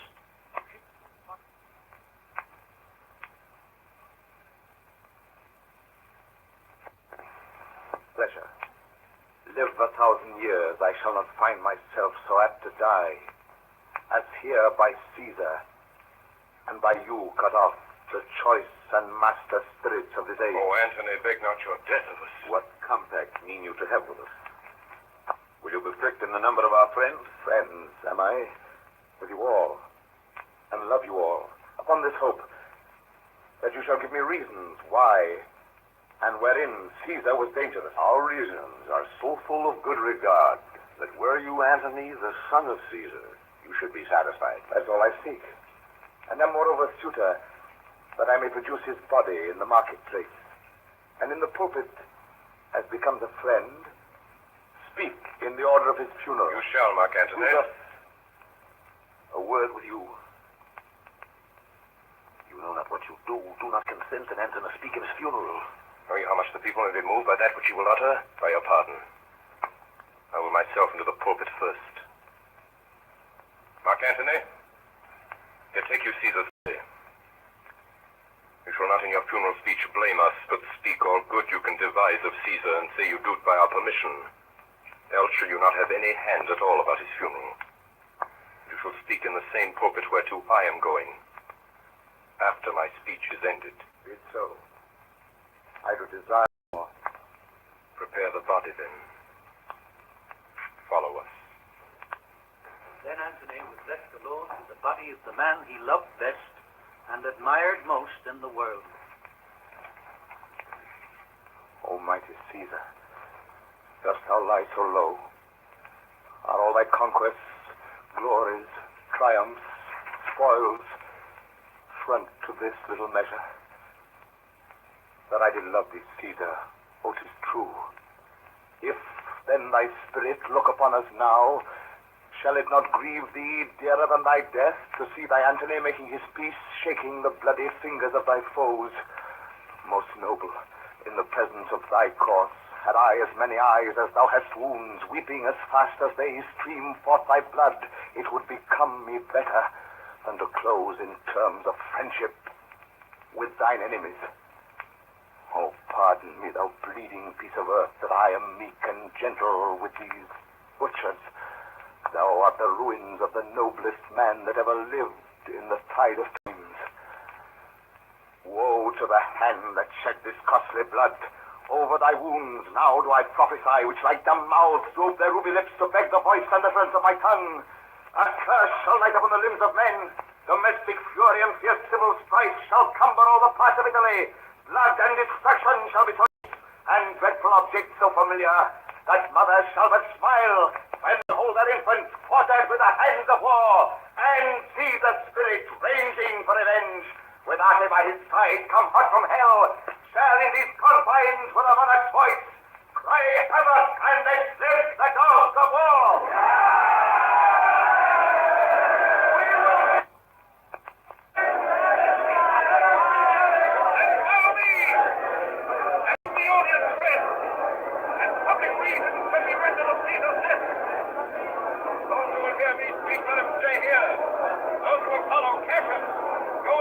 I would hear Brutus, I would hear Cassius, and compare their reasons. And Seneca, be not affrighted, why not stand still? Ambition, that is vain. The noble Brutus is ascended. Silence!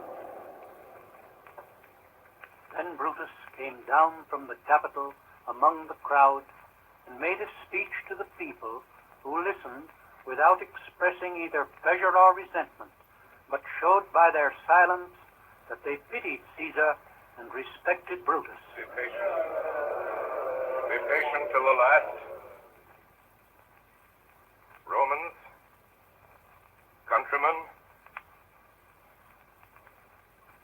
lovers, hear me for my cause and be silent that you may hear. Believe me for mine honor, and have respect to mine honor that you may believe. Censure me in your wisdom, and awake your senses that you may the better judge. If there be any in this assembly, any dear friend of Caesar's, to him I say that Brutus's love to Caesar was no less than his. If then that friend demand why Brutus rose against Caesar, this is my answer. Not that I loved Caesar less, but that I loved Rome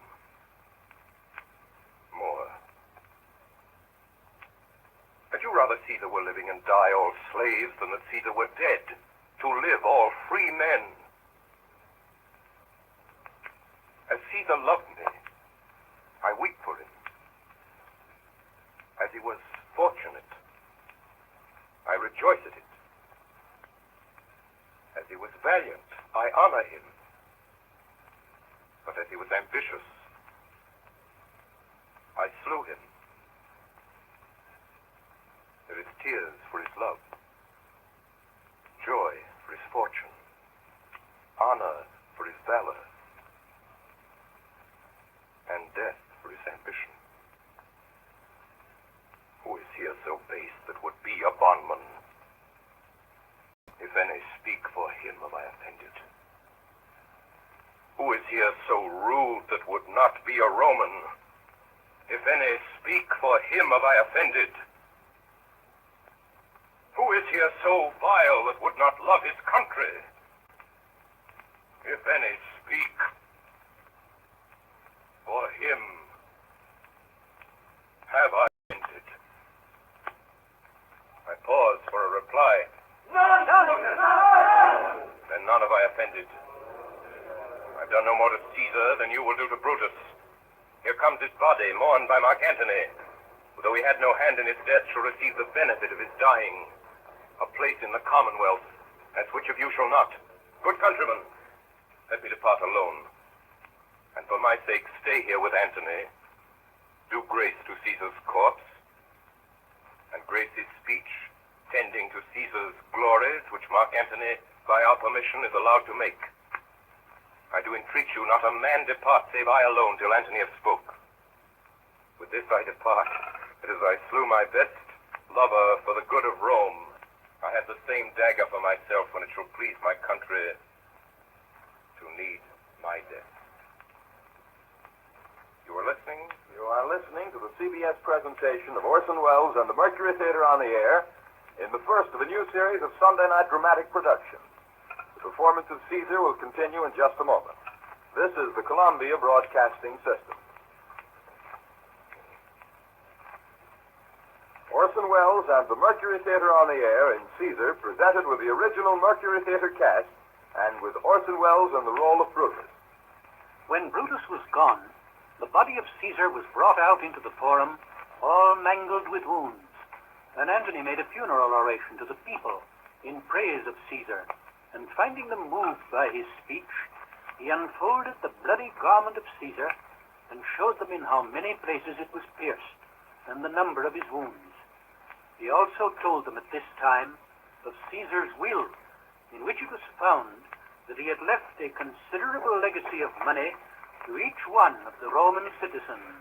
For Brutus' sake, I am beholding to you. What does he say of Brutus? He says for Brutus' sake he finds himself beholding to us all. Think no harm of Brutus here. Caesar was a tyrant. Let the Romans rid of him. Gentle Romans. Friends, Romans, countrymen, lend me your ears. Let us see what Antony can say. I come to bury Caesar, not to praise him. The evil that men do lives after them. The good is oft interred with their bones. So let it be with Caesar.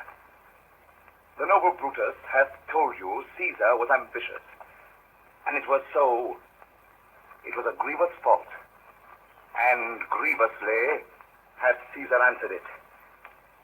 Here, under leave of Brutus and the rest, for Brutus is an honorable man. So are they all honorable men. Come I to speak in Caesar's funeral. He was my friend, faithful and just to me. But Brutus says he was ambitious, and Brutus is an honorable man. He hath brought many captives home to Rome, whose ransoms did the general coffers fill. Did this in Caesar seem ambitious? When that the poor have cried, Caesar hath wept. Ambition should be made of sterner stuff. Yet Brutus says he was ambitious, and Brutus is an honorable man. You all did see that on the Lupercal I thrice presented him a kingly crown, which he did thrice refuse. Was this ambition? Yet Brutus says he was ambitious, and sure, he is an honorable man. I sought to disprove what Brutus spoke, but here I am to say what I do know. You all did love him once, not without cause. What cause withholds you then to mourn for him? O giant, thou art fled to brutish beasts, and men have lost their reason. Bear with me. My heart is in the coffin there with Caesar, and I must pause till it come back to me. He thinks there is much reason in his saying. Now consider rightly the matter. Caesar has had great... I fear there were words coming his place. Mark his word, he would not take the crown. He would not take the crown. Therefore, it certainly was not ambitious. If he found so trouble purified. Poor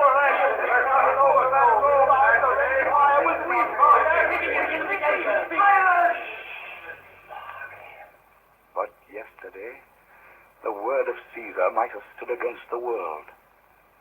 Now lies he there, and none so poor to do him reverence. O masters, if I were disposed to stir your hearts and minds to mutiny and rage, I should do Brutus wrong and Cassius wrong, who, you all know, are honorable men. I will not do them wrong. I rather choose to wrong the dead, to wrong myself and you, than I will wrong such honorable men. But here's a parchment with the seal of Caesar. I found it in his closet. 'Tis his will. Let but the commons hear this testament, which, pardon me, I do not mean to read, and they would go and kiss dead Caesar's wounds and dip their napkins in his sacred blood, yea, beg a hair of him for memory, and dying mention it within their wills, bequeathing it as a rich legacy unto their issue.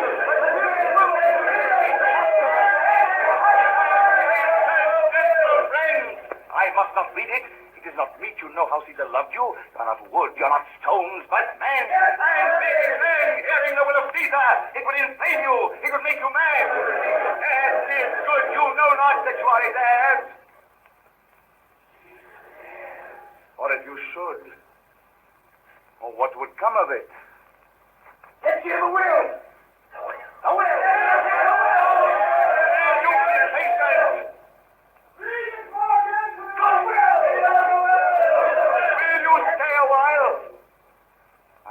Shut myself to tell you of it. Here I wrong the honorable men whose daggers have stabbed Caesar as you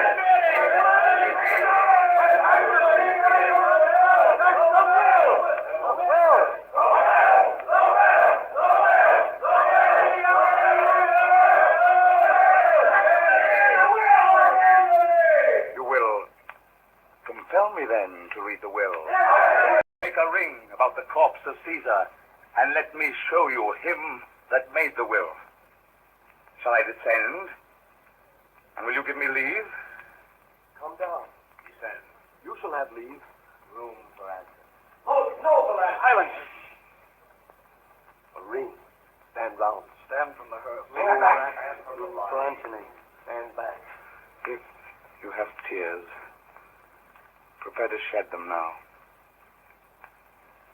You all know this mantle. I remember the first time ever Caesar put it on. It was on a summer's evening in his tent. That day he overcame the Nervii. Look, in this place ran Cassius' dagger through. See what a rent the envious Casca made. Through this, the well-beloved Brutus stabbed, and as he plucked his cursed steel away, mark how the blood of Caesar followed it as rushing out of doors to be resolved if Brutus so unkindly knocked or no. For Brutus, as you know, was Caesar's angel. Judge, O ye gods, how dearly Caesar loved him.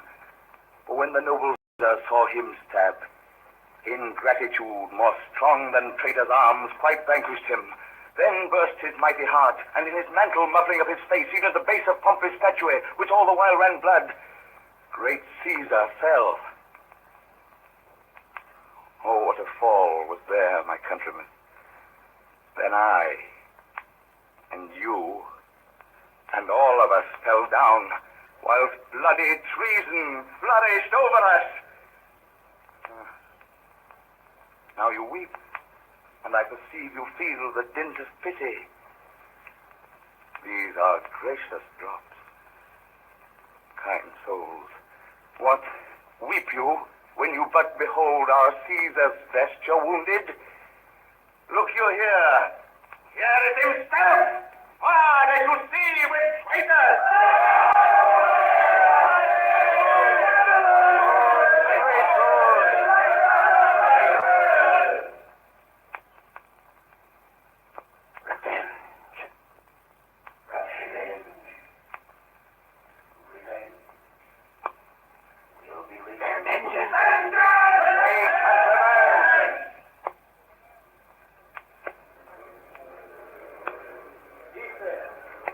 the noble Antony.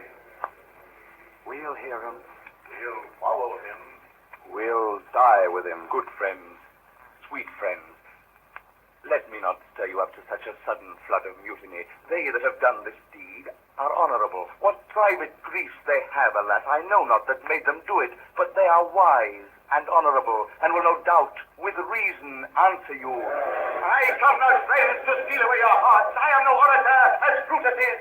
But, as you know me all, a plain, blunt man that love my friend, and that they know full well that gave me public leave to speak of him, for I've neither wit, nor words, nor worth, action, nor utterance, nor the powers of speech to stir men's blood. I only speak right on, tell you that which you yourselves do know. Show you sweet Caesar's wounds, poor dumb mouths, and bid them speak for me. But were I Brutus, and Brutus Antony, there where an Antony would ruffle up your spirits and put a tongue in every wound of Caesar, it should move the stones of Rome to rise and mutiny. We'll mutiny.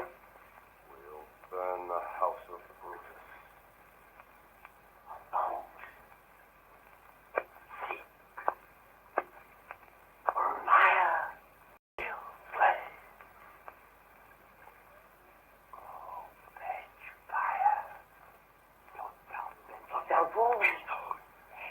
My friends, you go to do you know not what.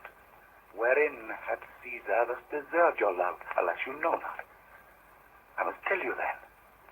You have forgot the will I told you of. Caesar's will? Yes, the will. And under Caesar's seal he gives to every Roman citizen, to every several man, 75 drachmae. Moreover, he has accorded dwarfs in private armors and you planted orchards on this high Tiber. He has left them you and your heirs forever. Common pleasures to walk abroad and recreate yourselves. Here was a Caesar. When comes such another?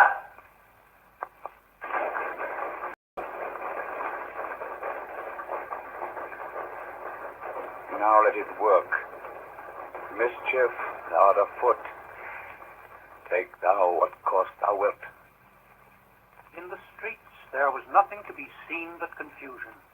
Some cried out to kill the murderers. Others tore away the benches and tables out of the shops round about, and heaping them all together built a great funeral pyre. On this they set the corpse of Caesar and set fire to it. Then they took brands from the pile. Some of them ran to the houses of the conspirators. Others ran up and down the streets to find out the men who had killed Caesar and tear them to pieces. That night Brutus, having said farewell to Portia his wife, left the city with Cassius and their friends. Soon after, there arrived in Rome young Octavius, Caesar's adopted son, who was immediately elected consul. As his first act, he ordered a judicial process to be issued against Brutus and Cassius for having murdered a principal man of the state, holding the highest magistracies of Rome without being heard or condemned. No one appearing for the accusation, the judges were forced to pass sentence and condemn them both. It is reported that when the crier of the tribunal, as the custom was, with a loud voice cried Brutus to appear, the people groaned audibly, and many of the nobler citizens hung down their heads for grief. After this, Antony and Octavius made up a list for proscription, in which were set those of their enemies that were designed for the slaughter, amounting to over 200 persons. In the months that followed, the empire was divided into two factions, some going over to Brutus and Cassius, others to Antony and Octavius. 2 years after Caesar's murder, the armies of the two factions came face to face on the plains of Philippi. That night, Brutus sent for Cassius to come to his tent. There had been dissension between them lately. There was talk of corruption in Cassius' army, and Cassius himself was not above suspicion.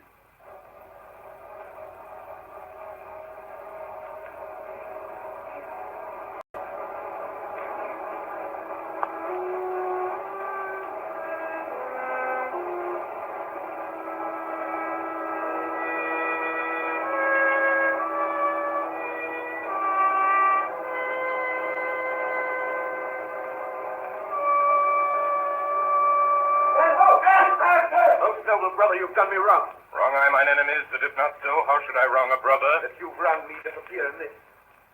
You have condemned and noted Lucius Feller for taking bribes here of the sergeants, wherein my letters, preying on his... I knew the man was lighted up. You wronged yourself to write in such a case. At such a time as this, it is not meet that every night's offense should bear its comment. Let me tell you, Cassius, you yourself are much condemned to have an itching palm, to sell and march your officers for gold to undeserved. Aye, an itching palm. You know that you're Brutus that speaks this, or by the gods this speech, what else you're last. The name of Cassius honors this corruption and chastisement that ever hide its head. Chastisement? Remember March. The Ides of March, remember. Did not great Julius bleed for justice' sake? What villain touched his body that did stab? And not for justice. What? Shall one of us that struck the foremost man of all this world supporting robbers, shall we now contaminate our fingers with base bribes and sell the mighty space of our large honors for so much trash as may be grasped thus? I'd rather be a dog and bathe a moon than such a Roman. Bait not me, I'll not endure it. You forget yourself to head. I am a soldier, I. Older in practice, abler than yourself to make conditions. Go to, you are not, Cassius. I am. I say you are not. Let me no more, I shall forget myself. Tempt me no farther. No ways, like man. Is possible, must I endure all this? All this? I more. Fret till your proud heart break. Must I observe you? Must I stand and crouch under your testy humor? By the gods, you shall digest the venom of your spleen, though it do split you. For from this day forth I'll use you for my mirth, yea, for my laughter when you are waspish. You say you are a better soldier. Let it appear so. Make your vaunting true, and it shall please me well. For mine own part, I should be glad to learn of noblemen. You wrong me every way. You wrong me, Bruce. I said an elder soldier, not a better. Did I say better? You did, I cannot. When Caesar lived, you durst not thus have moved me. Peace, you durst not so have tempted him. I durst not. No. What durst not tempt him? For your life, you durst not. Do not presume too much upon my love. I may do that I shall be sorry for. You have done that you should be sorry for. There is no terror, Cassius, in your threats. For I am armed so strong in honesty that they pass me by as the idle wind, which I respect not.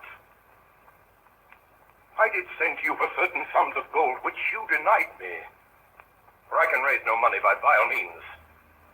By heaven, I'd rather coin my heart and drop my blood for drachmas than to wring from the hard hands of peasants their vile trash by any indirection. I did send you for gold to pay my allegiance, which you denied me. Was that done like Cassius? I denied you not. You did. I did not. He was but a fool that brought my answer back. Brutus hath rived my heart. A friend should bear his friend's infirmities.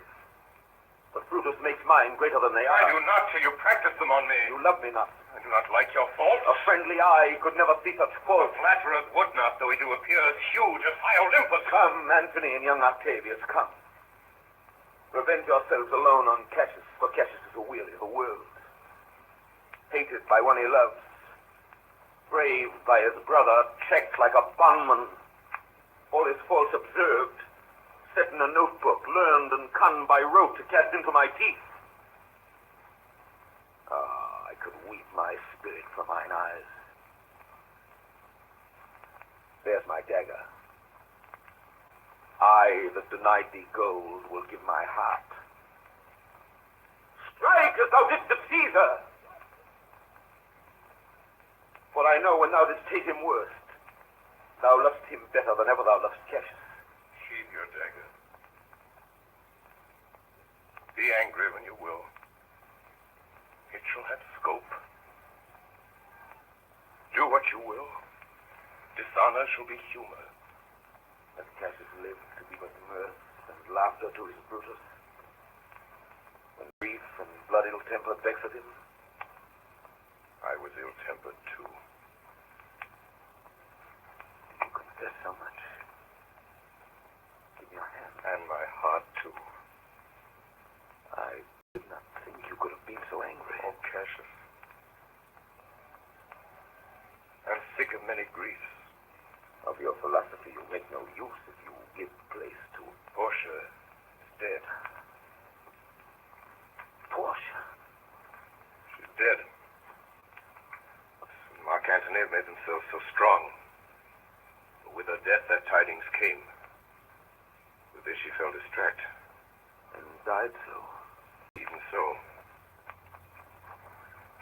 The eve of night has crept upon our talk. There's no more to say. No more. Good night. Early tomorrow will we rise and hence. Noble Cassius. Good night. And good repose. Lucius. Here, my good lord. What, thou speakst drowsily. Poor knave, I blame thee not. Thou art o'erwatched. Look, Lucius, here's the book I sought for so. I was sure your lordship did not give it me. Bear with me, good boy. I'm much forgetful. Canst thou hold up thy heavy eyes and touch thy instrument a strain or two? I, my lord. And please you. It does, my boy. Trouble thee too much, thou art willing. It is my duty, sir. Should not urge thy duty past thy might. I know young bloods look for a time of rest. I have slept already. It was well done. I shall sleep again. I will not hold thee long. If I do live, I will be good to thee. Orpheus with his lute made trees and mountain tops that freeze bow themselves when he did sing. Da-dum, dee-dee-dum. To his music plants and flowers ever sprang as sun and showers. There had made a lasting spring. Da-dum, dee-dee-dum. Everything that heard him play, even the billows of the sea, hung their heads and then lay by. In sweet music is such art, killing care and grief of heart. All asleep or hearing die. Dee-dee-dum, dum dee-dee-dum.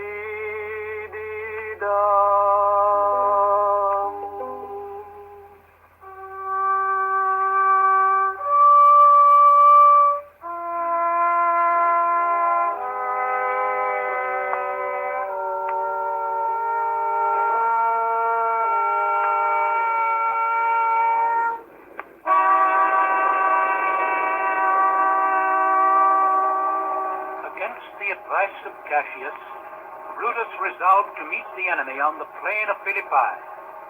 Never had two such large Roman armies come together to engage each other. That of Brutus was somewhat less in number than that of Antony, but in the splendor of the men's arms and the richness of their equipage wonderfully exceeded. For most of their arms were of gold and silver, which Brutus had lavishly bestowed upon them. There is a story that immediately before the battle, two eagles fought each other, fought in the space between the two armies, that the whole field kept incredible silence, and all were intent upon the spectacle, until at last that which was on Brutus' side yielded and fled. As soon as it was morning, the signal of battle, the scarlet coat, was sent out in Brutus and Cassius' camps, and the two friends met for the last time in the middle space between their two armies.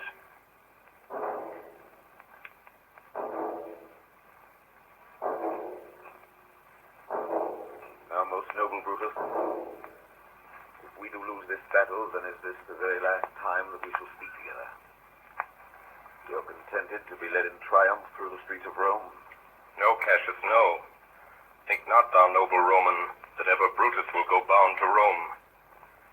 He bears too great a mind.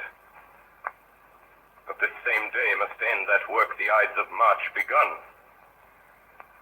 And whether we shall meet again, I know not.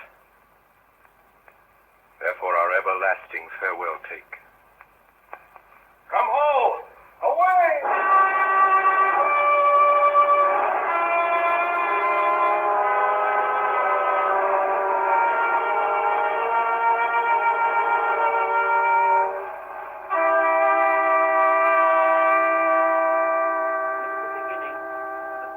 Battle was with Brutus. The right wing which he commanded drove back their opponents with great slaughter. Then they fell upon that part of Octavius' army which was exposed and separated, and pursued them toward the sea. During this time, however, Cassius, with the main body of the army, was retreating before the attack of Antony. Expecting Brutus to come to his aid, and acting by delay and expectation, rather than boldly and with a clear purpose, soon Cassius saw his whole army begin to give way. He did as much as ever he could to hinder their flight and bring them back, and snatching a flag out of the hand of one that fled, he stuck it at his feet and begged them to stand with him and fight. When he found that he could not even keep his own personal guard together, Cassius retired to an empty tent, taking along with him only Pindarus, one of his freemen, and pulling his cloak over his head, he made his neck bare and held it forth to Pindarus, commanding him to strike. Cassius' head was found severed from his body, and beside it was found the same knife with which he had stabbed Caesar in the Senate house.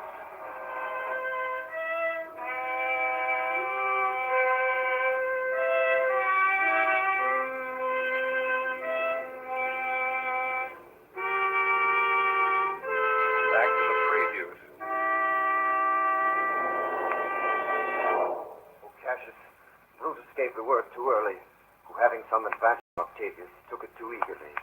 His soldiers fell to spoil, whilst we by Antony are all enclosed. This day I breathe it first. Time is come round, and where I did begin, there shall I end. My life is run its compass. Come hither, Sirrah. And with this good sword that ran through Caesar's bowels,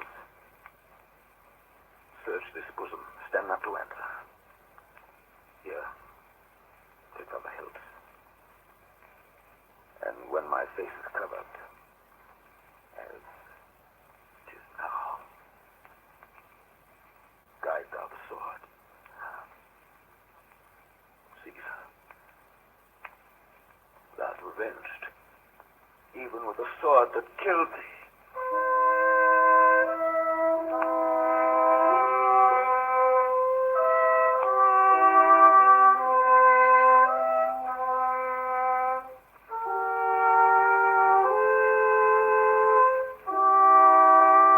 Sometime later, Brutus, returning from the pursuit, wondered that he could not see Cassius' tent afar off, standing high as it was wont, and appearing above the rest of the camp.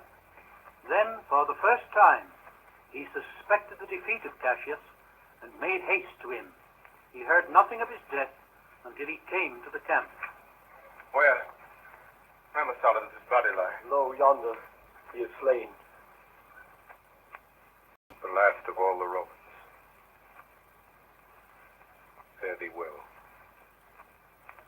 It is impossible that ever Rome should breed thy fellow.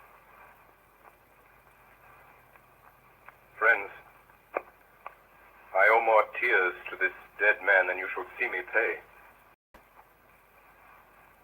I shall find time, Cassius. I shall find time. Oh, Julius.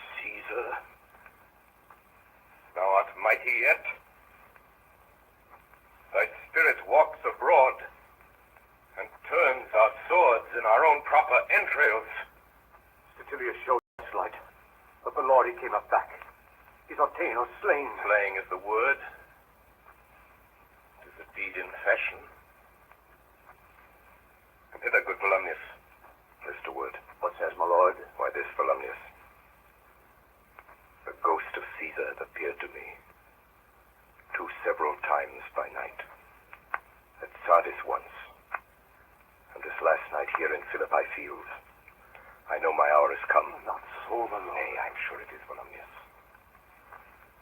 Thou knowest that we two went to school together. Even for that our love of old, I pray thee, hold thou my sword hilts, whilst I run on it. That's not an office for a friend, my lord. Fly, my lord. There's no tarrying here. Farewell to you, and you, and you, Volumnius. Strato, thou hast been all this while asleep. Farewell to thee too, Strato. Countrymen, my heart doth joy that yet in all my life I found no man but he was true to me. I shall have glory by this losing day, more than Octavius and Mark Antony by this vile conquest shall attain unto. So fare you well at once, for Brutus' tongue hath almost ended his life's history. Night hangs upon mine eyes, my bones would rest that have but labored to attain this hour. Fly, my lord, fly. Hence I will follow, for Christ's sake. I prithee, Strato, hold thy lord. Thou art a fellow of good respect. I like to have some smatch of honor in it. Hold then my sword. Turn away thy face. I do run on it. Wilt thou, Strato? Give me your hand, sir. Fare you well, my lord. Farewell, good Strato. Caesar, now be still. I killed not thee with half so full a dole.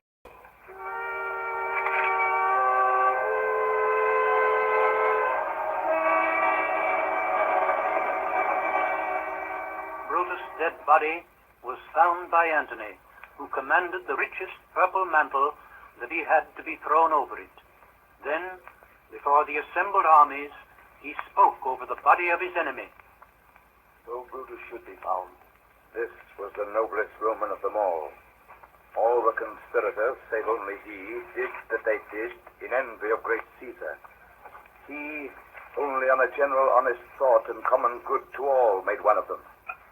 His life was gentle, and the elements so mixed in him that nature might stand up and say to all the world, this was a...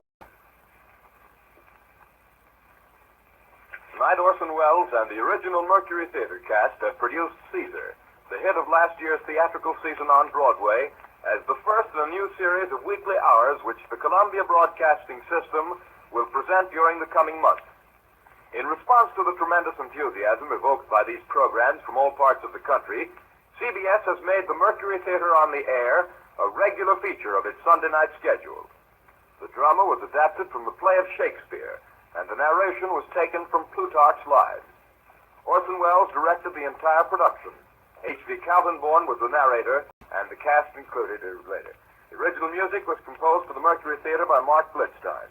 Davidson Taylor supervised the production for CBS. Dan Seymour speaking.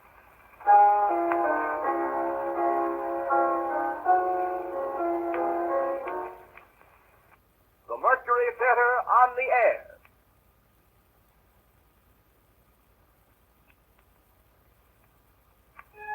The Columbia Broadcasting System takes pleasure once again in bringing you Orson Welles and the Mercury Theater on the Air in the unique summer series which signalizes radio's presentation of a complete theatrical producing company.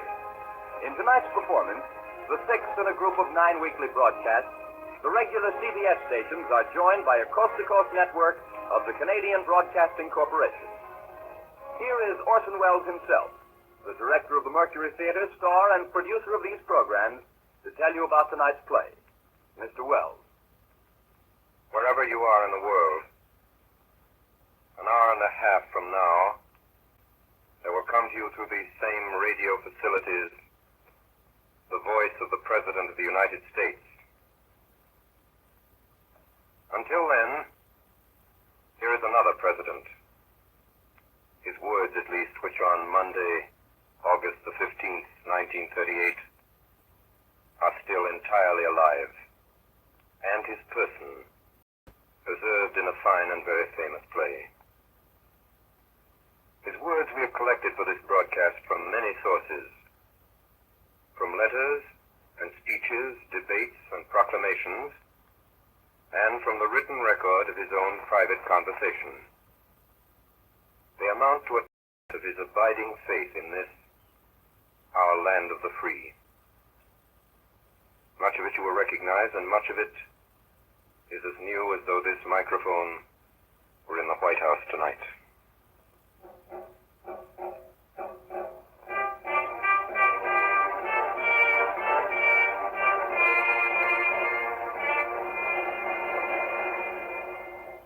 I was born February 12th, 1809 in Hardin County, Kentucky.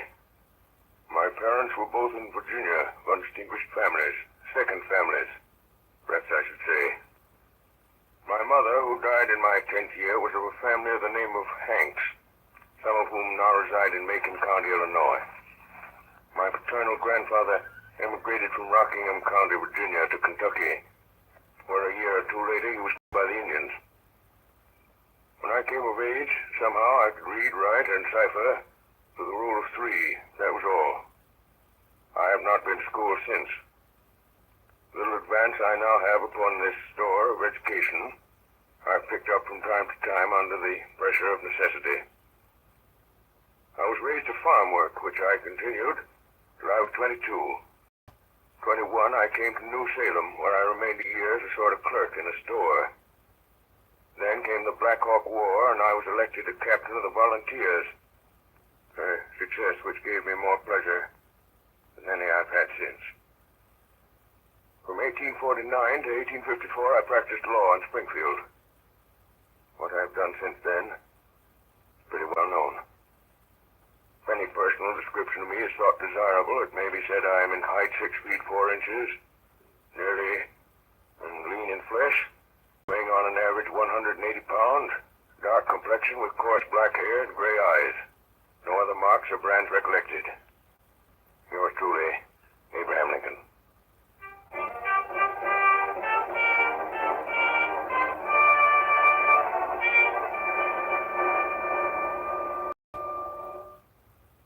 Gentlemen, you said this was a great evening for me. It is. And I'll say more than I mostly do because it is. I'm likely to go into history now with a great man. For now I know better than any how great he is. I'm plain looking and I've a sharp tongue. And I've a mind that doesn't always go in his easy highway. And that's what history will see, and it will laugh a little and say, poor Abe Lincoln. That's all right, but it's not all. I've always known when he should go forward and when he should hold back. I've watched and watched. There are women like that, lots of them. But I'm lucky. My work's going farther than Illinois. It's going farther than any of us can tell. I made things easy for him to think and think when we were poor. And now his thinking has brought him to this. They wanted to make him governor of Oregon. And he would have gone and have come to nothing there. I stopped him. Now they're coming from Chicago, from the Republican convention there, to ask him to be president. And I've told him to go. It's a great place for a man to fill. You know, it's hard to believe. When I think of the times I've sat in this room of an evening and seen your husband come in, ma'am, with his battered hat and tie falling off the back of his head, stuffed with won't go into his pockets, and God darning some rascal who done him about an assignment or a trespass, why, I can't think he's gone up there into the other world. Well, Mary. How do you do, Samuel? How do you do, Timothy? Good evening, Abraham. Good evening, Abraham. Well, we'll be going. We only came in to give you good bearing, so to say. Great word you got to speak this evening. Makes a humble body almost afraid of himself, Abraham. To know his friend is to be one of the great ones of the earth, with his yes and no law for these many, many thousands chosen of folk. Makes a man humble to be chosen so, Samuel. So humble that no man but would say no to such bidding if he dare. To be president of this people. Trouble gathering everywhere in men's hearts. And for searching things. Bitterness and scorn and wrestling often with men I shall despise and perhaps nothing truly done at the end. But I must go. Samuel, Timothy, let's glass that cordial, Mary, before they leave. Who made that devil smudge that girl? Susan. Susan Deddington. Where's that darnation cordial? It's all right, Abraham. I told the girl to keep it out. The cupboard's choked with papers. Here you are. Poor hospitality for whiskey-drinking rascals like yourselves, but the thought's good. Don't mention it, Abram. We wish you well, Abraham. Our compliments, ma'am. Samuel, I give you the United States of America and Abraham Lincoln. Thank you. Samuel? Timothy? I drink to the hope of honest friends. Mary? The friendship. I'll need that always. For I've a queer, anxious heart. Give you the United States of America. Well, good night, Abraham. Good night, ma'am. Good night. Night, ma'am. Good night, Mr. Stone. Good night, Mr. All right, Compton. Samuel. Night, Timothy. Thanks for coming. You'd better see them in here. 5 minutes to 7. You're sure about it, Mary? Yes. Aren't you? We mean to set bounds to slavery. The South will resist. They may try to break away from the Union. If the Union is set aside, America will crumble. Saving of it may mean blood.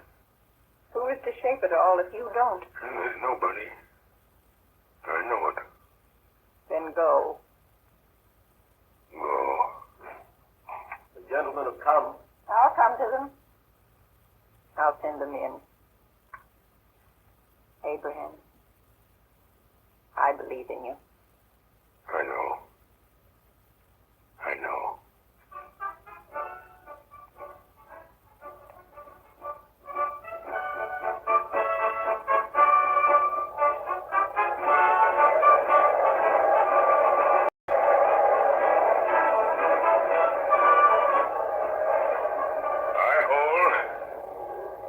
I hold that there is no reason in the world why the Negro is not entitled to all the natural rights enumerated in the Declaration of Independence.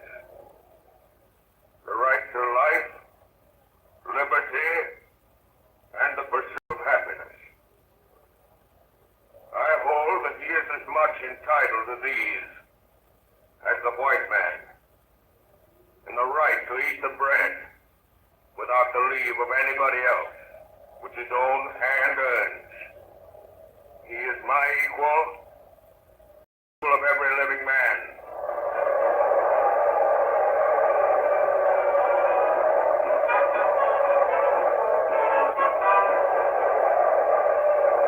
November 6th, 1850. Republican Party 180 out of 303 electoral votes. 1,857,000 out of 4,645,000 popular votes. Lincoln elected president.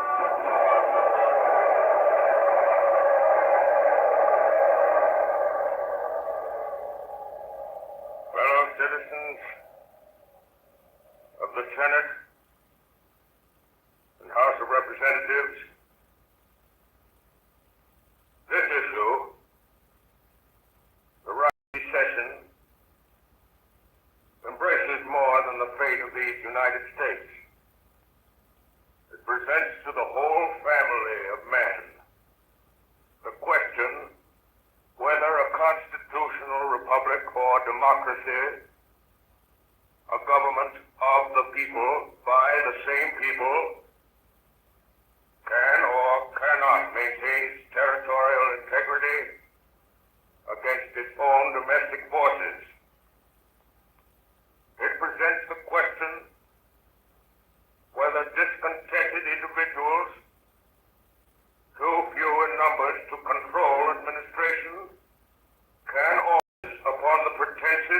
arbitrarily without any pretense, break up their government, and thus practically put an end to free government upon the earth. Is there, in all republics, this inherent and fatal weakness? Must the government of necessity be too strong for the liberties of its own people, or too weak to maintain its own existence?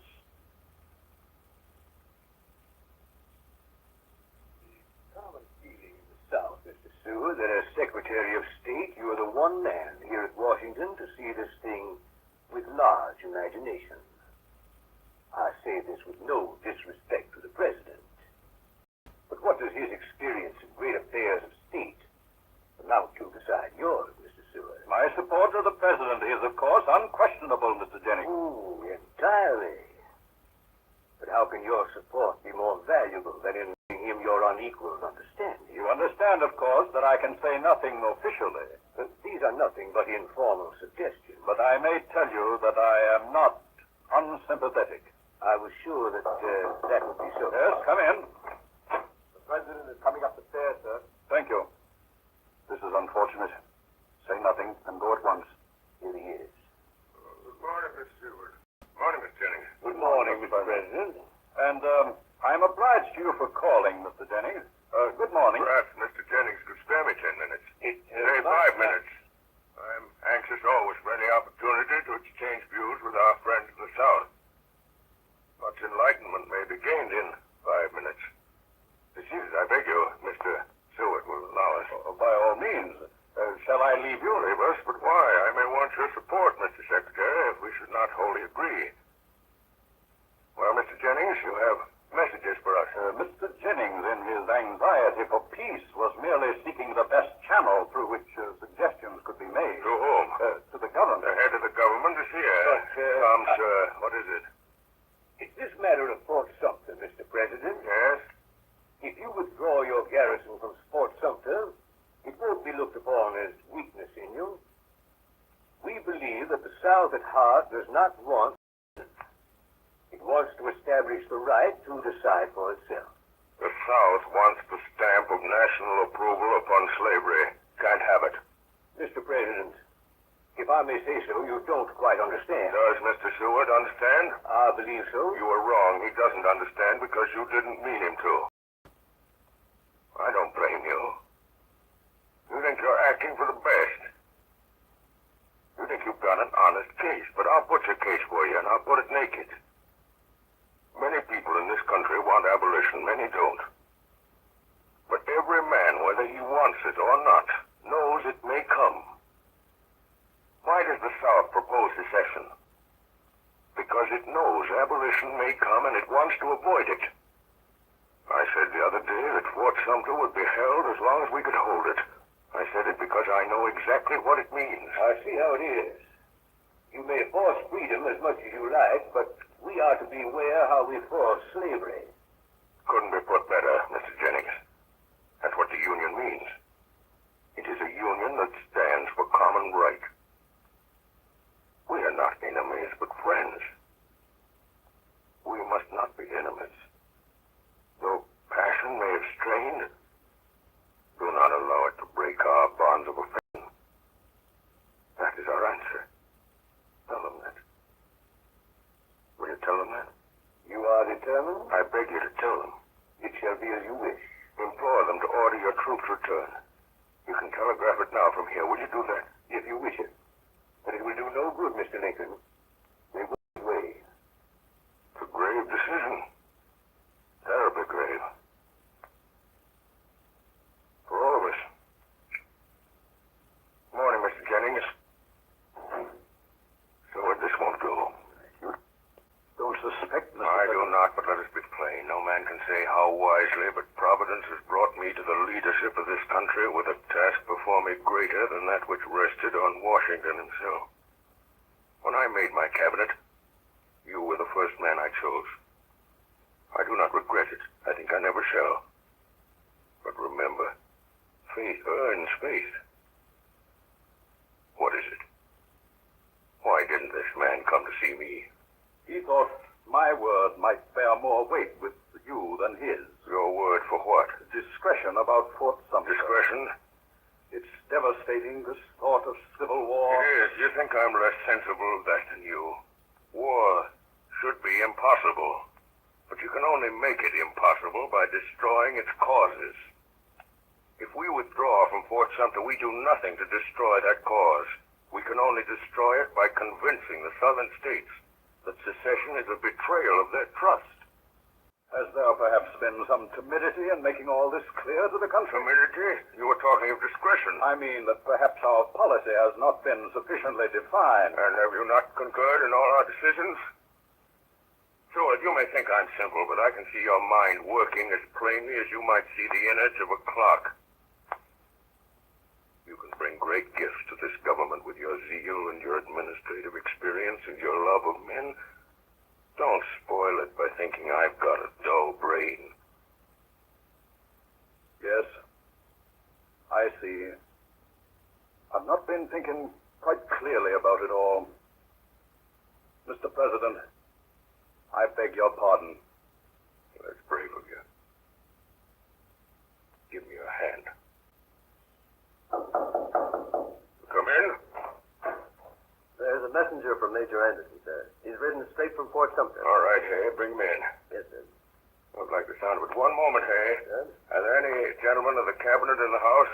Mr. Chase and Mr. Blair, I believe. My compliments to them, and will they be prepared to see me here at once if necessary? Send the same message to any other cabinet members you can find.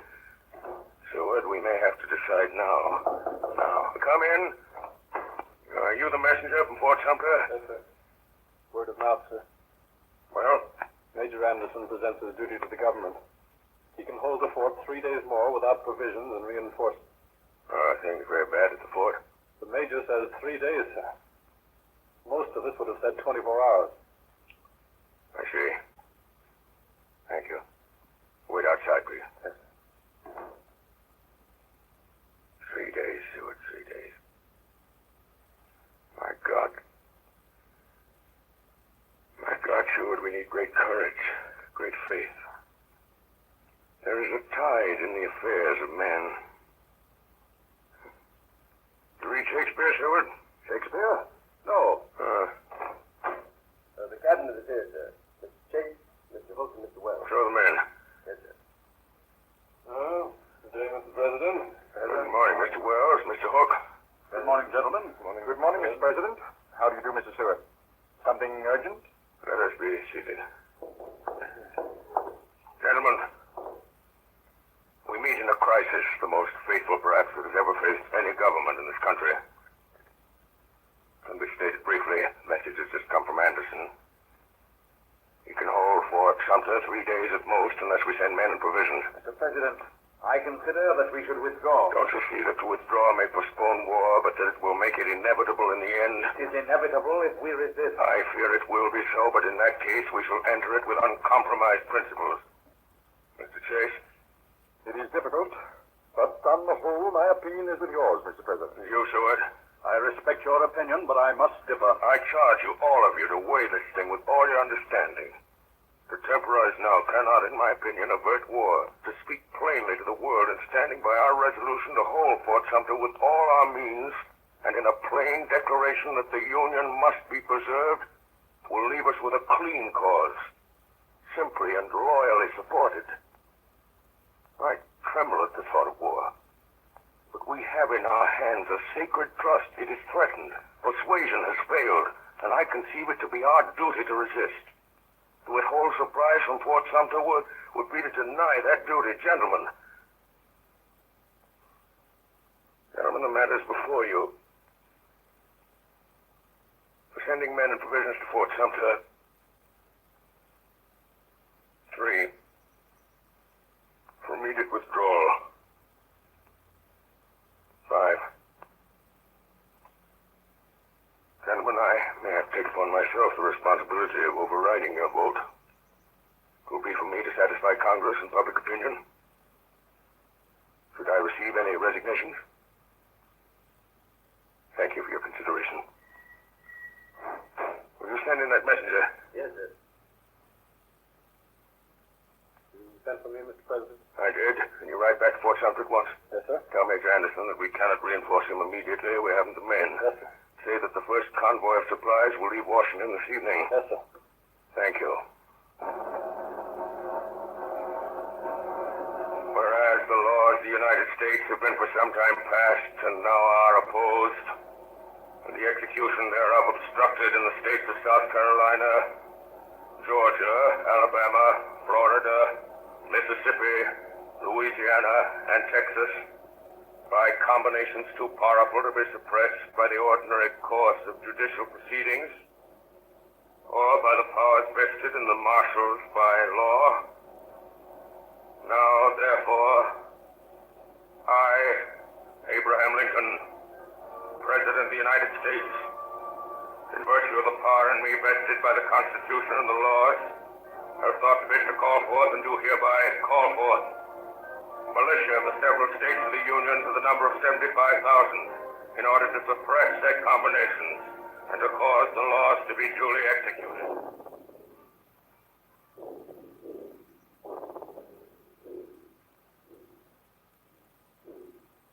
You are listening to Orson Welles as Abraham Lincoln in Columbia's presentation of the Mercury Theater on the Air. The broadcast is an adaptation of John Drinkwater's Abraham Lincoln with original Lincoln speeches. The drama will continue in just a moment. This is the Columbia Broadcasting System.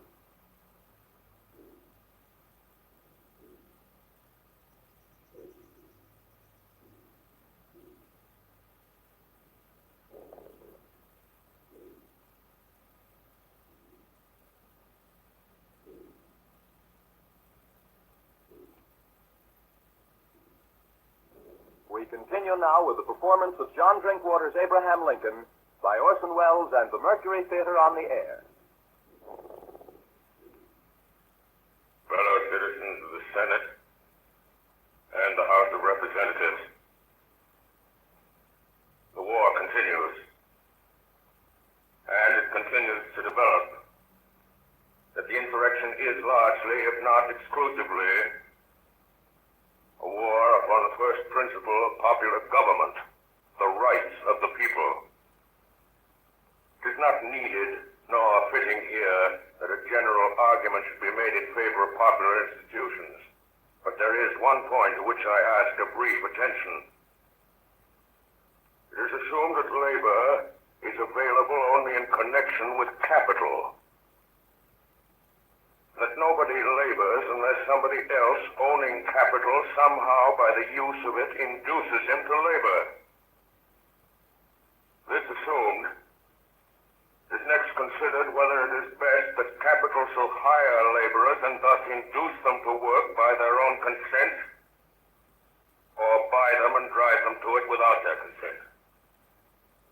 Having proceeded that far, it is naturally concluded that all laborers are either hired laborers or what we call slaves. And further, it is assumed that whoever is once a hired laborer is fixed in that condition for life. Now, there is no such relation between capital and labor as assumed. Nor is there any such thing as a free man being fixed for life in the condition of a hired laborer. Both these assumptions are false, and all inferences from them are groundless. Labor is prior to and independent of capital. Capital is only the fruit of labor, and could never have existed if labor had not first existed. No men living are more worthy to be trusted than these who toil up from poverty. Let them beware of surrendering a political power which they already possess, and which, if surrendered, will surely be used to close the door of advancement against such as they, and to fix new disabilities and burdens upon them, till all of liberty shall be lost. Good morning, gentlemen. I just had my summons. Is there some special news? Yes, McClellan has defeated Lee at Antietam. It's our greatest success. They ought not to recover from it. The tide is turning. Have you seen the president, Mrs. Stanton? I've just been with him. Well, what does he say? He only said at last. He's coming directly. He'll bring up his proclamation again. In my opinion, it's inopportune. I thought we had learned by now that the president is the best man among us. There's a good deal of feeling against him everywhere, I find. He is the one man with character enough for this business. There are other opinions. Yes, but not here, surely, Mr. Hook. It's not for me to say. But there are some who would have acted differently. And you may depend upon it that they would not have acted so wisely, Mr. Hook. I don't altogether agree with the president, but he's the only man I should agree with, that's all. Is Lee's army broken? Not yet, but it is in grave danger. Why doesn't the president come? I think this news was nothing. I must say I'm anxious to know what he has to say about it all. I shall oppose it if it comes up. He may say nothing about it. I think he will. Gentlemen, the president. Morning, gentlemen. Good morning, Mr. President. Good morning. Great news we hear. If we leave things for the army now to take their course, why, we ought to see through our difficulties. An exciting morning, gentlemen. I feel rather excited myself. I find my mind not at its best in excitement. Will you allow me to read you something? It's not long, and it may compose us all. It is Artemus Ward's latest.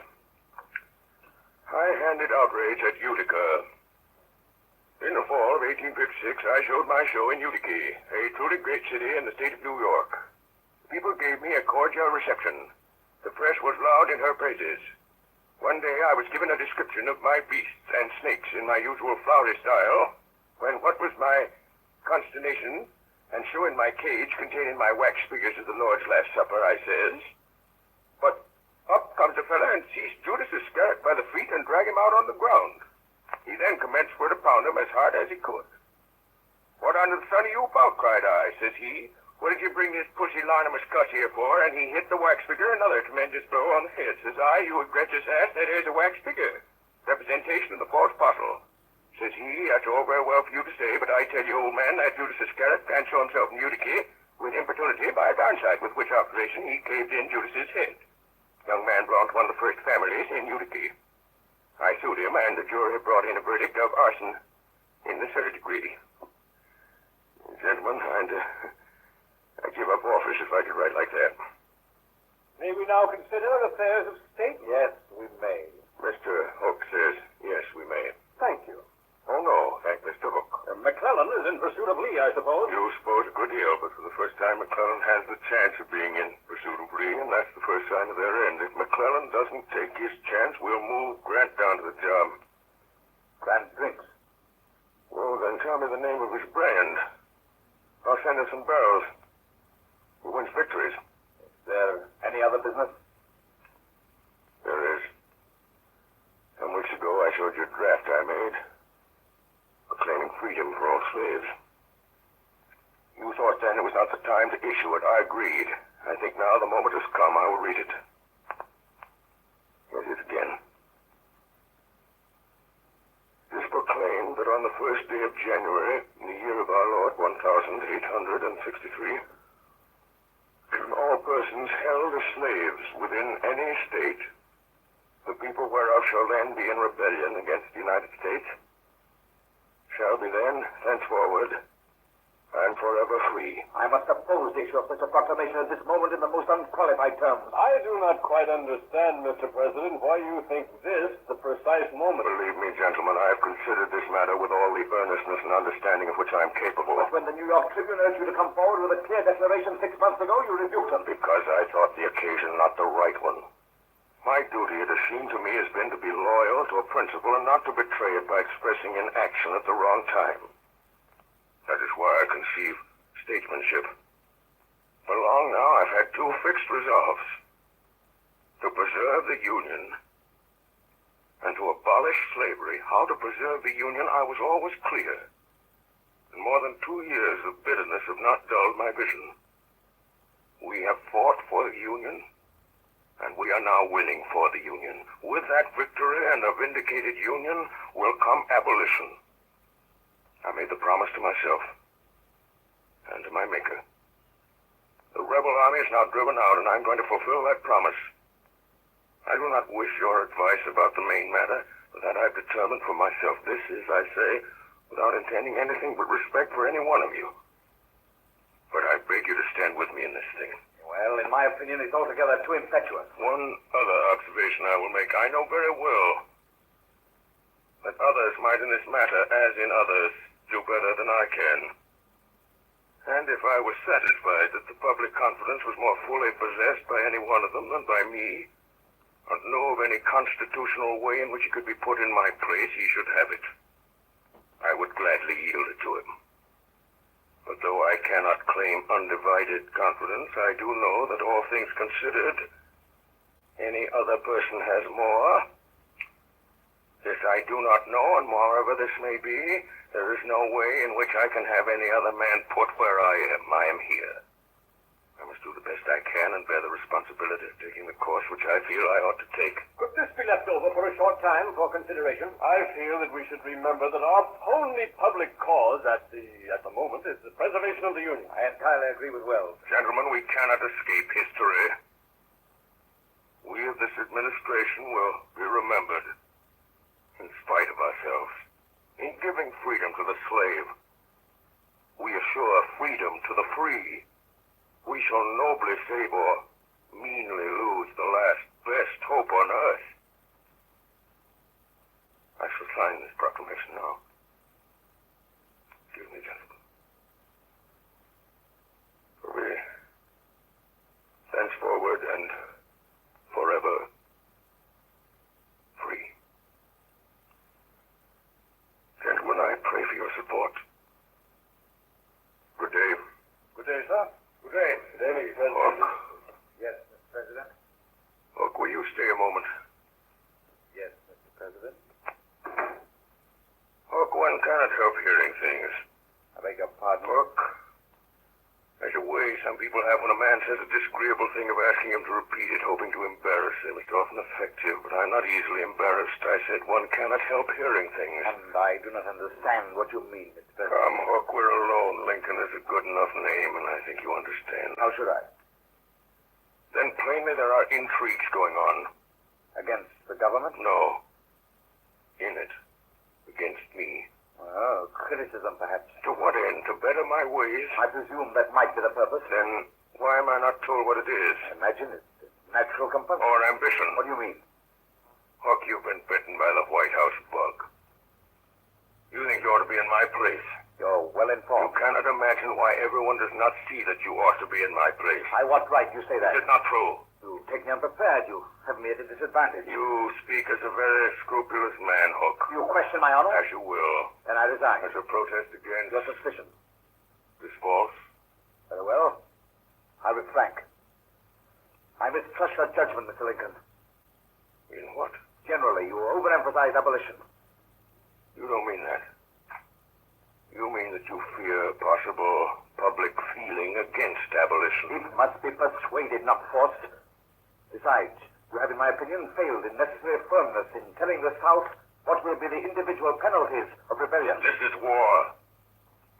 I will not allow it to become a blood feud. But we are fighting treason. We must meet it with severity. We will defeat treason. I will meet it with conciliation. It is a policy of It weakness. is a policy of faith. It is a policy of compassion. Hook. Hook, why do you plague me with these jealousies? Once before I found a member of my cabinet working behind my back, but he was disinterested and he made amends. Nobly. But Hook, you have allowed the burden of these days to sour you. I know it all. I've watched you plotting and plotting for authority, and I, who am a lonely man, and sick at heart. So great is the task God has given to my hand, and so few are my days, and my deepest hunger is always for loyalty in my own house. You have withheld it from me. You have done great service in your office, but you have grown envious. Now you resign as you did once before when I came openly to you in friendship. And you think that again I shall flatter you and coax you to stay. I won't do it. Let's take you at your word. I'm content. Will you shake hands? No. I beg you to excuse me.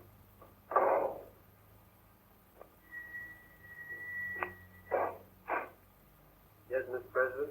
Mr. Hay. Yes, sir. Mr. Hay, I'm rather tired today.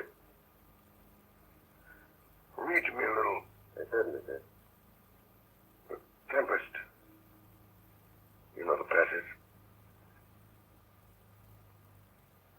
Our revels now are ended. These, our actors, as I foretold you, were all spirits, and are melted into air, into thin air. And like the baseless fabric of this vision, the cloud-capped towers, the gorgeous palaces, the solemn temples, the great globe itself, yea, all which it inherit, shall dissolve, and like this insubstantial pageant faded, leave not a rack behind. We are such stuff as dreams are made on, and our little life is rounded with a sleep. We are such stuff as dreams are made on. And our little life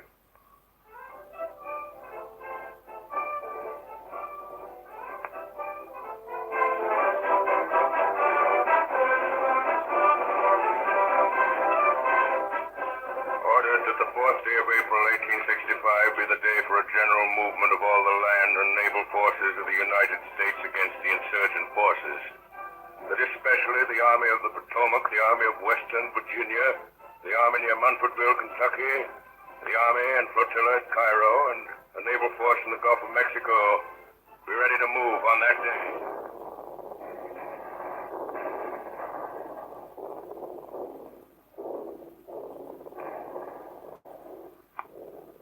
General Grant.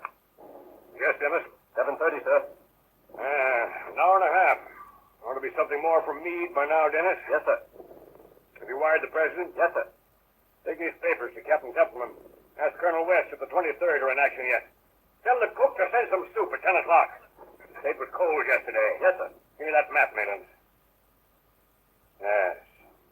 There's no doubt about it. Unless Meade goes to sleep, it can only be a question of hours. He's a great man, but he can't get out of that. It's over the end, sir. Yes, if Lee surrenders, we can all pack up for home. I got it'll be splendid, won't it, to be back again? By God, sir, it will. Beg your pardon, sir. You're quite right, Maylands. My boy goes away to school next week. Now I may be able to go down with him, see him settle. Well, Dennis? Colonel West says yes, sir, for the last half hour. The cook said he's sorry, sir. It was a mistake. Tell him to keep his mistakes in the kitchen. I will, sir. His rifles went up this afternoon. Yes, sir. What's that? General Grant. What is it? The president has just arrived, sir. He's in the yard now. All right, I'll come.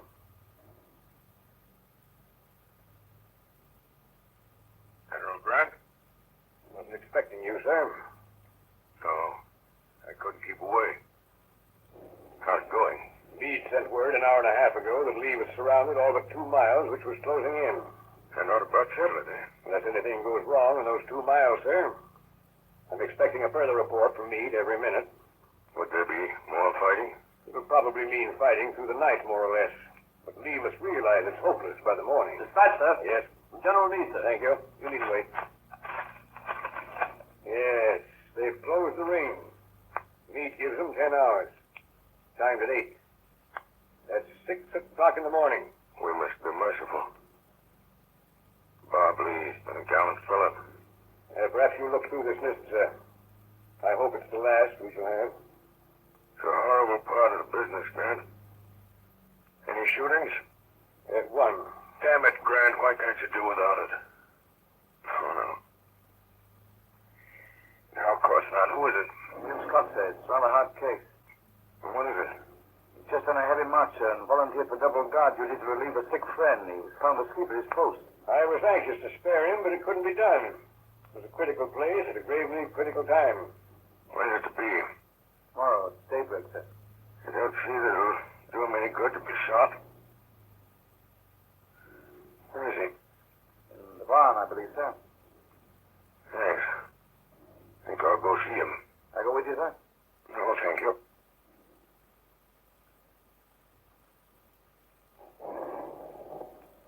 Oh, who goes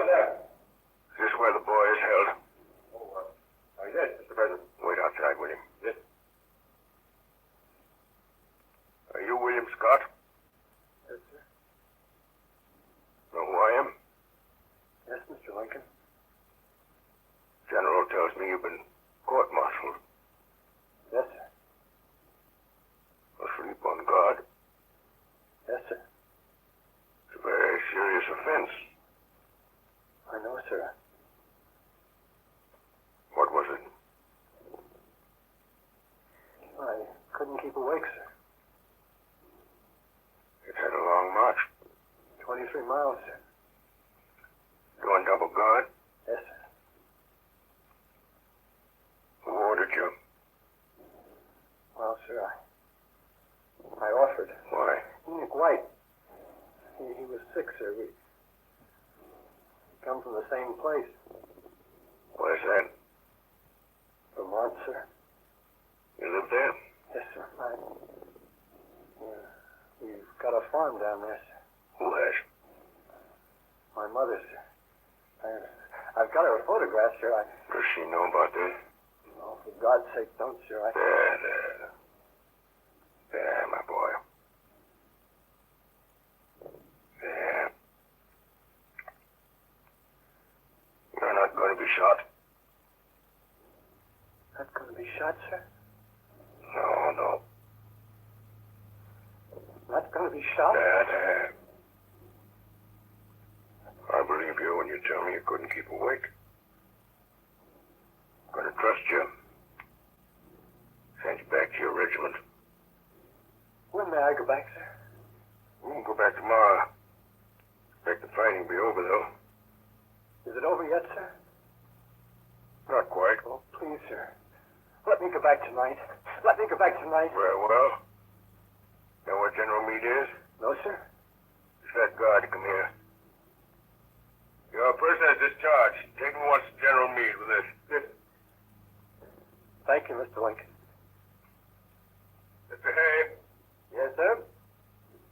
What's the time, Mr. Hay? Just on 9:30, sir. So sleep here for a little. You better shake down, too. They'll wake us if there's any news.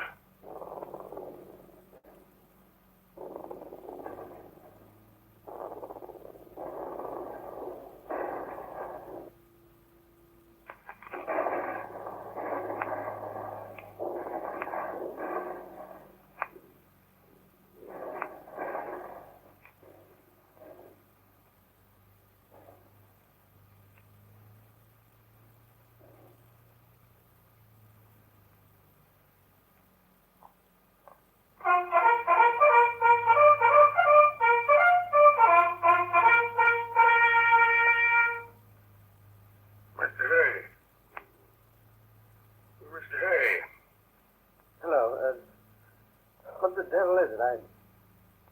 I beg your pardon, Mr. Lincoln. Not at all. Slept well, Hay? Well, I feel a little crumpled, sir. What's the time? 6 o'clock, sir. Listen. I don't hear anything, Mr. Lincoln. I sure did. Guns have stopped. Good morning, sir. Morning, Hay. Good morning, General. I didn't disturb you last night. The message has come from Meade. Lee asked for an armistice at 4 o'clock. An armistice? Yes, sir. An armistice? For 4 years, life has been but the hope of this moment. Strange how simple it is when it comes. Grant, you served the country very truly. Made my work possible, thank you. Had I failed, the fault would not have been yours, sir. I succeeded because you believed in me. Where is Lee? He's coming here. Meade should arrive directly. Where will Lee wait? There's a room ready for him. Will you receive him, sir? Oh, no, Grant. No, that's your affair. To mention no political matters. Be generous, You can say that. I have written out the terms I suggest. Here they are, sir. Yes, they do you honor. General Meade is here, sir. Ask him to come here. Yes, sir. I learned a good deal from Robert Lee in early days. He's a better man than most of us. This business will go pretty near his heart, sir. Grant, it's to be done by a brave gentleman, Grant. congratulations, Meade. You've done well. Thank you, sir. Was there much more fighting? Pretty hot for an hour or two. How long will Lee be? Only a few minutes, I should say, sir. You said nothing about terms. No, sir. Did a boy named Scott come to you? Yes, sir. He went into action at once. He was killed. Killed? Queer world, Grant. Is there any proclamation to be made, sir, about the rebels? There will be no persecution, no bloody work after this war is over.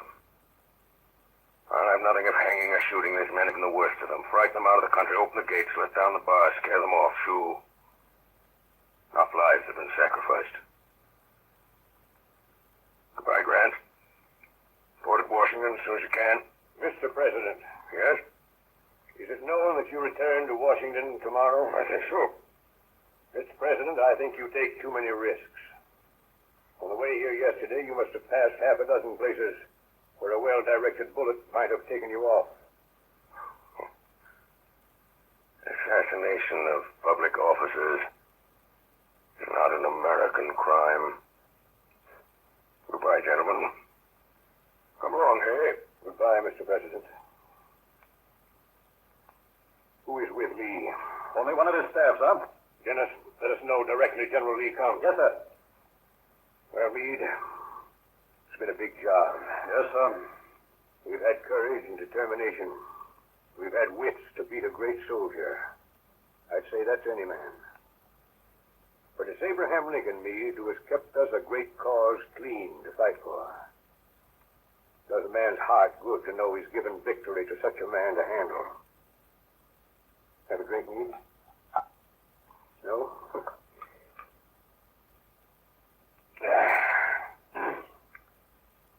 You know, Meade, there were fools who wanted me to oppose Lincoln for the presidency. General Lee is here, sir. Meade, will General Lee do me the honor of meeting me in here? Where the deuce my hat, Dennis, for sword? Yes, sir. General Lee, sir.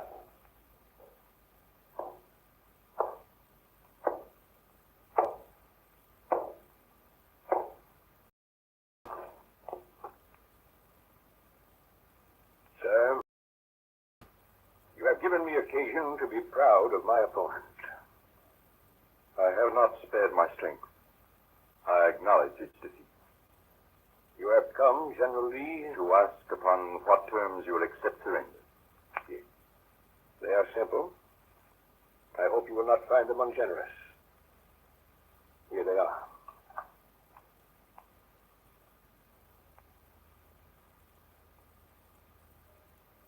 You are magnanimous, sir. May I make one submission? It would be a privilege if I could consider it. You allow our officers to keep their horses, General Grant. That is gracious. Our cavalry troopers' horses also are their own. I understand. They'll be needed on the farms. It shall be done. I thank you. I accept your terms.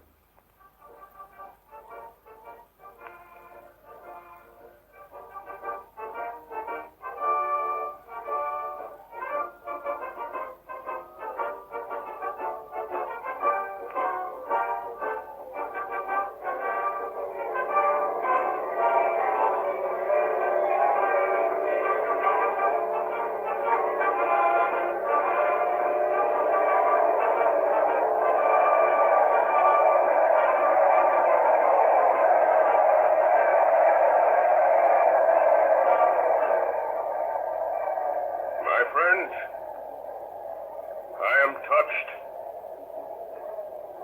deeply touched, by this mark of your goodwill. After 4 dark and difficult years, we have achieved the great purpose for which we set out. I have but little to say at this moment. I claim not to have controlled events, but confess plainly that events have controlled me. But as events have come before me, I have seen them always with one faith. We have preserved the American Union. We have abolished a great wrong. The task of reconciliation setting order where there is now confusion, of bringing about a settlement at once just and merciful, and of directing the life of a reunited country into prosperous channels of goodwill and generosity, will demand all our wisdom, all our loyalty. It is the proudest hope of my life that I may be of some service in this work. With malice toward none, with charity for all, with firmness in the right, as God gives us to see the right, let us strive on to finish the work we are in, to bind up the nation's wounds, to care for him who shall have borne the battle, and for his widow and his orphan, to do all which may achieve and cherish a just and lasting peace among ourselves and with all nations.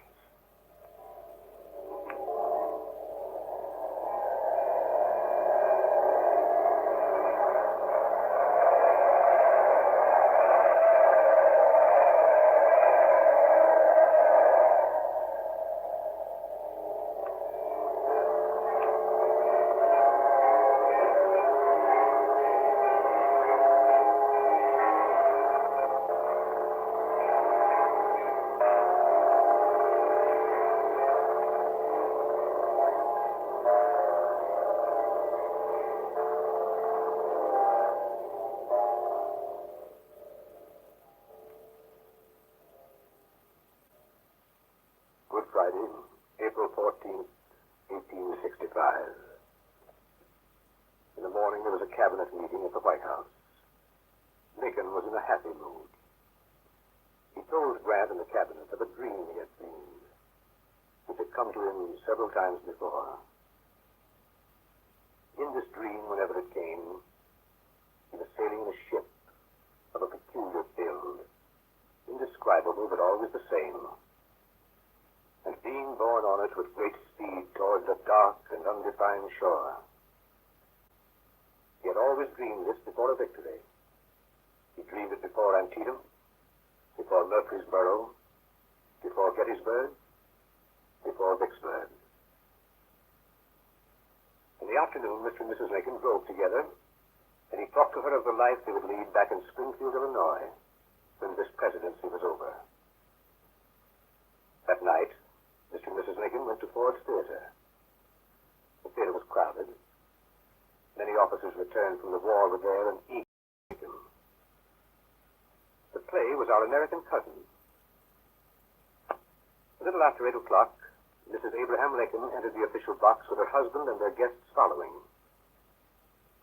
Sometime after 10 o'clock, at a point in the play which no person present could afterwards remember, a shot was heard in the theater, and Abraham Lincoln fell forward upon the front of the box, unconscious and dying. He was carried to a house near the theater. His sons and closest friends were summoned. A dismal drizzle of rain was falling as the dawn came to Washington after a night of terror. In the streets, men stood in groups discussing the tragedy. Then at 7:30, the tolling of all the church bells in the town, and a hush in the streets. Lincoln was dead.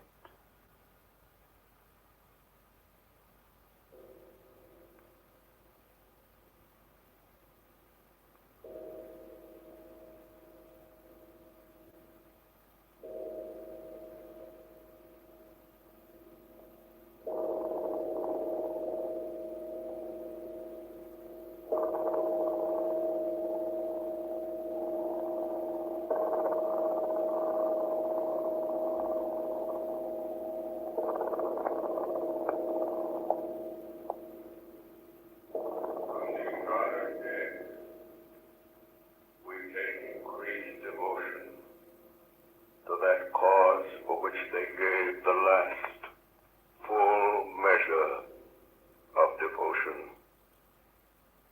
That we here highly resolve that these dead shall not have died in vain. That this nation, under God, shall have a new birth of freedom, and that government of the people, by the people, for the people, shall not perish from the earth.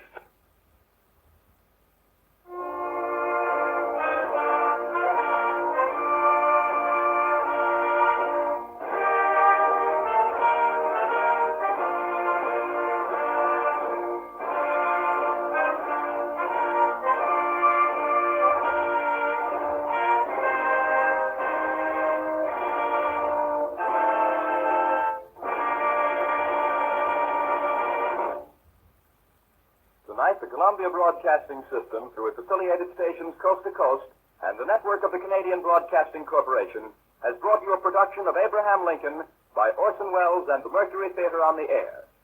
The famous play by John Drinkwater was supplemented by many of Lincoln's speeches, excerpts from his debates, proclamations, letters, and accounts of his own private conversations. In the cast this evening were Ray Collins as General Grant, Ed Jerome as General Lee, George Coulouris as Hook, Joseph Holland as Seward, Carl Frank as Scott, Carl Swenson as Hay, William Allen as Dennis, Agnes Moorehead as Mrs. Lincoln, and Orson Welles as Abraham Lincoln. Bernard Herrmann conducted. Dan Seymour speaking. Davidson Taylor supervised for the Columbia Network.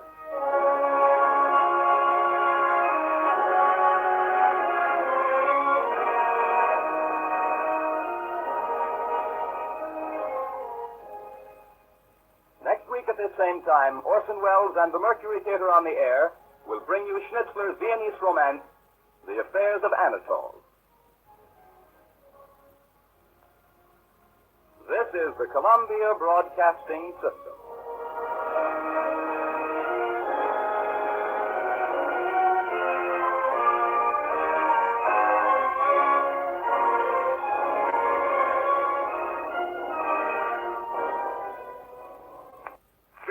On the Air.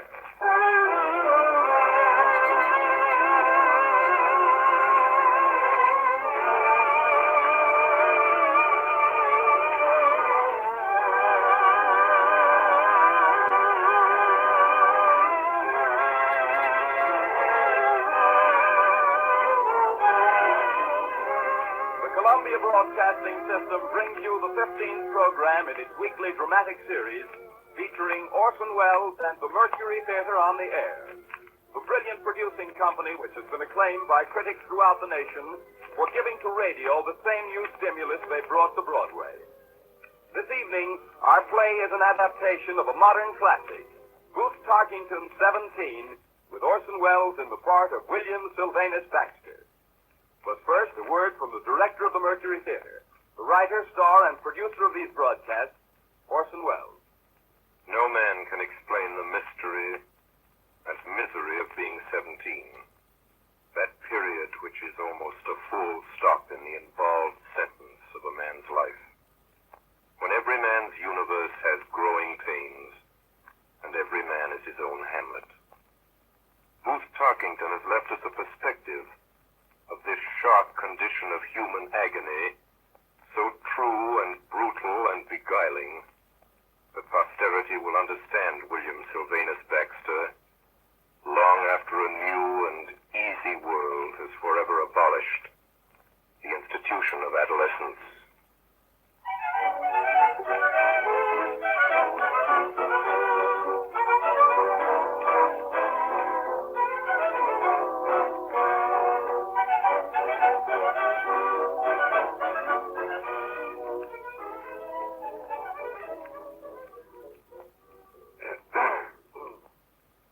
My name's Parcher. Henry Parcher. I live on Maple Street, number 42. Wife and one daughter, May, 18 years old. On one side of us is Doc Watson's house, vacant now. On the other is George Baxter's, Mr. and Mrs. and 2 children. Little girl about 10, I forget her name. Boy Willie, 17. Just now we've got a visitor, a friend of May's staying with us. Lola Pratt. Talks baby talk. Well, I guess we can stand it for a weekend. Anyway, the young folks don't stay around the house these days. In this town, they spend most of their time at the Main Street Pharmacy.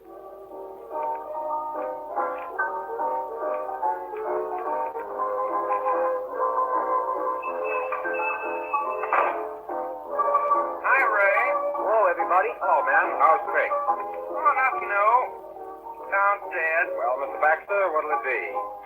Make it a banana split, Ray. Yours, Mr. Bullitt? Same. Wow. The boys must be flesh today. Oh, we got enough.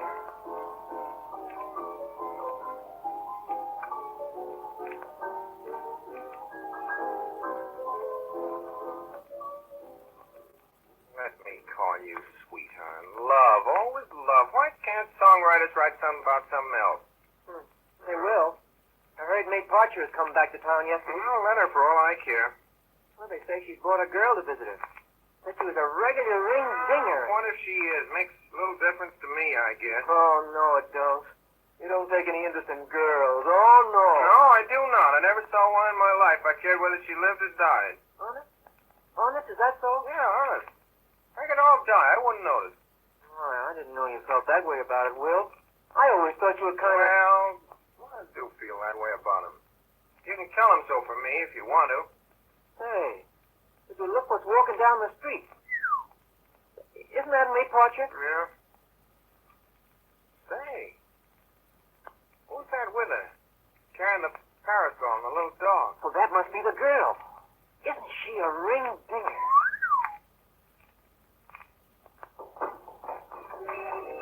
Hey, Will. Joe. Don't you want your split?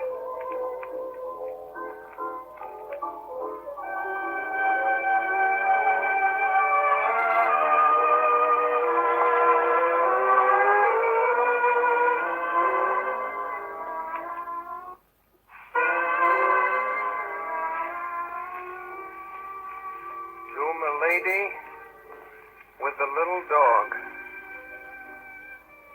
I do not know her name, though it would be the same where roses bloom at twilight and the lark takes his flight. So I will call her Milady. By the sands of the sea, she will always be just Milady to me. William Sylvanus Baxter, Esquire, July 14th. Ye gods. Willie, Mama wants you. Oh, go away, Jane. Willie. What do you want? Willie, Mama wants you. Wants you to go home, Genesis, bring some wash tubs home. And a tin cold boiler from the second-hand man's store. What? She wants you to hurry. And I got some bread and butter and applesauce and sugar for coming to tell you. Oh, go away, will you, Jane? Go on. Willie, open the door, please. All right, Mother. Carry wash tubs. That's a nice thing to ask me to do. Ye gods, you think Joe Bullitt's mother had dared to... Now, wait, dear. I just want to explain. Explain, ye gods. Now, just a minute, Willie. What I wanted to explain was why it's necessary for you to go with Genesis. Mother, you expect me to walk through the public streets with that awful-looking old colored man? Well, Genesis isn't old, is he, Mama? Oh, he is so old. Besides, he's practically in rags, and he doesn't even wear an undershirt. Now, who on earth minds what Genesis wears or doesn't wear? Second-hand wash tubs and tin clothes boilers. That's what you want your son to carry through the public streets in broad daylight. Ye gods. Well, there isn't anybody else. Now, please don't rave so, Willie, and don't say ye gods so much. It really isn't nice. Now, I'm sure nobody will notice it. Nobody. Oh, no. Nobody except the whole town. Why? Well, there's anything disgusting has to be done in this matter. Why do I always have to be the one? Mother, why can't Genesis bring the second-hand wash tubs without me? Why can't the second-hand store deliver them? Why The second-hand store doesn't deliver things. And Genesis says he can't possibly carry 2 tubs and a wash boiler himself. Now, I don't like to ask you, but it really isn't much. You and Genesis can just slip up there. Just slip up there. Ye gods. Oh, really, Willie, it isn't worth your making all this fuss Oh, about. no. nothing at all. And Willie, dear, on your way downtown, you might tell the tailor to call for your father's full dress suit. He hasn't worn it in 4 months. It's too tight for him. Needs to be altered. Ye God, do I have to do everything in this house? Ye God. Mama, what's the matter with Willie? Well, you see, dear, he's 17.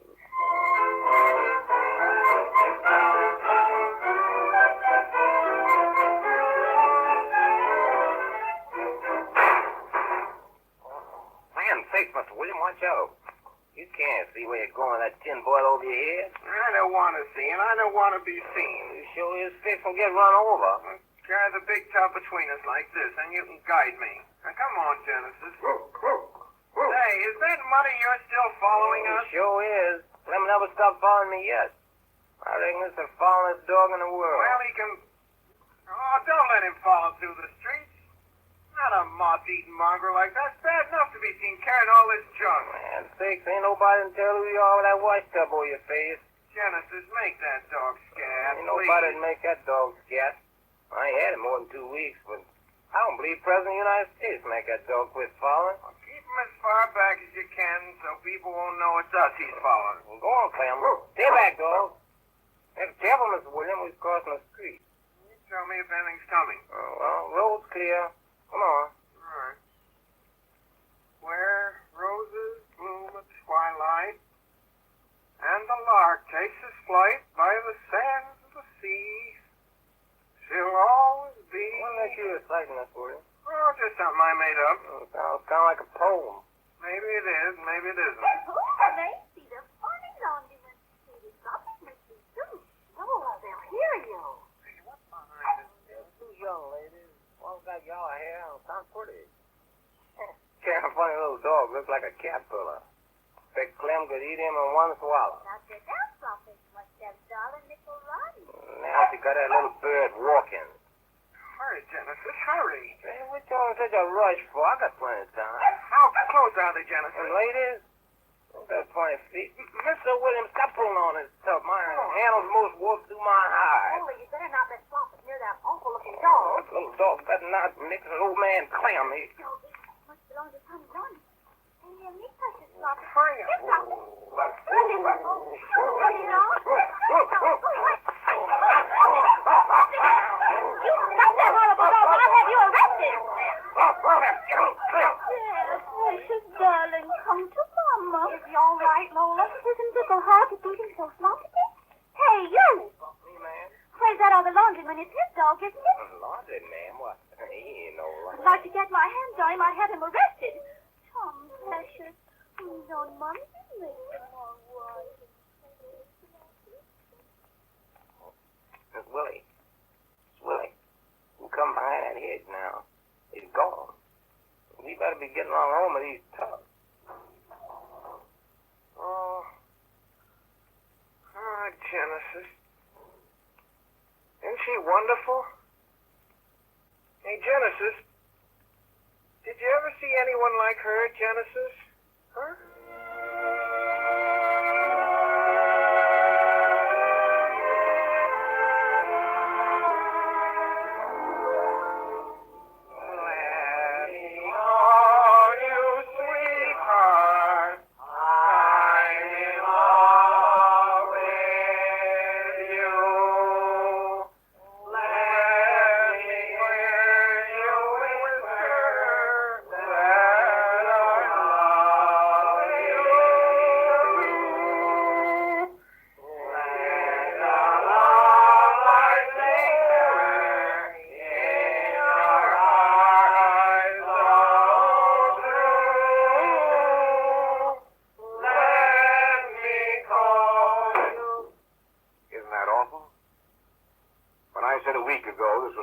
It was a gross exaggeration.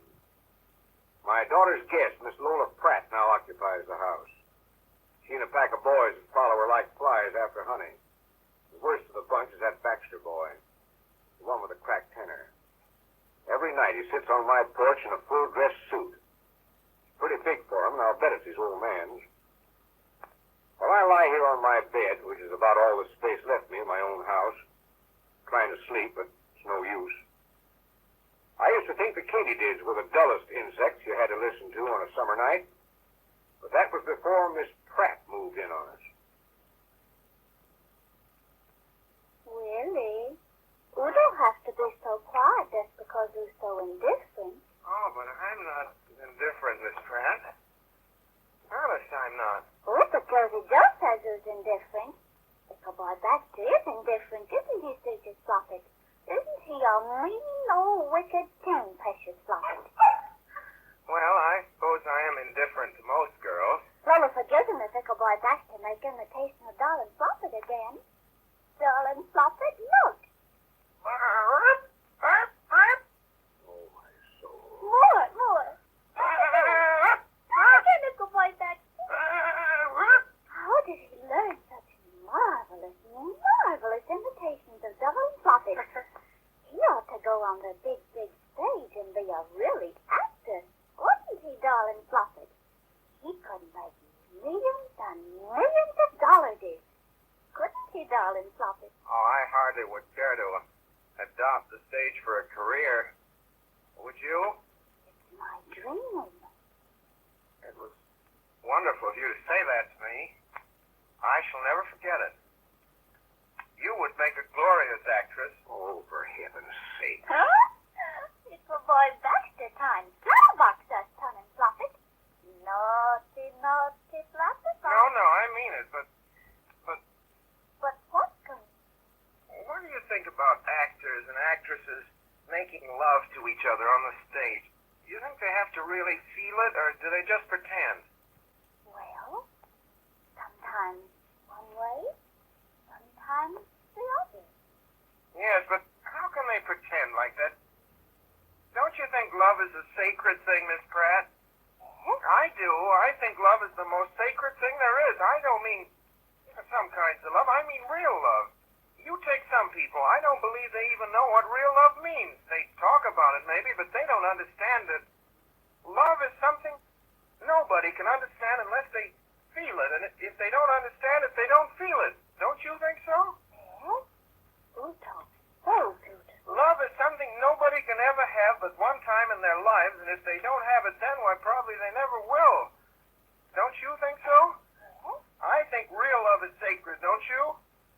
Yes? Don't you think love is the most sacred thing there is? That is, if it's real love? Yes? I do. I'm glad you feel that like that, because I think real love is the kind nobody can have but just once in their lives, because the real love a man feels for a girl and a girl for a man, if they really love each other, and you look at a case like that, of course they would both love each other. It wouldn't be real love. Well, what I say is, if it's real love, well, it's sacred, because I think that kind of love is always sacred. Don't you think love is sacred if it's the real thing? Yes, Ichabod Baxter. You flop it again. You flop it. He is Floppet.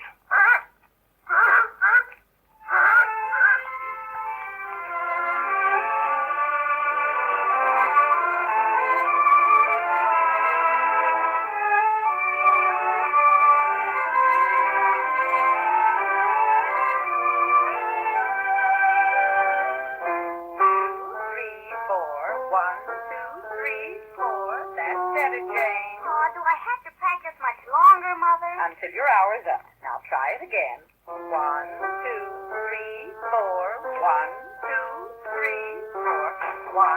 You've got to do something about that child. I cannot stand it. Oh, you've been gone all morning, Willie. I thought your father mentioned at breakfast that he expected you to put in at least 2 hours a day on your That's geometry. neither here nor there.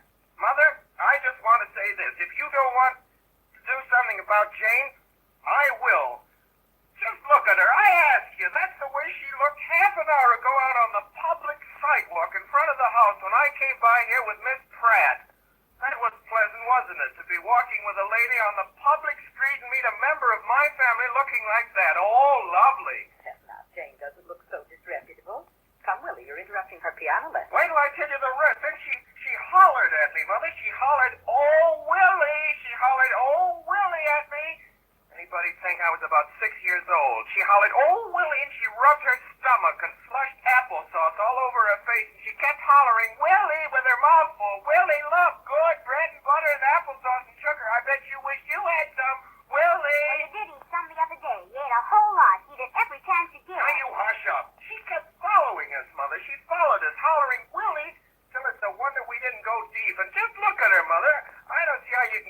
to have her going around like that and people knowing it's your child, why, she hasn't got enough on. For this very hot weather, I really don't think people notice or care. Notice? I guess Miss Pratt noticed. Hot weather's no excuse for outright obesity. I'd ask you to look at her back. You can see her spinal cord. Spinal column, Willie. Well, what do I care which it is? People aren't supposed to go around with it exposed, whichever it is, with applesauce on their ears. Why, there is not. Look, I just asked you to look at. That's the sight I have to meet when I'm out walking with Miss Pratt. She asked me who it was, and Mother, I wish you'd seen her face. She wanted to know who that curious child was, and I'm glad you didn't hear the way she said it. Who is that curious child, she said, and I had to tell her it was my sister. I had to tell Miss Pratt it was my only sister. Willie, who is Miss Pratt? I don't think I've ever heard Willie's mask on her, and she wears 4 side curls. One almost came off. She's visiting Miss May Parcher. The Parchers are awful tired of her. They wish she'd go home, but they don't like to tell her so. Now, if you don't punish her, it's because you've lost your sense of duty. Now, wait, Willie. Jane doesn't mean to hurt your feelings. My feelings? You stand there and allow her to speak as she did of one of the noblest. One of the noblest. Oh, Jane didn't mean anything. Now, don't get so upset about things, Willie. Upset, ye gods! What made you say that? Where did you hear such things? Well, I was there. You were where, Jane? At the Parchers. Oh, I see. Yesterday afternoon, Miss Parcher had a Sunday school class for lemonade and cookies. Oh, did you hear Miss Parcher No, say? I ate too many cookies, I guess, maybe. Anyway, Miss Parcher said I better lay down. Lie down. Yes, on the sofa in the library. And Mrs. Parcher and Mr. Parcher came in there and sat down after a while. And it was kind of dark, and they didn't hardly notice me. And Mr. Parcher said since Miss Pratt came to this, there wasn't anywhere he could go because Willie Baxter and Johnny Watson and Joe Bullitt and Miss Pratt were always arguing something about love. It made him just sick at the stomach. And he said Willie was the worst. What? And he said he couldn't sit even in the library, but he had to hear either Willie Baxter or Joe Bullitt or somebody or other arguing about love. He said, Mama, he said he couldn't stand those... Jane, you mustn't say such things. Well, I didn't, Mama. Mr. Parker said it. He said he couldn't stand those... Jane, no matter what he said, you mustn't repeat. But I'm not. I only said Mr. Parker said he couldn't stand those... But, Mama, how can I tell you what he said? Hush. You must never, never use such a terrible and wicked word. I won't, Mama. Oh, I know I'll say words instead. Won't that be all right? I suppose so. Well, Mr. Parker said he couldn't stand those word boys. That sounds all right, doesn't it, Mama? I suppose so. Well, they kind of talked along. Mr. Parker said when he was young, he wasn't any such a word fool as these young word fools were. He said in all his born days, Willie Baxter was the wordest fool he ever saw. That was very unjust and very wrong of Mr. Parker. Mrs. Parker said he oughtn't to say this word, Mama. She said, hush, hush to him, Mama. He talked like this, Mama. He said, I'll be worded if I stand it. And he kept getting crosser and crosser, and he said, word, word, word. There, that will do, Jane. We'll go on with your practicing. Now try that exercise again. 1, 2, 3, 4. 1, 2,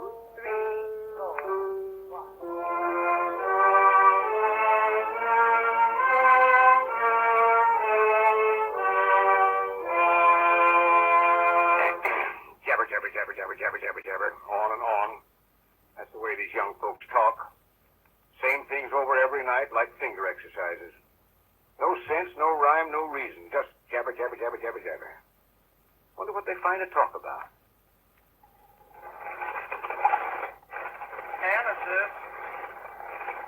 Genesis, I want to ask you something. What's that, Mr. Willie?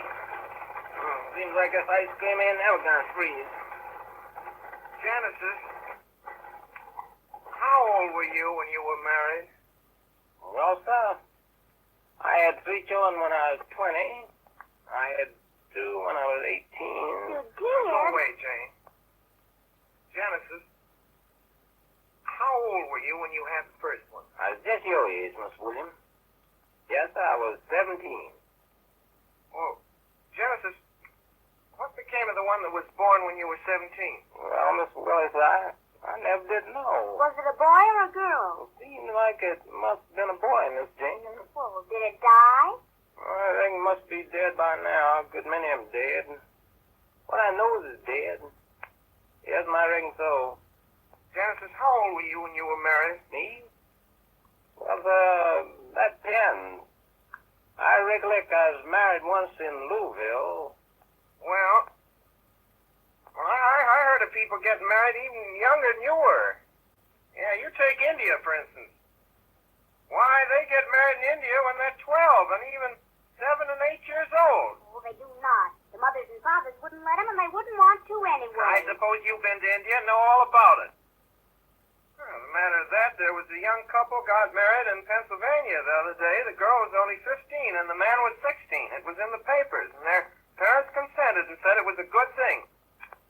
And there was a case in Fall River, Massachusetts, where the young man, 18 years old, married a woman 41 years old. It was in the papers, too. And I heard of another case somewhere in Iowa. A boy began shaving when he was 13 and shaved every day for 4 years. Now he's got a full beard and he's going to get married this year because he's 18 years old. And Joe Bullock's got a cousin in Iowa that knows about this case. He knows the girl this fellow with the beard's going to marry, and he says he expects it'll turn out the best thing could have happened. And right here in our own county, there were 11 couples married in the last 6 months under 21 years of age. My goodness, how you collect all them facts, Miss Willie?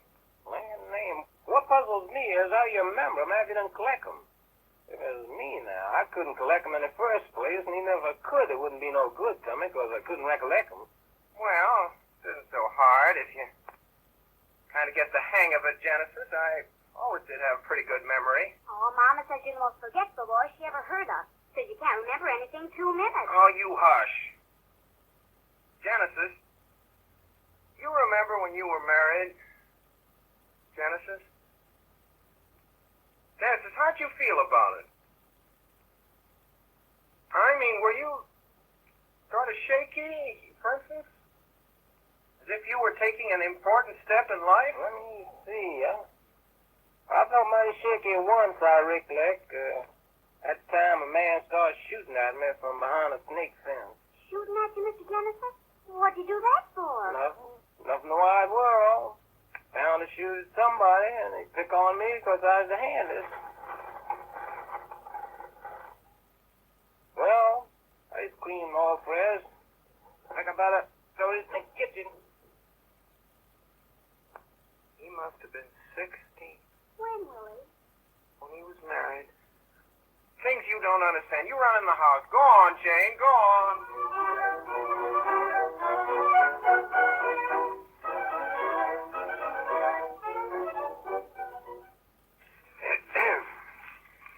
Free Willie Baxter, Lola Pratt in the heat. I'm slowly losing my reason. This morning I discovered my tobacco box behind a bench in the backyard.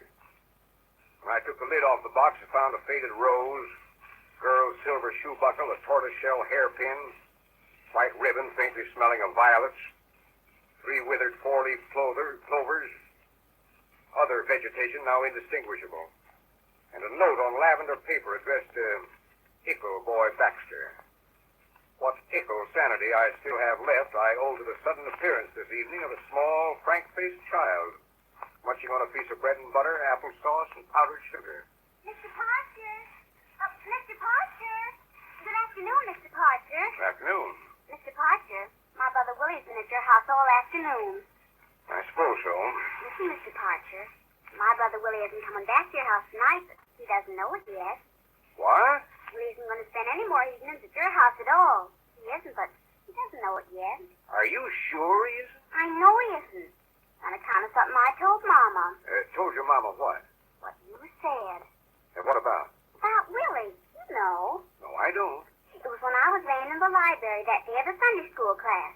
You and Mrs. Parker was talking in there about Miss Pratt and Willie and everything. Good heavens, did you hear all that? Yes, I told Mama all what you said. Murder. Well, I guess it's good I did because, look, that's the very reason Mama did something so he can't come anymore except in daytime. He hasn't found out yet. Found out what, please? He hasn't found out he can't come back to your house tonight, nor tomorrow night, nor the day after tomorrow night.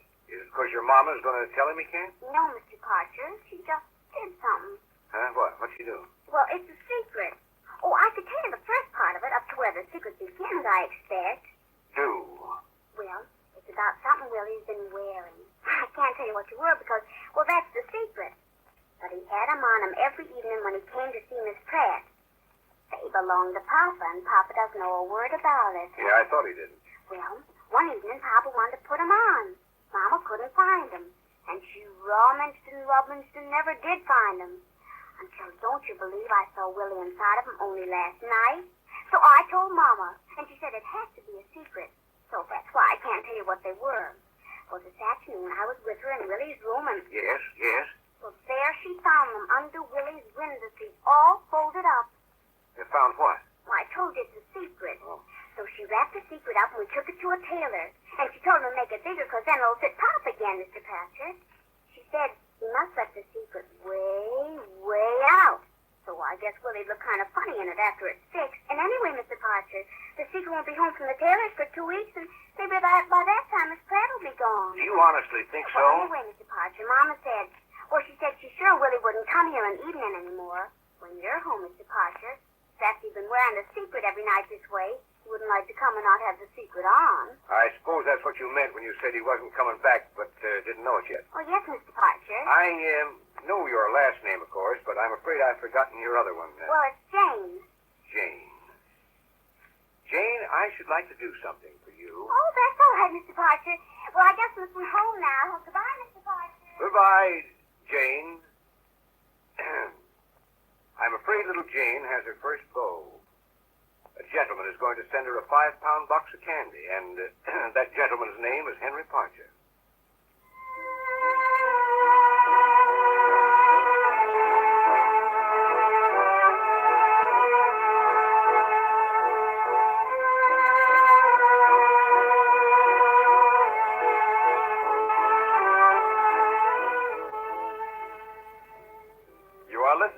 CBS presentation of Orson Welles and the Mercury Theater on the Air in an original adaptation of Booth Tarkington's 17.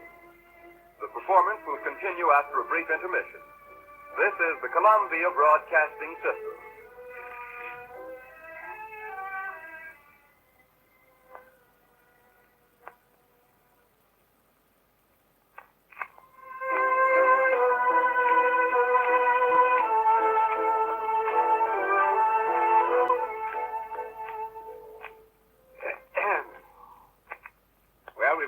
New boarder at the Parcher house. Beside Lola Pratt in her usual string, there's Joe Bullett's cousin George from out of town. George has an excellent appetite. He's going out today with a crowd on a picnic. Well, we'll have one meal in peace.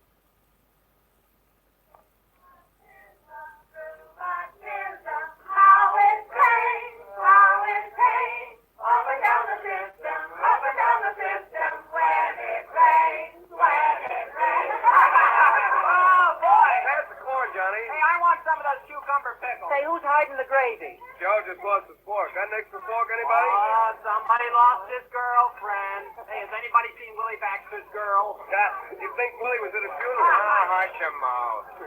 Joe Bullitt looks kind of sick, too. What you moving for, Joe? Oh, stop teasing him, boy. Hey, why aren't you sitting next to Lola, Willie? Dry up, will you? She looks kind of occupied. Joe Cousin's rushing her. Fast chicken, will you, man? You've had 3 helpings already. Why aren't you eating, Willie? Oh, 'cause I'm not hungry, that's why. Me, I can't keep up with Joe's cousins. Look at that Georgie. What'd you have to invite the big lummox for, Joe? How did I know George was going to hog Lola and eat his fool head off? Oh, look at that goop. I tell you, I'm a... Floppy, want to snuggle J, big man? Oh. Want to hold it or flop it, Uncle George? Oh. Why, you bet I do, Lola. Dogs are always crazy about me. Dogs and children. I don't know why it is, but they just take right to little Georgie. Floppet looks so cute and turning on J, big enormous man's lap. Well, he does look kind of small compared with good old George. Well, I always was a good deal bigger than the fellows I went with. I don't know why it is, but I was always kind of quicker, too, as it were. Take me in an automobile now. I got a racing car home. Oh, Georgie can drive like J, big racing man. Lola, I'd like to have you see how I handle that little racing car. Girls over home, they say they like to go out with me just to watch the way I handle it. They say it ain't so much just the ride, but more the way I handle that little car. I don't know why it is, but that's what they say. Pass me more potatoes, Lola. Ooh, Uncle Floppet, what don't your Georgia could eat enormous dinner? I haven't seen the start. Hey, here, don't take out that pie. I'll finish the platter. Oh, look, precious Floppet. Andrea Big George eats 3 pieces of pie. And 2 Georgie comes. Well, I only wish I had something to top it off with, like champagne or ice cream. How'd you like a smoke, George? Oh, say, I don't smoke papers and old carpets. Not me. Oh, but cigarettes so lovely smell. Uncle George made his 2 little boys for smoking. Oh, now it's not that, Lola. I only smoke cigars. God, oh, plenty. Light one, Uncle George. Light one ever and ever so quick. Oh, well, yeah, I forgot my cigar case. Hey, George, here's some cigars. Cuban Sweetheart. Oh, Cuban sweetheart. Floppet, just think. Cuban sweetheart. Thanks, Baxter. Light one. Light one. Look, everybody. Great big man can't be happy unless you have a tobacco smoke. Light it, Georgeson. Oh, boy, that's good. That's the old... Stop! That's what I was looking for. Watch, everybody. Now, Georgie can drink big, enormous puffs. That's it. Now, another one. Another one. Sure. These are... They're fine. Another one, Georgie can. Great big, enormous puff. Puff hard, Georgie can. Another one. Just a second, I... Don't stop, Georgie can. Make great big puffs for precious Floppet. But I can't. I guess I better go outside for a minute. Just a minute. What's wrong with George? Is he sick? See how pale he got? Come on, Willie. We gotta take care of him. Maybe he needs a doctor. Ah, you take care of him. The big lummox is your cousin. Echo boy Baxter. Yes, Lola? Come here. You don't ever talk to little Lola. So indifferent today. Well, Lola, gee whiz, Then let's talk about it. Here, take precious Floppet. Hold him nice and cozy. Floppet love over in bed, don't you, precious? Floppet love little boy Baxter better than anyone else. Don't you, Floppet?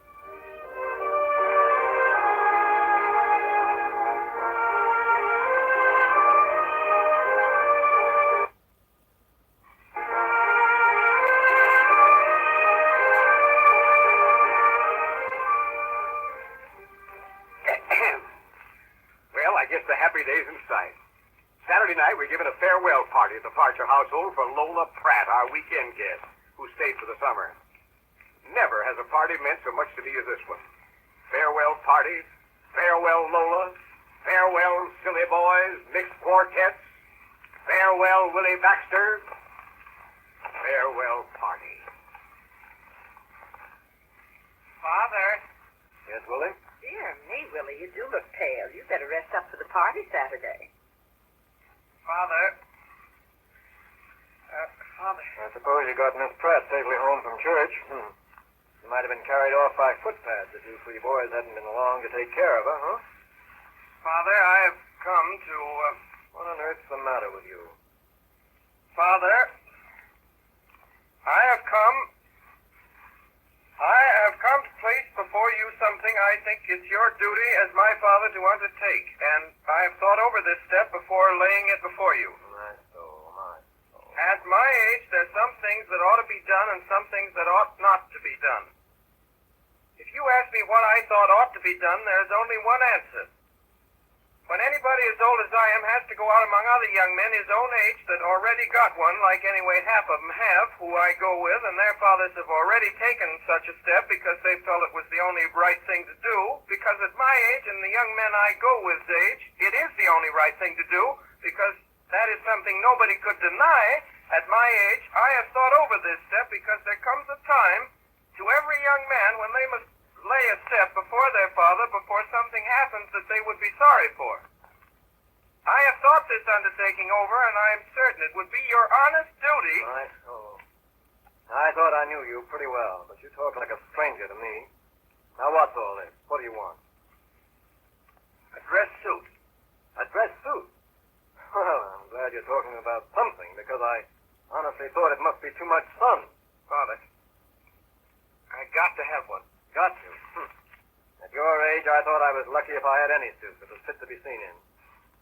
You're too young, Willie. I don't want you to get anything like that on such stuff on your mind, and if I have my way, you won't have a dress suit for 4 years more, anyhow. Father, I got to have one. I got to have one right away. I don't ask you to have it made or to go to expensive tailors, but there's plenty of good ready-made ones that only cost about $40. They're advertised in the paper. Father, wouldn't you spend just $40? I'll pay it back when I'm in business. I'll work. Not the money, son.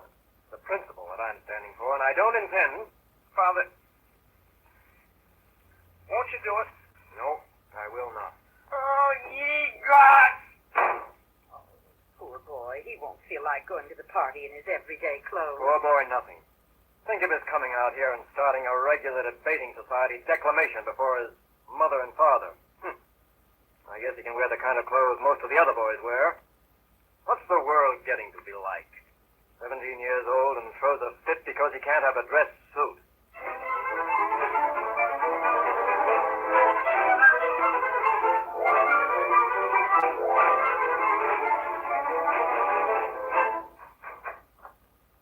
Mother?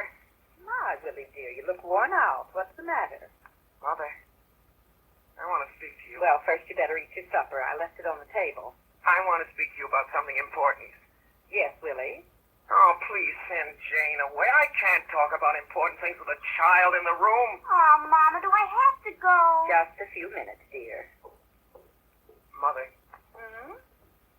Mother, I want to ask you please to lend me $3.60. What for, Willie? Mother, I just asked you to lend me $3.60. But what for? Mother, I don't feel I can discuss it any. I simply ask you, will you lend me $3.60? I don't think I could, Willie, but certainly I should want to know what for. Mother, I am going on 18 years of age, and when I ask for a small sum of money like $3.60, I think I might be trusted to know how to use it for my own good without having to answer questions like a child. After all... I don't think I ought to, dear, and I'm sure your father wouldn't wish me to unless you tell me what you want it for. You won't do it. Well, you see, dear, I'm afraid the reason you don't tell me is because you know that I wouldn't give it to you if I knew what you wanted it for. Now, sit down and eat your supper. You mustn't be late to the party.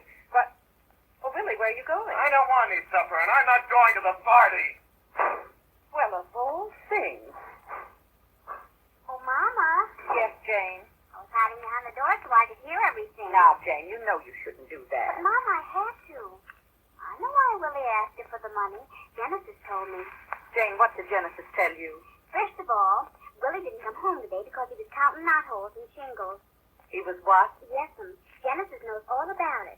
This lumberyard man got into some kind of a fuss because he had bought millions and millions of shingles, Mama, that had too many knots in, and the man don't want to pay for them, or else the store he bought them won't take them back. And they got to prove how many shingles are bad shingles or something. And anyway, Mama, that's what Willie's doing. Every time he comes to a bad shingle, Mama, he puts it somewhere else. And every time he puts 1,000 bad shingles in this other place, they give him 6 cents. Good gracious. Oh, but that's nothing, Mama. Just wait till you hear the rest. That part of it isn't anything at all, Mama. You wouldn't hardly notice that part of it if you knew the other part of it, Mama. Jane. Yes'm? I want to know everything Genesis told you, and I want you to tell it as quickly as you can. Well, I am telling it, Mama. I'm just beginning to tell it. I can't tell it unless there's a beginning, can I? Try your best to go on, Jane. Yes'm. Well, Willie needed some money bad, and you and Papa wouldn't give him any. And so he began counting shingles today, because tonight's his night of a party, and he just has to have it. Well, how did Genesis know that? Did Willie tell Genesis? Listen, Mama. Genesis knows all about a second-hand store over on the Avenue, and it keeps most everything. And Genesis says it's the nicest store. And Genesis says this man is the bossest man in the whole wide world, Mama. Well, and so this man's name is One-Eyed Belgis, Mama. That's his name, and Genesis says so. One-Eyed Belgis told Genesis that Willie came in there and tried on the coat of one of those waiter suits. Oh, no. Yes'm. And One-Eyed Belgis told Willie that suit was worth $14. And Willie said he didn't have any money. Well, and so they bargained and bargained and bargained. And then after they bargained and bargained, One-Eyed Belgis said Willie should give him $3.60 for Willie to pay before he could get the suit. Well, and so the worst part of it is, Genesis says the suit is haunted. What? Yes, Genesis says that suit is haunted. Dennis says everybody over on the avenue knows all about that suit. And he says that's why One-Eyed Belders could never sell it before. Dennis says One-Eyed Belders tried to sell it to a colored man for $3. The man said he wouldn't put it on for $300. And Dennis says he wouldn't either, because it belonged to a waiter that Mama, this waiter, he lived over on the avenue. And he took a case knife he sharpened, and he cut off a lady's head with it. Oh, and he got hung, Mama. If you don't believe it, you can ask One-Eyed Belders. I guess he knows. And he sold that suit to One-Eyed Belders when he was in jail, Mama. He sold it to him before he got hung, Mama. Hush, Jane. And he had that suit on when he cut the lady's head off, Mama. And that's why it's haunted. They cleaned it all up except for a few little spots of Jane, you must not talk about such things. And Genesis mustn't tell you stories of that sort. Well, how could he help it if he told me about Willie? Never mind. Did that crazy Did Willie bring that suit into this house? Yes, Mama. Well, I'm going right down to Mr. Belgis's. He'll turn back Willie's money or I'll have him arrested. Arrested? Mama, can I go along? No. Stay here and finish the dishes. Oh, dear. Jane, yesterday I took your papa's evening clothes back to the tailor to get them pressed, and, well, I guess he must have misunderstood because he took them weigh in again, and now they're much too tight for Papa. They just about fit Willie, I guess. So there they are, hanging in the hall closet upstairs, all pressed. But don't tell anyone what I said, Jane. Oh, no, Mama. Willie! Oh, Willie!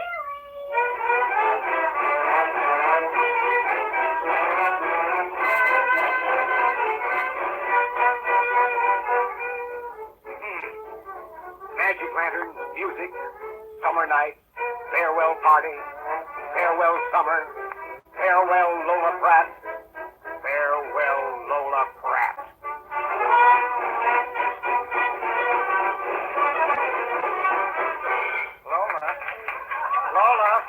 Lola, I gotta have a dance. Yeah, I got her, Lola. Echo boy Buster, naughty. Come later, Lola. Lola. Lola's little dance part all filled I up. couldn't help it, Lola, honest. I couldn't, honest. Sorry. Lola promised boy comes all her dances. Listen just a second, Lola. Hey, Lola, please. Lola must go. Boy comes waiting for his little party. Hey, Johnny. Johnny. You look here, Johnny. And Joe, you listen too. You both got 7 dances apiece with her. All on account of my getting here early enough. Listen, you got it. Well, it wasn't because of any such reason. I asked her for mine 2 days ago. Well, that wasn't fair, was it? Just because I never thought of sneaking in ahead like that, you go and... Well, you ought to have thought of it. I can't stand here gabbing all night. Joe, I've done a good many favors for you. I gotta go and see a man. Now, let me go, Willie. Oh, Joe. Somebody I gotta see right away before the next dance begins. Honest, I have. Oh, you got... Can't you wait a minute? You gotta give me anyway 2 on all the dances with her. You heard her tell me yourself that she'd be willing if you or Johnny or... Well, I only got 5 or 6 with her and a couple of extras. Johnny's got 7. Listen, now, Joe, listen. If I'd got 6 regular and 2 extras with Miss Pratt last night and you got here late and it wasn't your fault, I couldn't help being late, could I? It wasn't my fault I was late, I guess, was it? Well, if I was in your place, I wouldn't act the way you and Johnny do. Not in 1,000 years I wouldn't. I'd say, you want a couple of my dances with Miss Pratt, old man? Why, certainly. Yes, you would. Oh, now, look here, Joe. Don't you realize this is the very last night of Miss Pratt's going to be in this town? Well, you bet I do. Joe, you and I have been friends ever since you and I were boys. Well, when I look back, I expect I've done more favors for you than for anyone else, Joe. There's other girls you can get dances with. 1 or 2 of them sitting around the yard. Oh. You can have a bully time, even if you did come late. Joe, you gotta give me anyway 1. Look. Sitting yonder over under that tree all by herself. That's a visiting girl named Miss Bolt. Oh, Miss... She's a little fat, but, well, I bet she's a good dancer. Nate Partridge said so. She was trying to get me to dance with her myself, but I couldn't, or I wouldn't, or I would have. Now, I gotta go, Bill. I got to. Now, wait just a minute. No, I gotta go. I got to. Hey! Oh, no, hey!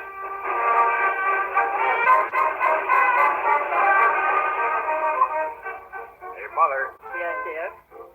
Look at that Baxter boy. Must have got hold of his father's dress suit again. Now, how do you know it's his father? That's a secret between Miss Jane Baxter and herself.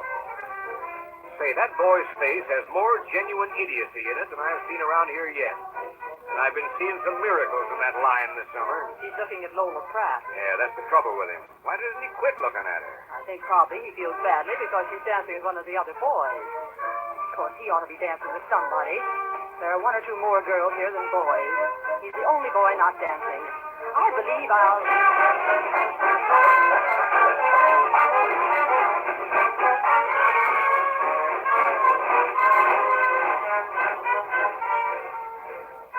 Good evening, William. Good evening, ma'am. Don't you want to dance? Ma'am? Don't you want to dance? Have you looked around for a girl without a partner? Girl? You come with me. I'll fix you up. Ma'am, Miss Bolt, this is Mr. Baxter. He and you both came late, dear, and he hasn't any dances and games either. So run and dance and have a nice time together. Oh, Miss Bolt. May I have this dance with you, Miss Bolt? Very pleased to. Doggone.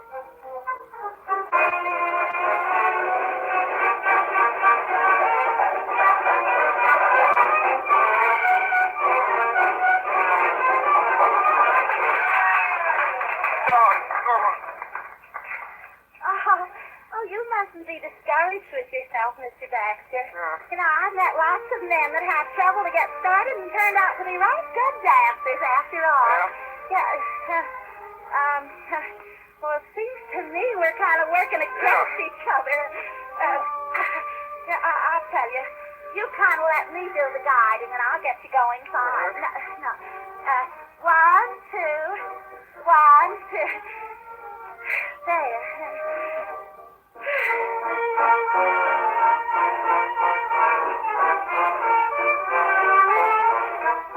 Oh, I just love dancing, don't you, Mr. Baxter? What? Yeah. It's a beautiful floor for dancing, isn't it? Yeah. I just love dancing. Don't you love it, Mr. Baxter? Yeah. It's lovely. Oh, dear, I hope they don't play Home Sweet Home very early at parties in this town. No, I could keep on like this all night.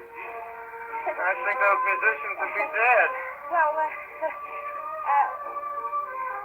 let's go out on the porch, Mr. Baxter.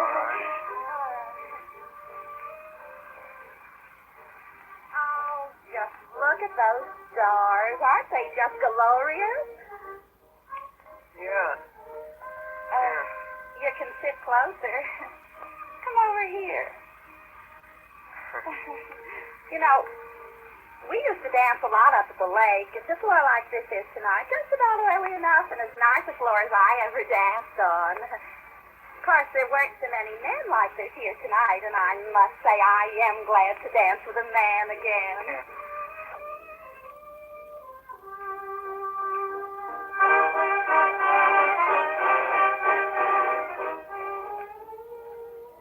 My, what a shindig, Mother. Genesis adds just the right touch with that waiter's uniform. I'll bet it's borrowed, too. Well, everyone's having a grand time except that Baxter boy. I've been watching him all evening, and I never saw true misery show plainer. By George, I've begun to feel sorry for him. Can't you trot up someone else so he can get away from that fat girl? I've tried, and I've tried, and I've tried. Well, do something. We don't want to find him in the cistern in the morning. I know. I'll make May and Lola and their partners come and sit in this little circle of chairs here. Then I'll go and bring Willie and Miss Bolt to sit with them. I'll give Willie the seat at Lola's left. You keep the chairs and tell Genesis to get busy with the Sandersons.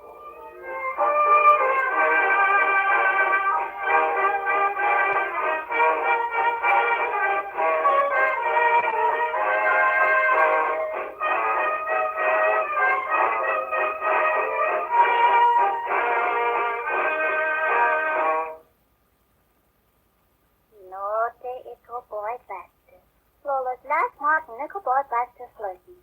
Flirt all night with great big girl. Now, Lola, if you let me explain. Lola saw that boy Baxter under great big tree flirting with great big girl. Lola. Flirting all night with great big enormous girl. Lola, it wasn't. Oh, Charles? Oh. 'Twasn't my fault that dancing. Bad boy. What made you come so late? Oh. Who'd be so Charles Dolliver told you nice men who's glad to talk to her.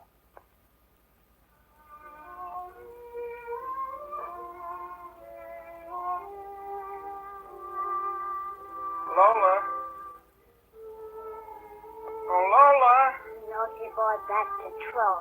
I dance with Josie Wosie. Come on, Josie. Let's get started, Mr. Baxter, before the floor gets crowded. Don't let's waste a single moment. You know, when I meet a person whose step fits in with mine the way yours does, Mr. Baxter, I love to dance straight through an evening with one person.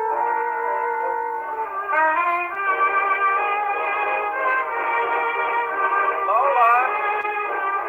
Lola! Lola!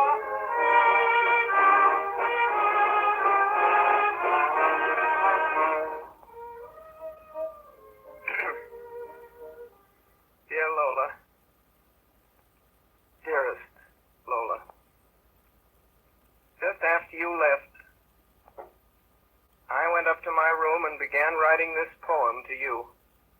Lola, I want you to keep it with you always. The sunset light fades into night, but ne'er will I forget the smile that haunts me yet. Willie! Willie! Look who's down here playing with me. What? Her name's Rennie Curtis. That's Mr. Watson's house next door. Now, what do I care? Let me alone. James, who's that? It's Willie. Is he your papa? No, it's Willie. Granny, let's play follow the leader. You do everything I do. Come on, you run after me. The smile that haunts me still, whate'er my name and station, whilst receiving my education, though far away you seem, I will see thee in my dream. Granny, stick your stomach out like this. Now walk with it all out of joint. I'm walking. Look, my stomach. Jane! What? Stop that putting your stomach out in front of you like that. It's disgraceful. Why doesn't he like it, James? Oh, I don't know. He doesn't like much of anything. Come on, stick out your stomach again. I will see thee in a dream. Signed, William Baxter. Darling, when you read this poem, you'll really understand me. And remember, I shall be your Ickle Boy Baxter, always and always, just for you. That is your father in the window, isn't it, James? No, I told you 5 times it's my brother Willie. That's kind of crazy. That's because he's in love with Miss Pratt. Just went home after Mr. Parker pretty near died. He stayed so long. I'll see to you. Oh, my God, he's coming after us. Run. I won't run, not for him. I'll stay right here. You get out of here, hear me? You get out of here. I won't. I won't. You can't force me. You're only Willie. Why, you ugly, sooty-faced, big-tailed little girl. You...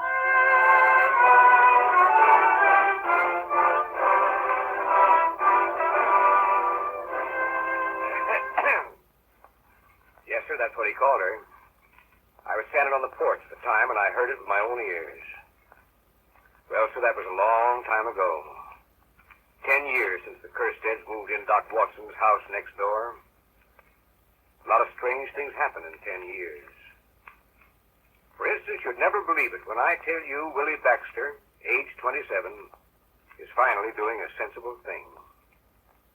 He's doing the only sensible thing he ever did in his life. Yes, sir, he's doing it right this minute, over at the Stone Church on Grove Street. He's standing kind of straight, his head up, at the end of a long aisle.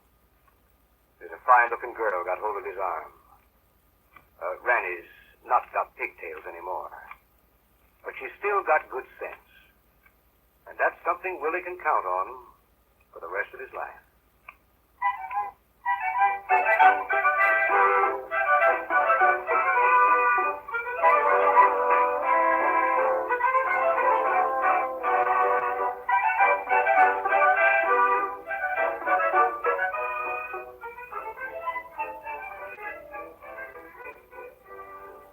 Ladies and gentlemen, you've been listening to 17.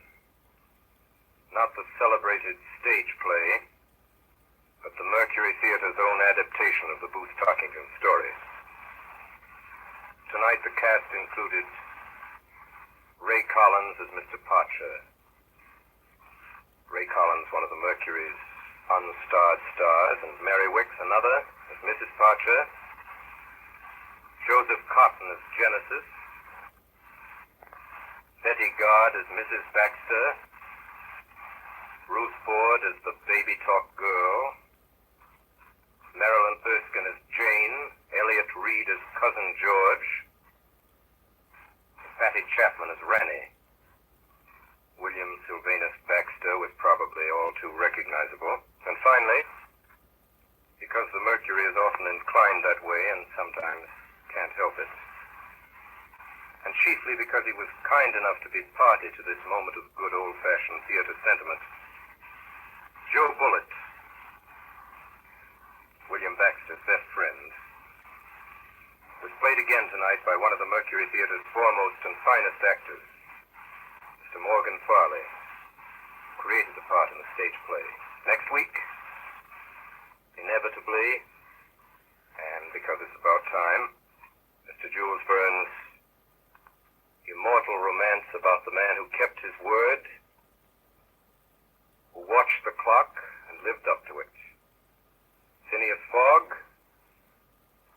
Passepartout, the beautiful Indian princess, and 1,000 other highly recognizable characters who I'm sure you've already identified with Around the World in 80 Days.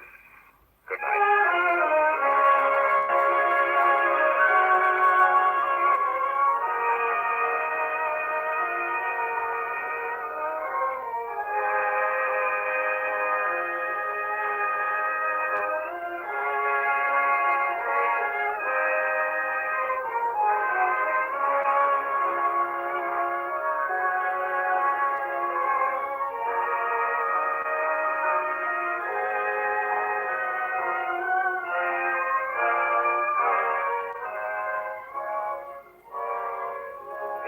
Mercury Theater broadcast, the orchestra was conducted by Bernard Herrmann, and Davidson Taylor supervised the production for CBS. This is Dan Seymour speaking. We invite you again to listen next week to Orson Welles and the Mercury Theater on the Air in Around the World in 80 Days by Jules Verne.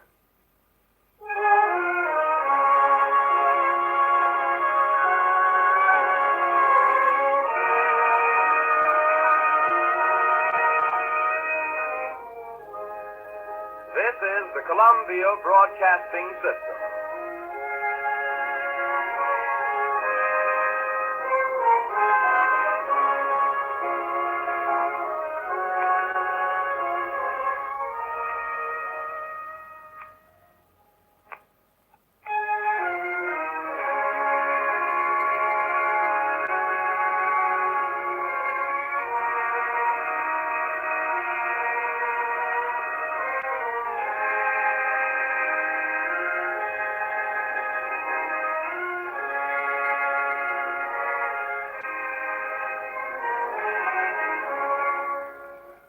Columbia Network takes pleasure in presenting Orson Welles and the Mercury Theater on the Air in the second of a unique new summer series of 9 dramatic productions.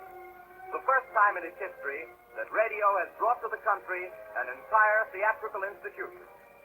Columbia is proud to welcome Orson Welles to its roster of stars and to give him the opportunity of bringing to the air those same qualities of vitality and imagination that have made him the most talked of theatrical director in America today.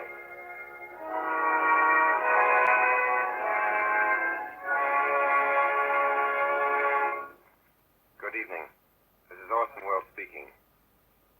If there's anything bloodthirstier than a werewolf, it's a pirate. The Mercury Theater is playing safe. Now, if vampires and their ilk leave you as uncannily cold as old Dracula himself, who was staked down firmly, and it is to be hoped permanently, in his own family plot last week, then there are figures to prove that you are susceptible to buried treasure. We calculate that no decent, law-abiding citizen is immune to pirates. There are cowboys and Indians, there are gangsters and G-men, but these delights are inconstant like the short skirt. I don't care how young you are. Nothing charms, nothing ingratiates, nothing wins like a one-legged, double-barreled buccaneer with earrings, a handkerchief on his head, and a knife in his teeth. What could be more appropriate on the starboard rail of your four-masted brigantine? If you haven't a four-masted brigantine, you have Treasure Island. It's in your library because it's a great English classic, and this evening, because it's a great story, it's on your radio. That's what I mean by playing safe. Once there was a small boy who asked his stepfather, who had written a number of books, please, to write something interesting. The stepfather, seeing his point, immediately contributed a serial of something repugnant called Young Folks, a periodical circulated among that section of the English nation known as Tiny Tots, who were very prevalent in the 80s. The name of the serial was The Sea Cook by Captain George North, and if the tiny tots didn't think it was interesting, they should have been boiled in oil. The story was begun, the stepfather says, on a chill September morning by the cheek of a brisk fire and the rain drumming on the window. The small boy himself helped a lot, even though Captain North got the credit, and so did a third and equally incurable small boy, the author's father. They drew a map, the chart of an island showing very queer and wonderful attractions. Spyglass Shoulder, for instance, Skeleton Island, and the North Cache with the bar silver. And then, on that chill September morning by that brisk fire of theirs, the three plotters buried their plunder. Doubloons and louis d'or, gold and silver and rich jewels and pieces of eight. That's why the story was finally called Treasure Island. It's foolish to guess who's tuned in on this broadcast, but if in some way, where we were retelling this story, hoped devoutly that he, who the Samoans laid to rest in the hills of their own faraway Treasure Island and who is still known out there only as the great teller of tales, would not wish tonight as he did, so unaccountably at first, to suppress the real name of Captain George North. The small boy, of course, should have been decorated. It's a better world because he asked for something interesting. Then he was lucky. There are millions and millions of small boys. But only one of us had Robert Louis Stevenson for a stepfather.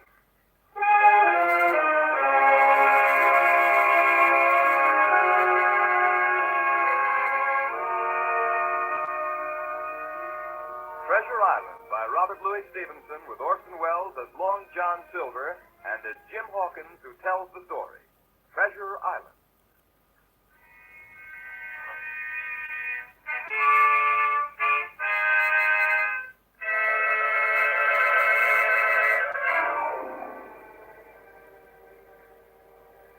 Squire Trelawney, Dr. Livesey, and the rest of the gentlemen having asked me to write down the whole particulars about Treasure Island, from the beginning to the end, keeping nothing back but the bearings of the island, and that only because there is treasure not yet lifted.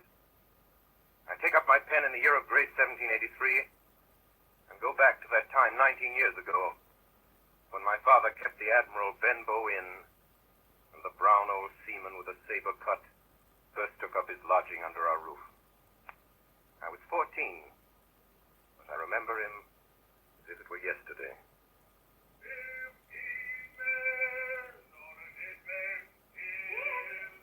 Mother called to me from upstairs.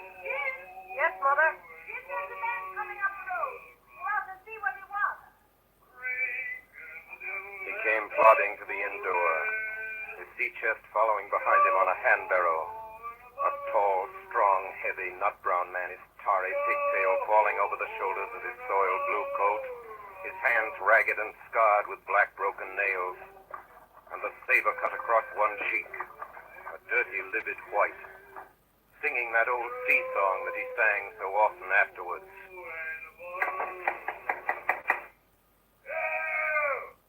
Open up in there.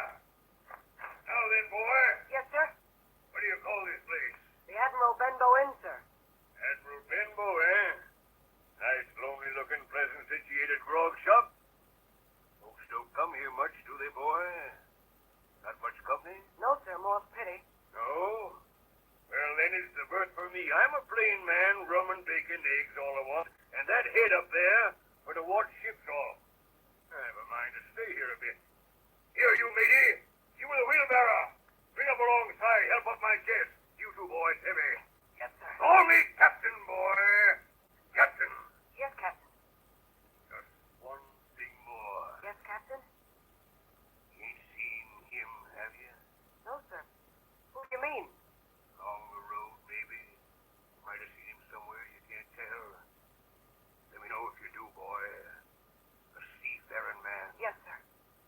One leg. Yes, sir. Captain! Yes, Captain. Bring me a noggin of rum, boy.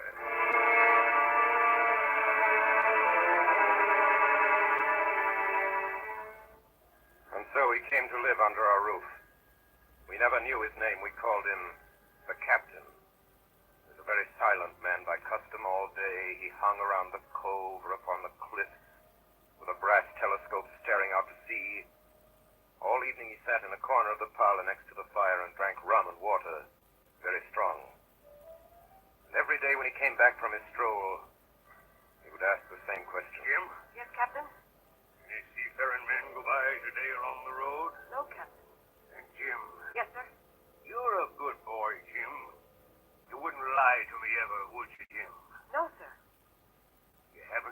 him, have you, Jim?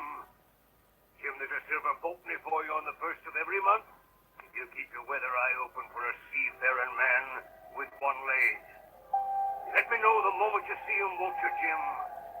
A seafaring man with one leg. How that personage haunted my dreams. On stormy nights when the wind shook the four corners of the house and the surf roared along the cove and up the cliffs, I could see him in 1,000 forms. Now the leg would be cut off at the knee, now at the hip. Now he was a monstrous kind of a creature who had never had but one leg, and that in the middle of his body.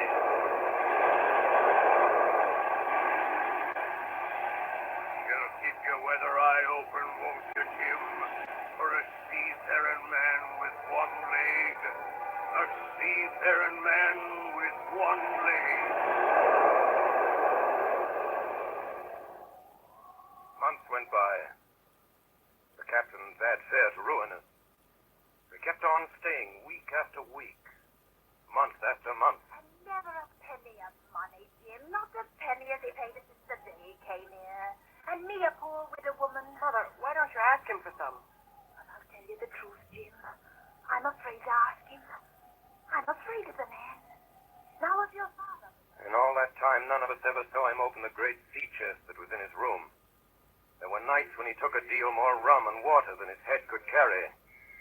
Often I heard the house shaking, and all the neighbors joining in for dear life. Quiet, amidships! Quiet! He would force them all to listen to his stories. Dreadful stories they were, about hanging and walking the plank and storms at sea, and the dry Tortugas, wild deeds and places on the Spanish Main. By his own account, he must have lived his life among some of the wickedest men that God ever allowed upon the sea.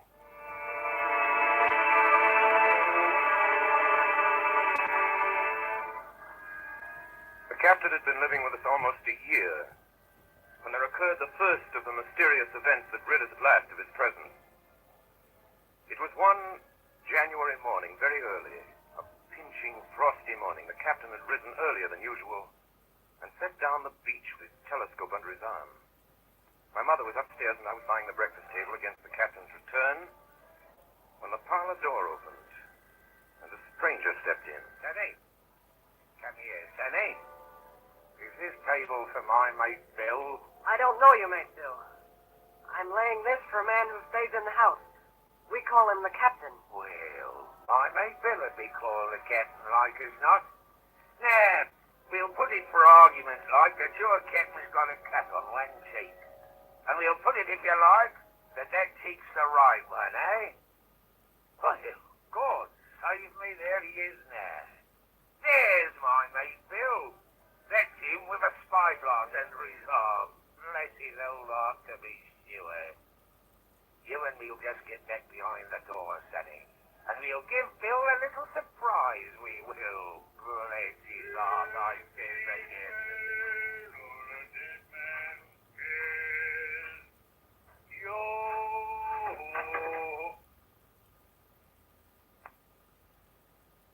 Hello, Bill.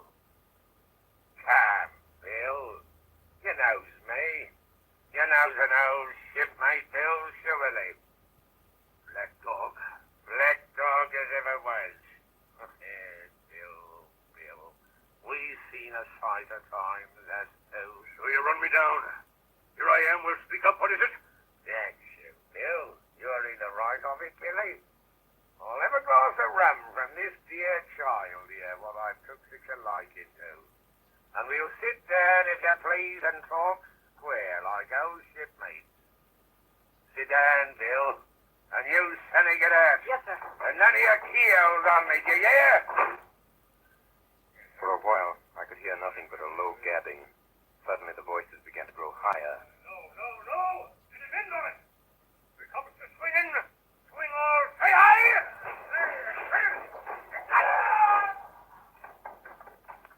I saw Black Dog streaming blood run off down the road. Presently, the captain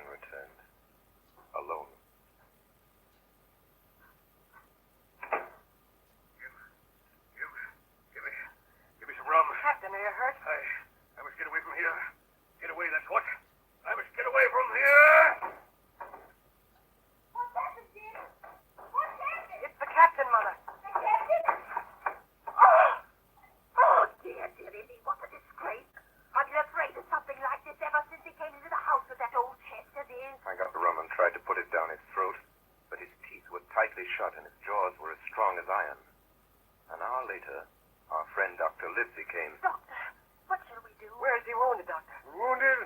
Fiddlestick then. No more wounded than you or I. The men sent us to stroke. Where's Black Dog? Black Dog? There is no Black Dog except what you have on your own back. You've been drinking rum, man, and you've had a stroke. Now, listen to me. One glass of rum a day won't kill you. But if you take one, you'll take another and another. And then you'll die. Die and go to your own place like the man in the Bible. And the world will be rid of a very dirty scoundrel. You understand that? The name of rum for you is death.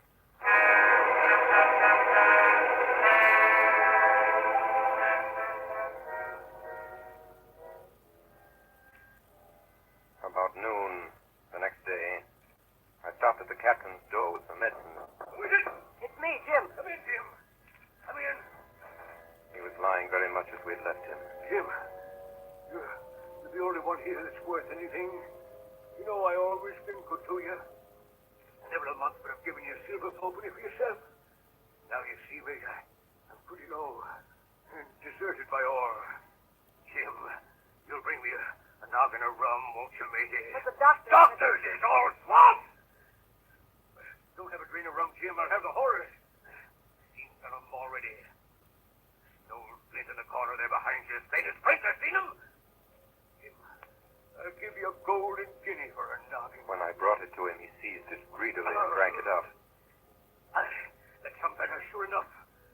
Now, matey, did that doctor say how long I was to lie here in this old bed? Why, a week at least. Thunder, a week! I can't do that. They'll have the black spot on me by then. The lovers is going about getting the wind of me this blessed moment. Lovers is couldn't keep what they got. They bought a nail one to another.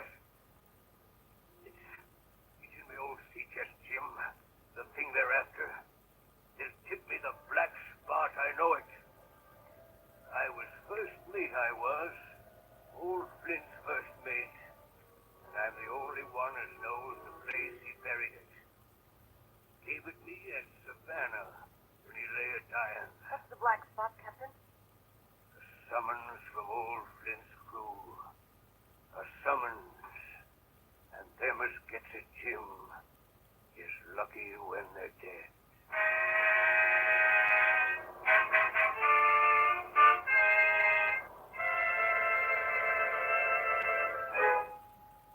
So, a week went by. And then, about 3 o'clock of a bitter, foggy, frosty afternoon, I saw someone drawing slowly near along the road. He was plainly blind, for he tapped before him with a stick. He wore a great green shade over his eyes and nose. He was hunched as if with age or weakness, and wore a huge old tattered sea cloak with a hood.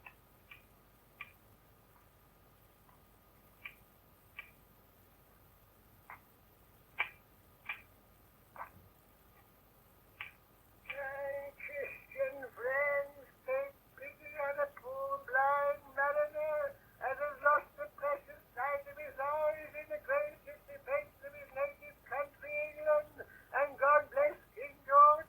Where or in what part of his country may now be? You were at the Admiral Benbow Inn, sailor. Yes, Black Hill Cove. I hear a voice, a young voice. It's here where I mix me deadlights.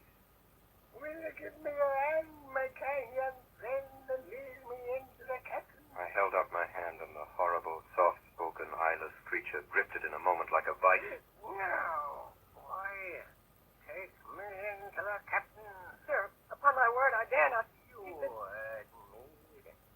Take me in straight. Oh! Will you take me into the captain? Yes, sir. Good. And when I'm in view, say to him, here's a friend for you, Bilbo. If you don't, I'll twist your arm right out of your body. Yeah? Yes, sir. Yes, that's a damn you. Now, forward march.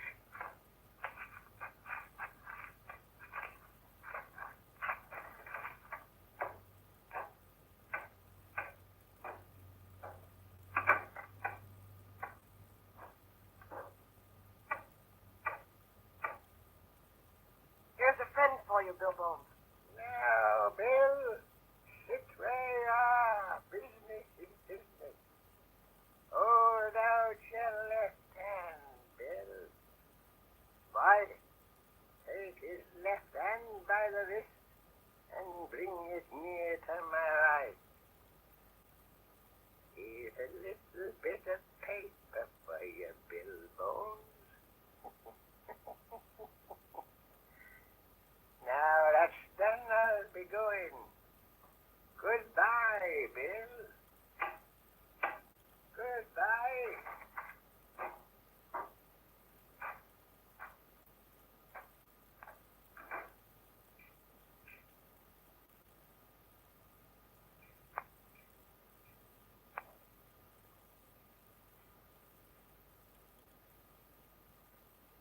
Jim? Yes, Captain? What time is it, Jim? 10 o'clock. 10 o'clock. 10 o'clock, 6 hours. We'll gather them yet, you and Black Dog and Long John Silver. The whole crew of them, we're... Captain. Captain. Captain! Captain! The captain was dead. And there we were, my mother and I, a woman and a boy of 14, alone at night in the house with the dead captain's body on the parlor floor. A whole year, never a penny from him. And me a poor widow. But, Mother, if Black Dog comes back or the blind man... Black Dog fiddlesticks. There's something in that old chest that is upstairs that's rightfully mine. And we'll have that chest open if we die for it. Mother. Close the blind. You don't want anybody watching us from the outside. We have to get the key off him. Look, Mother. Look. On the floor, close to the dead man's hand, there was a little round of paper, blackened on one side. The black spot. I took it up and found You it. have till 10 tonight. 4 hours. Now, find that. I felt in his pockets one after another. Get open your shirt. There, sure enough, hanging on a bit of tarry string, we found the key. Then my mother got a candle in the bar, and holding each other's hands, we went upstairs to his room. Give me the key, Jim. Now then.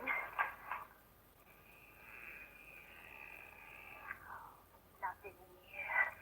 Not a thing of value, not a penny. Mother, look. There, before us, lay the last things in the chest, a bundle tied up in oilcloth looking like papers, and a canvas bag that gave forth at a touch the jingle of gold.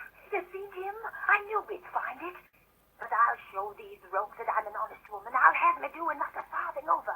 Here, Jim, hold this bag. The coins were of all countries and sizes, doubloons and louis d'or, and guineas and pieces of 8. Mother. What is it, Jim? Mother, listen.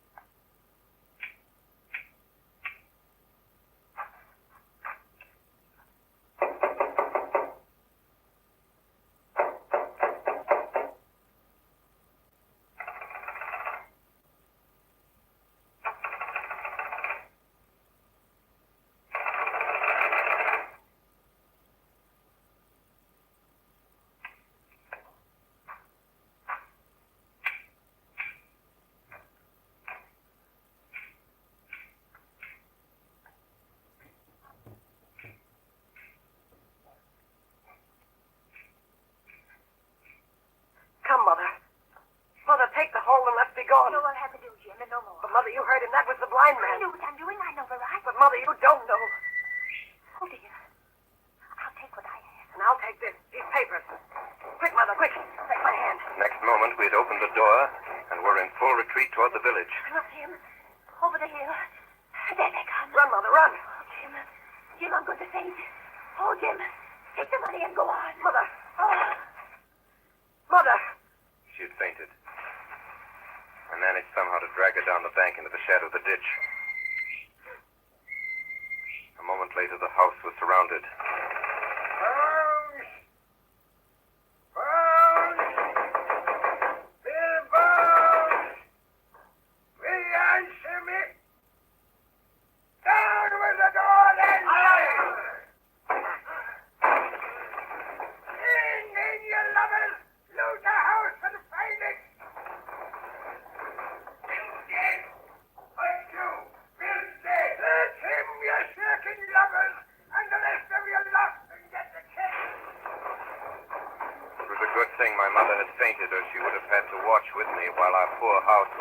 apart and smashed.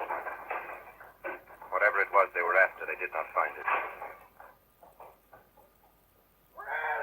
Is it there? The money's there! What are they after? The map, Mother. Flint's map. Thank you. That's the signal.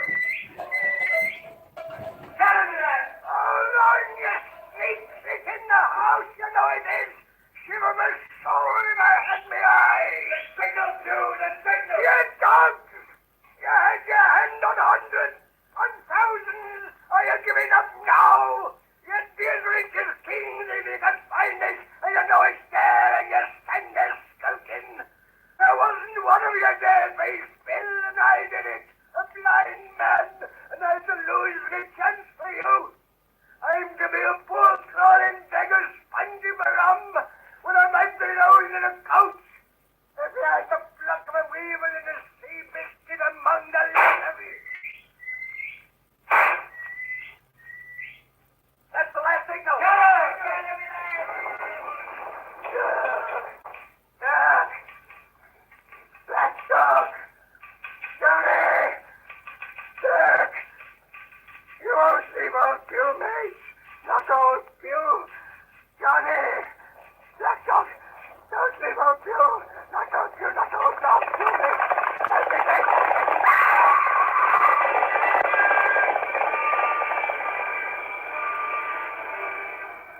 When they picked him up where he lay on the road on his side, Hugh was stone dead. The horsemen, as it turned out, were revenue officers with some news of a strange lugger in Kitt's Hole, and they set forth that night in our direction. They took my mother to a neighbor's house. Well, Hawkins, they got the money, you say? Well, what in fortune were they after? More money, I suppose. No, Sergeant. Not money, I think. In fact, sir, I believe I have the thing in my breast pocket. And to tell you the truth, I should like to put it in safety. To be sure, boy, quite right. I'll take it. I thought perhaps Dr. Livesey... Yes, Dr. Livesey. Perfectly right, perfectly right. A gentleman and a magistrate. Doctor! Yes, sir. You have a good horse.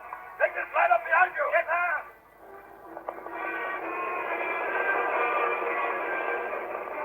We rode hard all the way till we came to Dr. Livesey's door. Dr. Livesey, the doctor's stopping tonight at the Squire's. Squire's? So there we go, boy.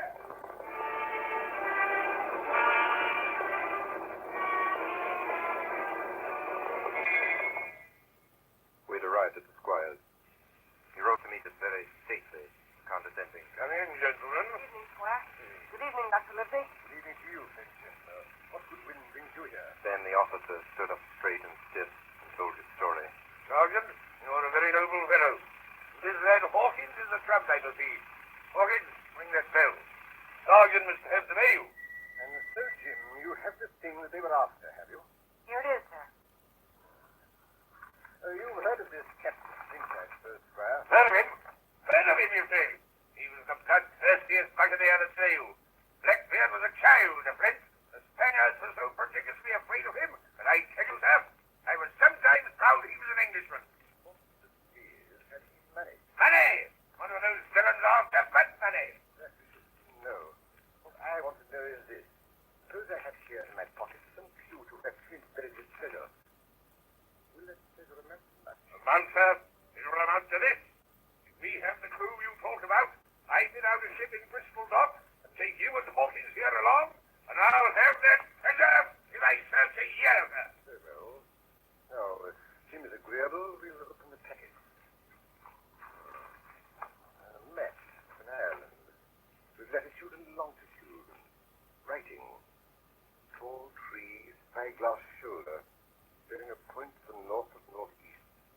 Skeleton Island, southeast by east, 10 feet. The bar silver is in the north camp. And say, you'll give up this wicked practice at once. Tomorrow, I start for Bristol. In 3 weeks' time, 3 weeks, 2 weeks, 10 days, we'll have the best ship, sir, and the choicest crew in England. Hawkins shall come as cabin boy, you live as ship's doctor, I am admiral. I'll go with you, Squire, so will Jim, and it'll be a credit to the undertaking. There's only one man I'm afraid of. Who's that? Name the wrong, sir. You, sir, for you cannot hold your tongue.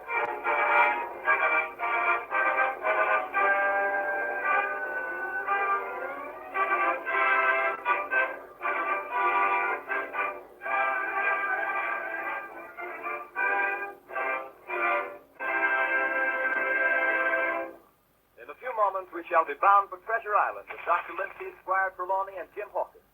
We pause now for station identification. This is the Columbia Broadcasting System. WABC, New York. Tonight, the Columbia Network is bringing you Orson Welles and the Mercury Theater on the air in Robert Louis Stevenson's Treasure Island. As Jim Hawkins was telling us, we are eager to leave the Benbow Inn behind and set out for the docks in Bristol.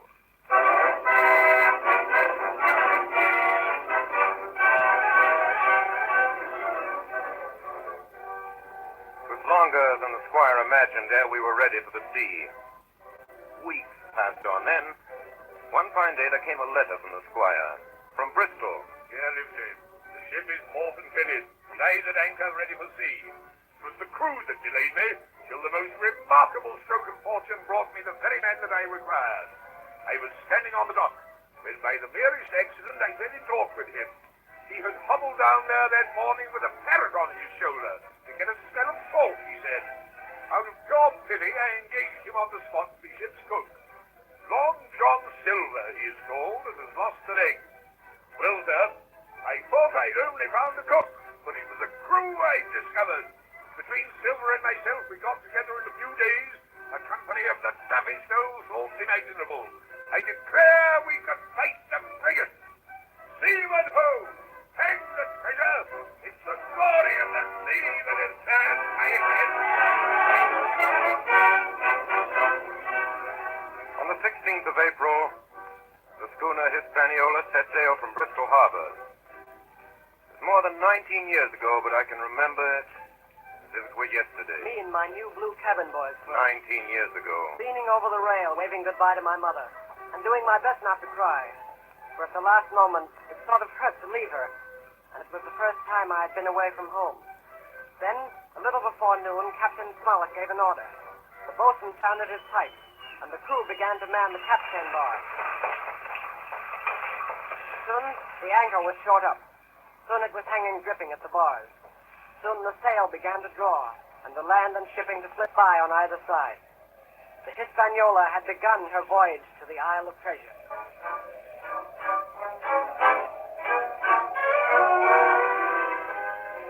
On the second day out, I made the acquaintance of our one-legged ship's cook, Long John Silver. Hey there, boy.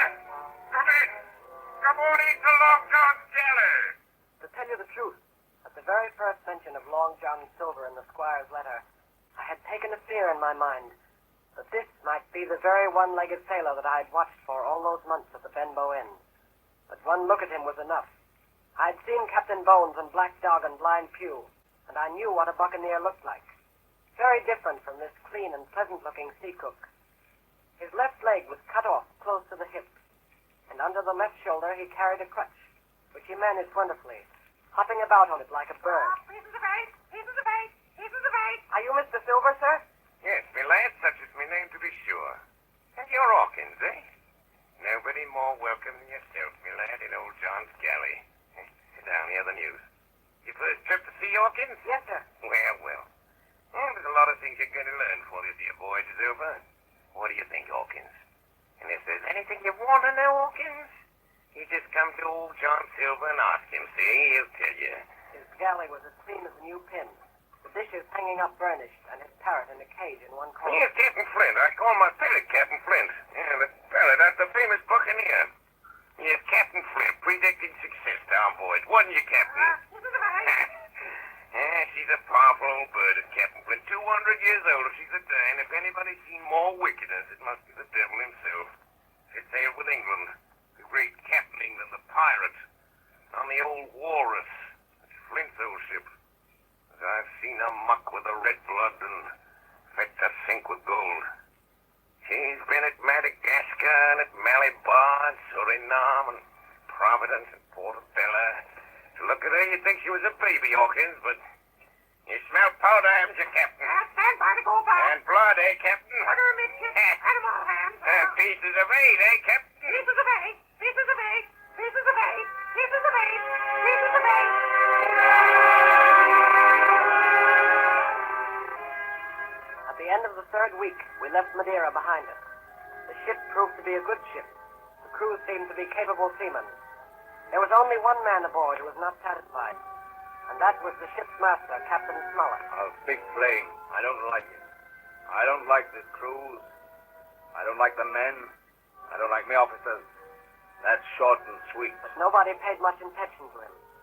Every man on board seemed well content. Double grog was served on the least excuse. There was duff on odd days, and always a barrel of apples standing broached in the waist for anyone to help himself that had a fancy. Never knew good come of it yet. Spoil folks' lands, make devils. That's my belief. We're not home again yet. But good did come of that apple barrel.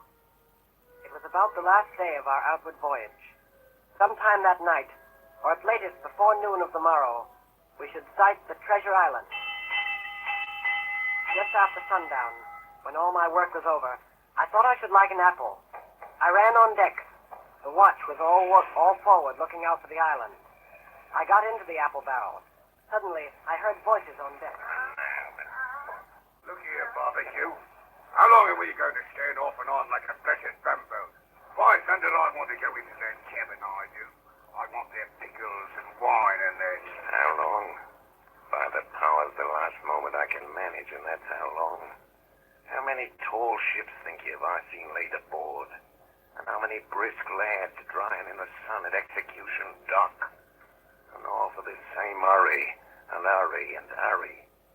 He's a first-rate seaman, Captain Smollett.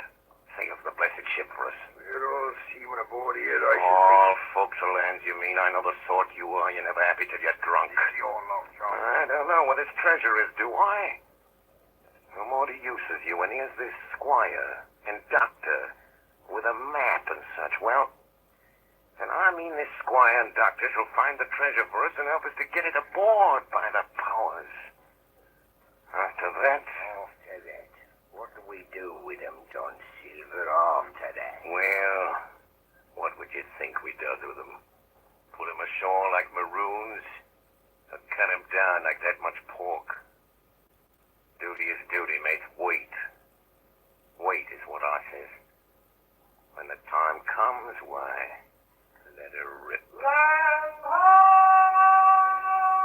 What's that? What's that?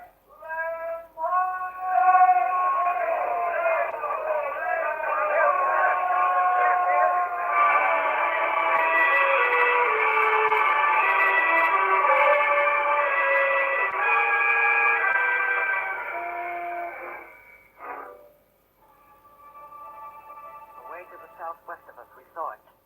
Treasure Island. 10 minutes later, we were gathered in the cabin. The squire, Dr. Leslie, the captain, and myself. Now, Hawkins, you have something to say. Speak up. I did as I was bid. I told them the whole story of Silver's conversation. When that was done, all three, one after another, and each with a bow, drank my good health. Then the squire rose. Captain Smollett, you were right and I was wrong. I own myself and ass. I await your orders, sir. Silver is a remarkable man. Here's the way I see it. We must go on because we can't turn back. And what I propose is that we don't wait for them to surprise us, but that we come to blows at our own time and when they least expect it. There must be some faithful hands left. Well, we must find out who they are. Jim Shear can help us more than anyone. Men are not shy with him, and Jim is a noticing lad. Hawkins, I put prodigious faith in you.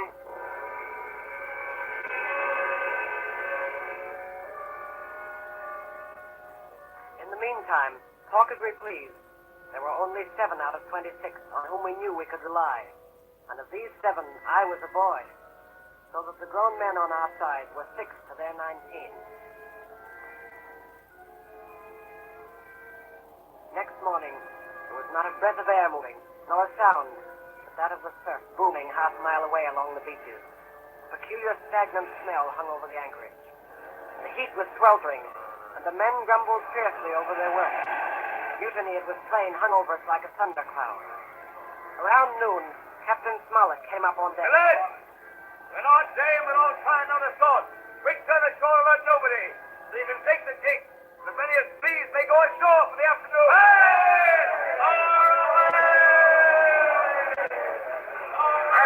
Hey, wait a minute, man. What's the error? Silver suspected a trick. Wait a minute, man. He hopped around the deck on his one leg. Wait a bit, will you, man? Soon the party was organized. 6 fellows were to stay on board, and 13, including Silver, began to embark. Suddenly, I had a mad notion to go ashore, too. In a jiffy, I had slipped over the side and curled up in the foresheets of the nearest boat. No one took notice of me. The crews raced for the beach. No sooner had we touched shore than I leaped out and plunged into the nearest thicket. Behind me, I could hear John Silver's voice. Hey, Jim! Jim, my boy! Hey, Jim! Jim! Jim! Jim! John Silver was quick at his work. 2 faithful members of the crew were murdered on the island that afternoon. Only an hour after we landed.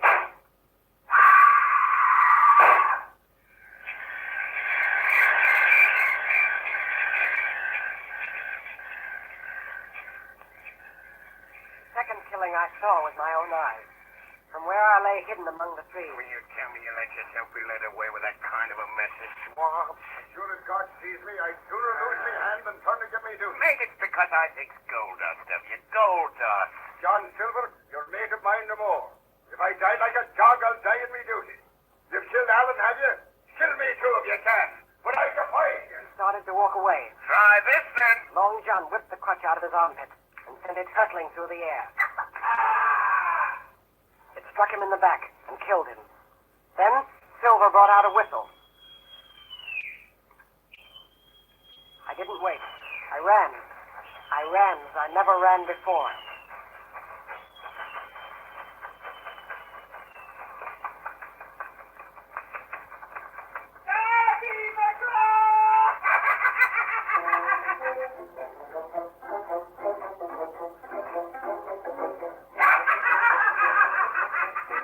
I looked up the side of a hill. Far above me, I saw something leap behind the trunk of a tree. It seemed dark and shaggy. I turned and began to run. Suddenly, the thing appeared in front of me, and running forward, threw itself on its knees before me, and held out its clasped hands in supplication. How are you? I'm poor Ben Gunn, I am. I haven't spoke with Christian these 3 years. 3 years? Were you shipwrecked? No, mate, maroon. 3 years. Lived on boats since then and berries and oysters. Made my heart a sore for Christian diet. You mightn't happen to have a piece of cheese about you now? No? Well, many's the night I've dreamed of cheese. Toasted mostly. And woke up again and here I was. What you call yourself, mate? Jim. Jim? Jim. Yeah. Well, now, Jim, you wouldn't think. You wouldn't think I was rich to look at me, would you now? No, not in particular. Oh, well, but I am, Jim. I'm rich. Powerful rich. Oh, Jim, you'll bless your stars, you will. You was the first that found me. Suddenly his eye fell on the Hispaniola lying far below us. Between it and the land was the jolly boat, with 5 men moving toward shore. I could not tell if they were our men or the mutineers. Jim, tell me true. That ain't Flint's ship. It's not Flint's ship, and Flint is dead. There are some of Flint's hands aboard, worth luck to the rest of us. Not a man with one leg. Silver? Whoa! If you were sent for Long John, I'm as good as pork, I know it. I was in Flint's ship with John Silver when old Flint buried the treasure. He and 6 along, 6 strong seamen. They was ashore nigh on a week. And then one day here comes Flint by himself in a little boat, and the 6 all dead. Dead and buried along with the treasure. How he done it, not a man of us could make out. I told him the purpose of our voyage, and the predicament in which we now found ourselves. Oh, that Long John, he's a bad un. And you're all in a slow hitch, ain't you? Well, you just put your trust in Ben Gunn. Ben Gunn's the man to help you. You tell that to your squire, Jim. Ben Gunn's the man, that's what you say. And Ben Gunn says you has ideas of his own. Ah! Look at that. Far below us, we saw a Union Jack fluttering in the air above the woods. There's your friend, sure enough. More likely it's mutineers. No, mate, Silver Fly, the Jolly Roger. That's your friend, sure enough, ashore in the old stockade made years and years ago by Flint. Whoa! What's that? That's the ship's cannon. They're shooting at the stockade. Come on. Wait a minute, Jim. Wait. Ben Gunn is fine. Rum wouldn't bring me down there. But remember, Jim, Ben Gunn's the man to help you. And when Ben Gunn is wanted, you knows where to towards the flag. Hey, Jim! Jim! Yes, sir? Yeah, you won't forget that piece of cheese, will you, mate?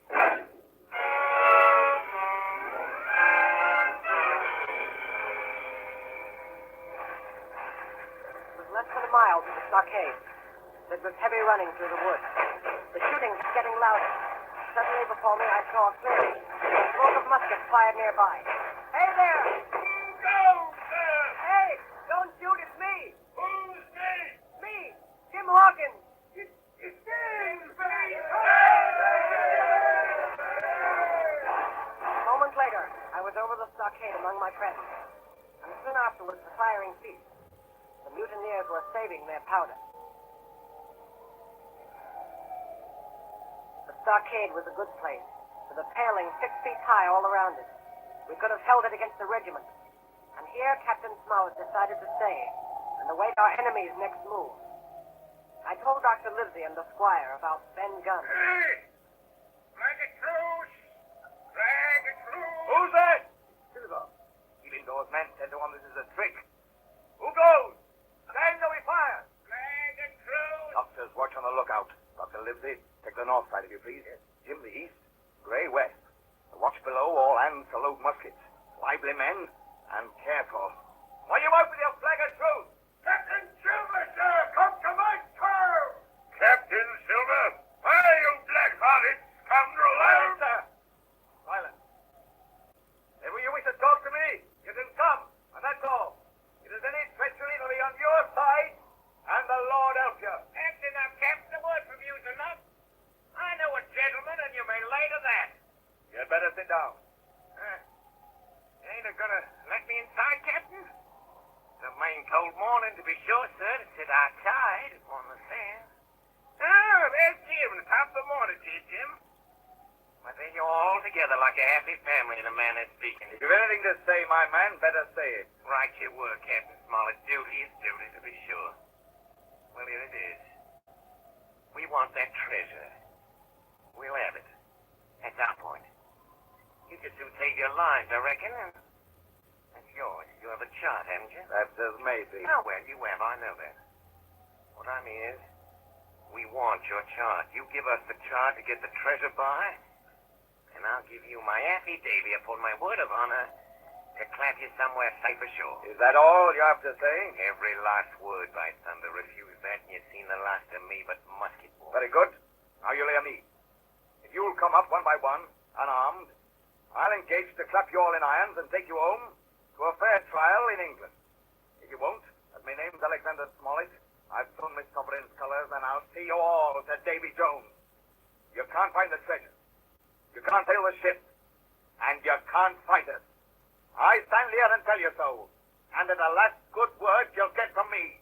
Now, tramp me that. Laugh! Laugh, by thunder, laugh! For an odd dog, you laugh on the other side. Then the dog will be the lucky one. 10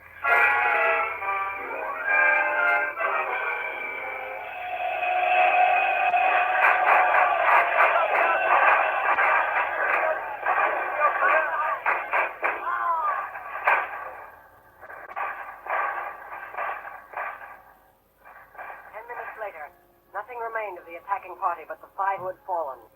4 on the inside and 1 on the outside of the palisade. The mutineers did not come back that night. They had got their rations, as the captain put it. The next day was stifling hot. After dinner, Dr. Livesey sent for me. Jim, was it cheese you said Ben Gunn had a fancy for? Yes, sir, cheese.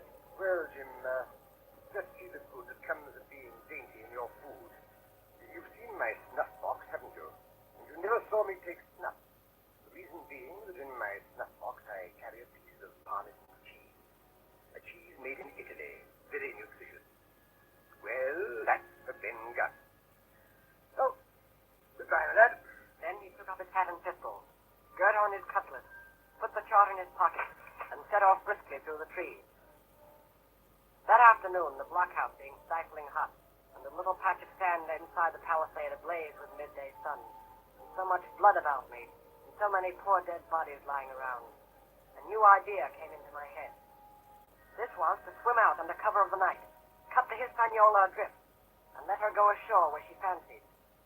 The mutineers, after their repulse of the morning, had nothing nearer their hearts than to up anchor and away to sea. This I thought would be a fine thing to prevent.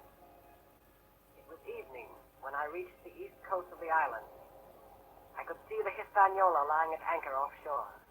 And there was the Jolly Roger, the black flag of piracy, flying from her peak. As the last rays of daylight dwindled and disappeared, absolute darkness settled down on Treasure Island.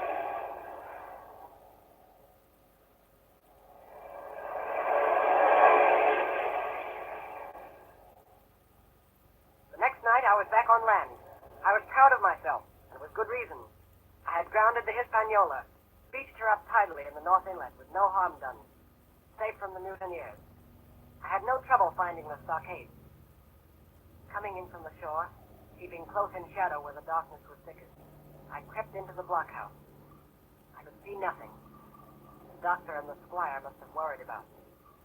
I should lie down in my own place, I thought, and enjoy their faces when they found me in the morning. I felt for a place to lie down. Piece of the bait! Piece of the bait! Help out! Piece of the bait! Help out! Bring a torch, Dick! Well, what shiver my timbers? Jim Hawkins. Dropped in like, eh? Quite a pleasant surprise for poor old John. I've always liked you when I have Jim for a lad of spirit. I picked him my own self when I was young and handsome. Always wanted you to join my camp, take your share and die a gentleman. And now, my cock, you've got to. You can't go back to your own lot. Where are they? Now, where do you think, my son? Have you killed them? What do you think? Well, I'm not such a fool, but I know pretty well what I have to look for. But there's a thing or two I have to tell you. And the first is this. Here you are in a bad way. Ship lost, treasure lost, men lost. And if you want to know who did it, it was I. I was in the apple barrel the night we sighted land. And I heard you, John, and you, Dick Johnson, and Hans was now at the bottom of the sea, and told every word you said before the hour was out. And as for the schooner, it was I who cut her cable. And it was I who brought her where you'll never see her more, not one of you. I no more fear you than I fear a fly. Oh, but what does that near go? You sneaking son of a... Come on, master! Who are you, Tom Morgan? Maybe you thought you was captain here, perhaps. Did any of you gentlemen want to have it out with me? Him that wants it, you'll get it. You won't fight him by thunder, you'll obey. You may lay to it. I like that boy now. Never seen a better boy than that. He's more a man than any pair of ratty in this here house. What I say is this, let me see him that'll lay a hand on him, that's what I say. And you may lay to it. Seems to have a lot to say. Pipe up and let me hear it, or lay to. Now, What? we got something for you, John. Step up, I won't bite you. Hand it over, lubber. The black spot. I thought so. What's on it? Deposed. Deposed, that's it, is it? Very pretty road, to be sure. Like print, I swear.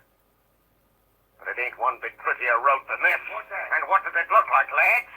A chart, that's what it is. A chart! A chart of this island, old Flint's chart. Now, what do you say to that? Yes, that's Flint, sure enough. That's it. Say, and a clothing to it. So we done ever. Silver's the man. Silver. Silver don't get me legs. Bobby you forever. Bobby you for captain. John Silver the captain.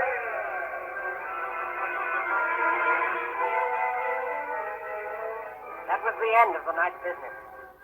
Only much later, I woke up suddenly and felt someone beside me. Jim. Jim, my boy. Yes, Long John?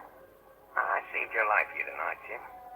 Now, you and me stick close, Jim, back to back like in case of trouble. And talking of trouble, Jim, why did those friends of yours leave that chart behind when they cleared out of here? They did, though. I came in here this morning and found the place empty and the chart lying there on the table where I couldn't miss it.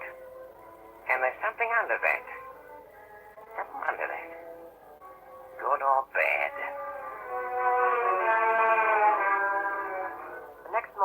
out after the treasure.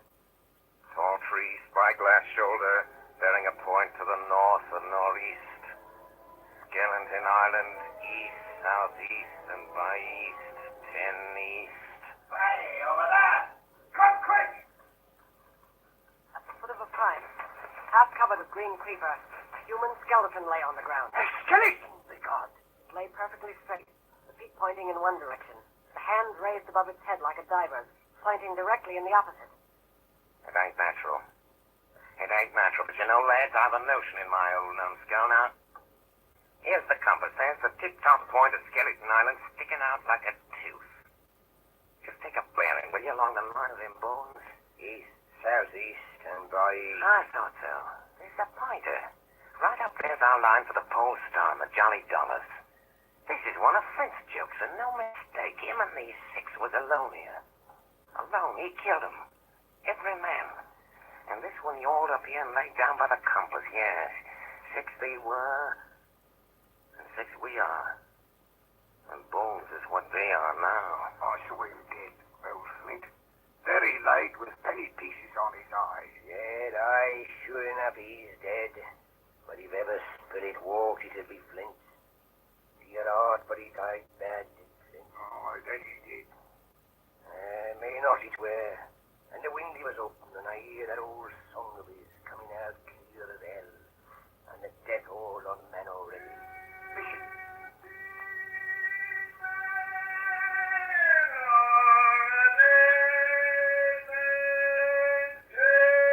Can you hear what I hear?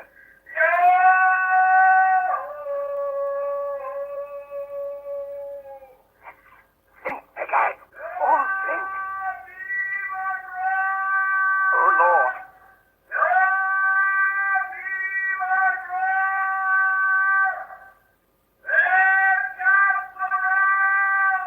It was his last words. Oh, Flint's last words about war. Oh, Lord, have mercy on me. Shipmates! Shipmates! That's 750,000 pounds, not a quarter of a mile from here. Where did a gentleman of fortune show his stand and that much dollars for a boozy old seaman with a blue mug? And him dead, too? G'day there, John. Down Joe Cross's spirit. Well, maybe. You know whose voice that was? It was like to somebody else's. It was like a... By the powers! Ben Gunn! Aye, aye. Aye. So it were. Ben Gunn it were. Why, nobody minds Ben Gunn. Dead or alive, nobody minds it.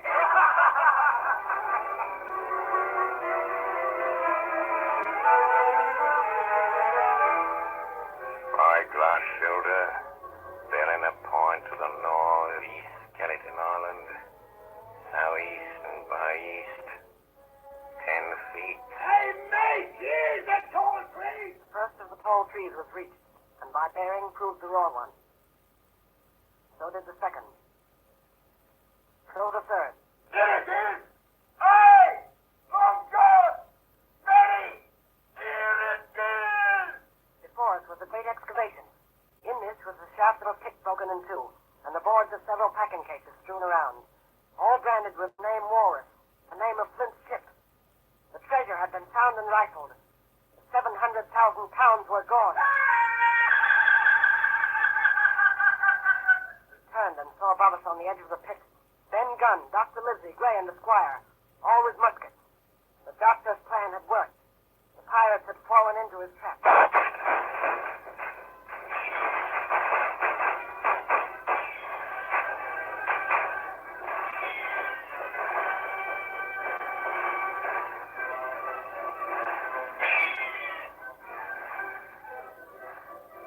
John Silver, you're a prodigious villain and an impostor.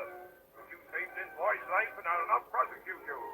But the dead men, sir, hang about your neck like millstones. Ain't you kind?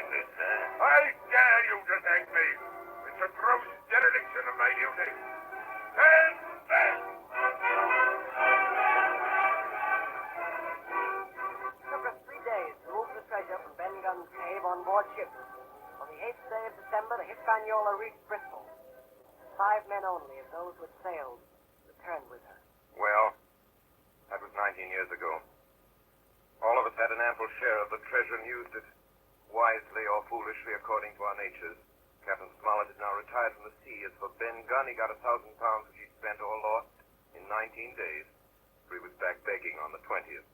Silver vanished on the voyage one night off the coast of Mexico, and we heard no more of him. The bar Silver, the arms still lie, for all I know, where Flint buried them.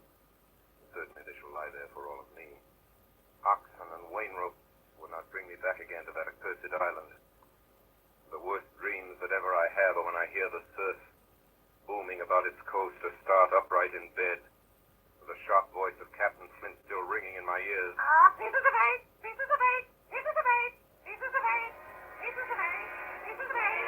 Pieces of eight!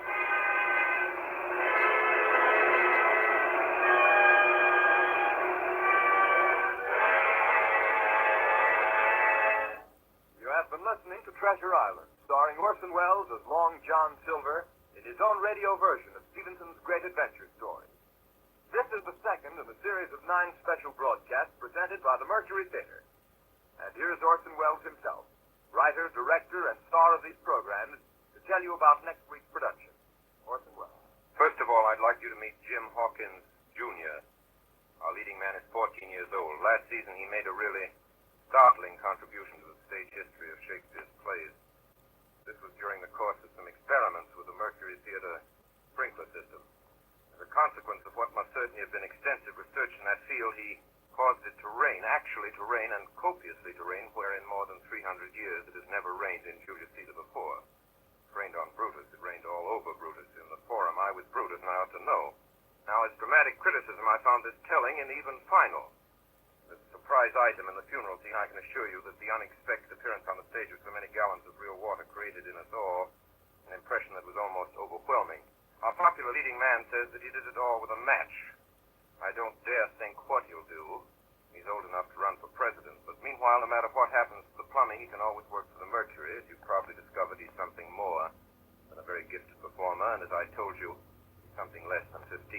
His name shall not be withheld. I refer to that fine old actor, Arthur Anderson. Mr. Anderson is not new to the microphone nor the Mercury. He was prominent in Shoemaker's Holiday and in Julius Caesar as Brutus's boy Jeeves, the sleepy-eyed, silver-throated Lucius in brass buttons. He was at least unforgettable.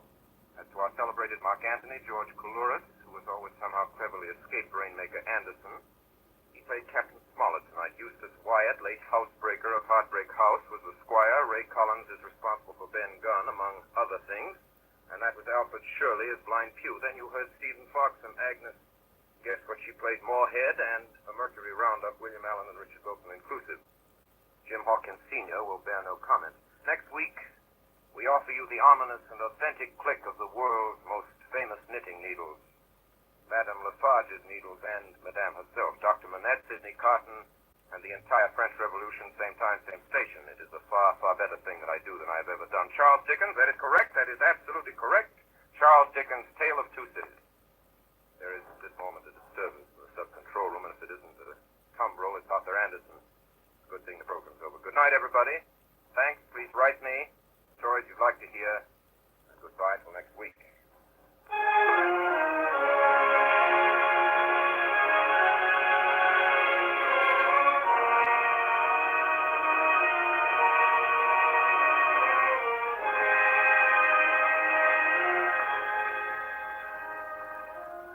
Remember, 9 o'clock Eastern Daylight Saving Time next Monday night for the Mercury Theater on the Air with A Tale of Two Cities by Charles Dickens.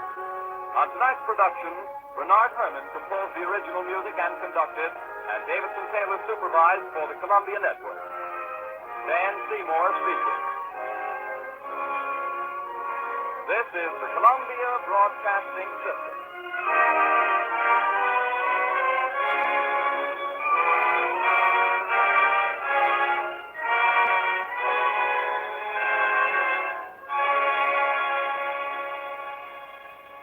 Mercury Theater on the Air.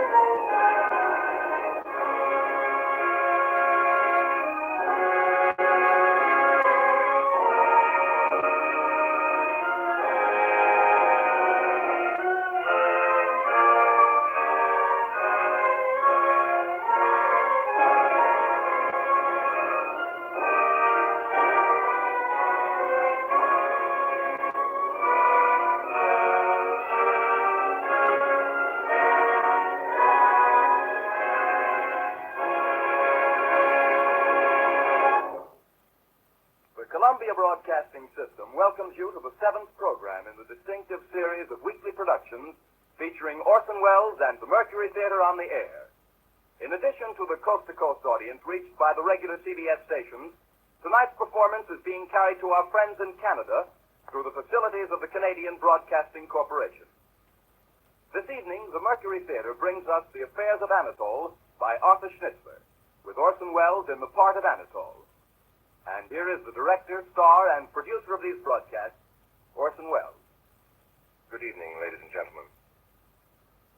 Arthur Schnitzler died in 1931, 6 years before Austria was finally erased off the map of Europe.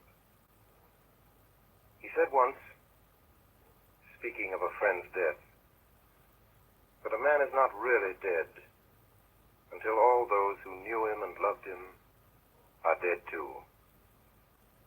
In a much deeper sense, this is true of a city. Vienna still lives today in the music and the words of the men who knew her and loved her. Not the city of ghosts and shadows that she had become since the war, but the flashing, imperial Vienna that she was at the turn of the century, when young Arthur Schnitzler, as a young man, gave up his medical practice to become her favorite writer. The Affairs of Anatole is Schnitzler's first and most popular work. Subsequently, he wrote plays, novels, and short stories. And almost every word he wrote is about the city in which he spent the 70 years of his life. The streets of Vienna, the parks, the Viennese woods. These are the places where Schnitzler is most at home.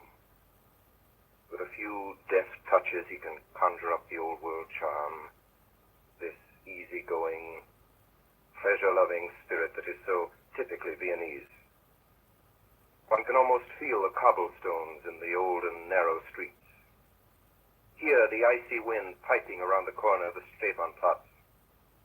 See the exquisite carved outlines of the Stephankirche melt into the snow. A few words.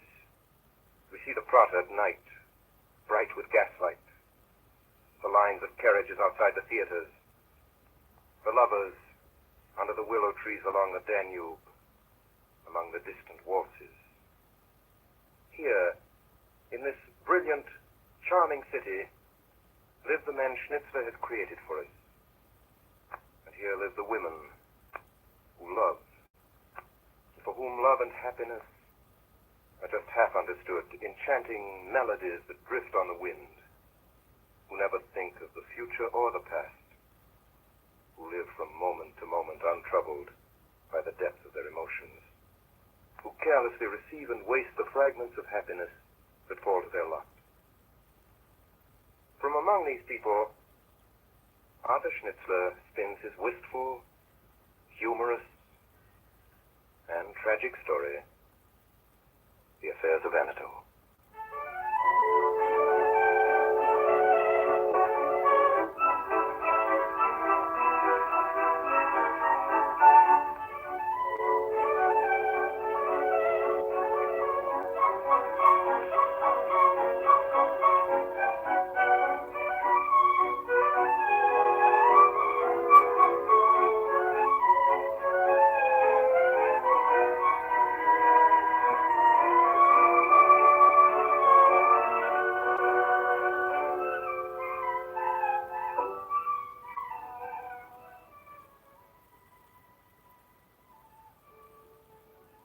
I am Max.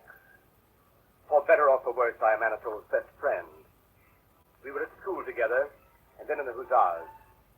I remember that winter well. It was the winter we had the Golden Room at Sacher's every night for supper.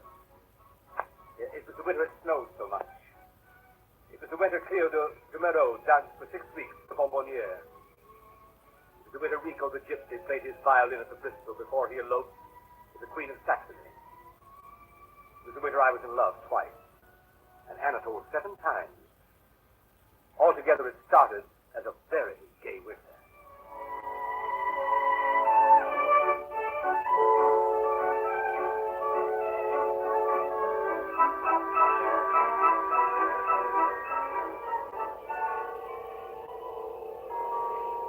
later that winter, something happened. Anatole began to behave very curiously. Now and then, people reported meeting him in the strangest places, in the snowy streets and beyond the ring at twilight, in little restaurants in the suburbs. And then suddenly, it was Christmas Eve in Vienna, and there were wreaths and candles in the windows. The shops in the Kirchstrasse were full of people buying presents for each other, and then hurrying home for dinner in the snow, as the evening bells began to ring high up in the State Tower.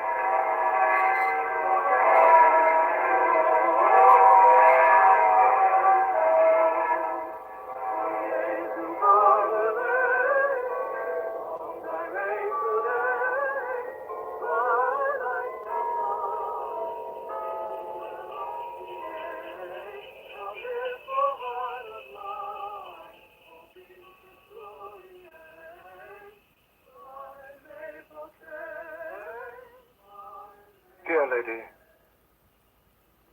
Oh, dear lady. What is it? What? Oh, you, Anatole. What are you doing with all those parcels and no umbrella?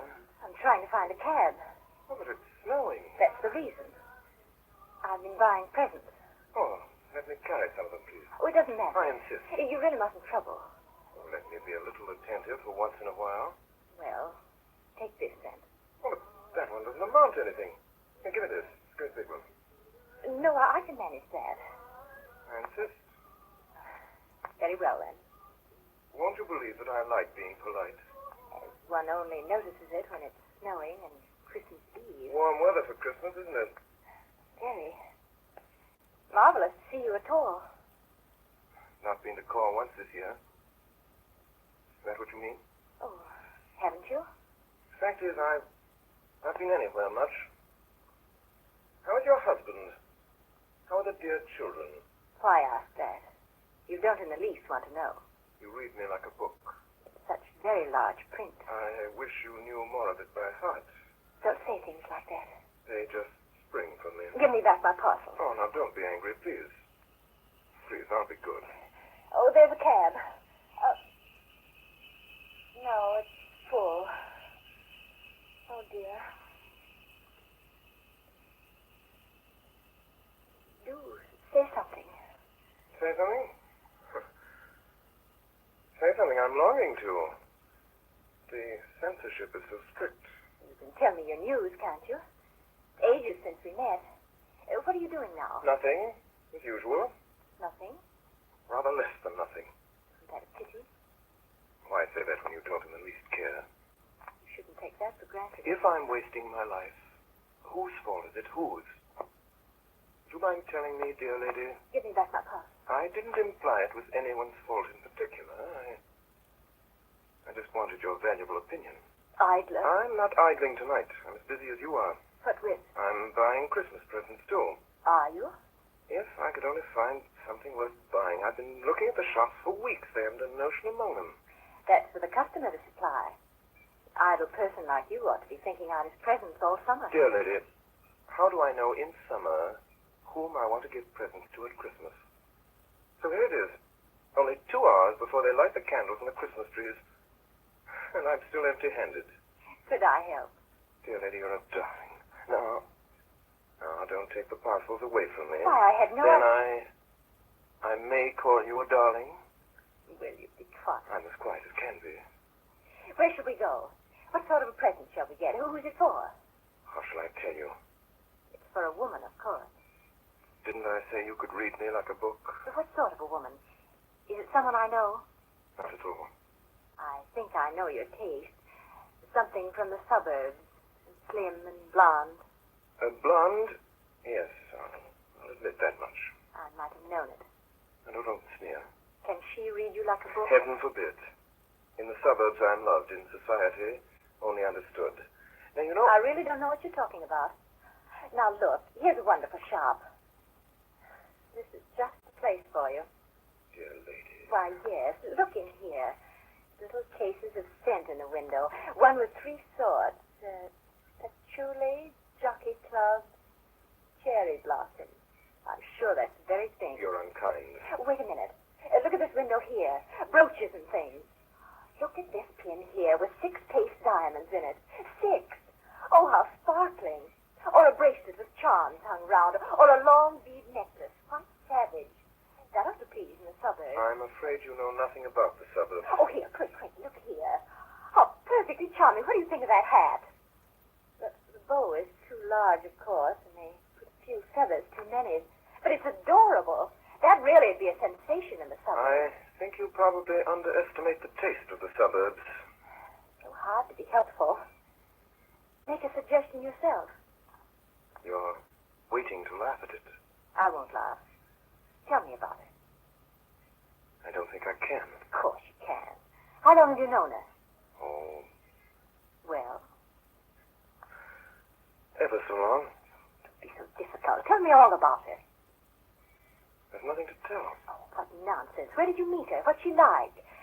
What's her age? Is she short, tall, dark, or fair? It'll only bore you. No, it won't. I've always wanted to know about that sort of person, what they're like. My dear lady, you'll never know. Why not?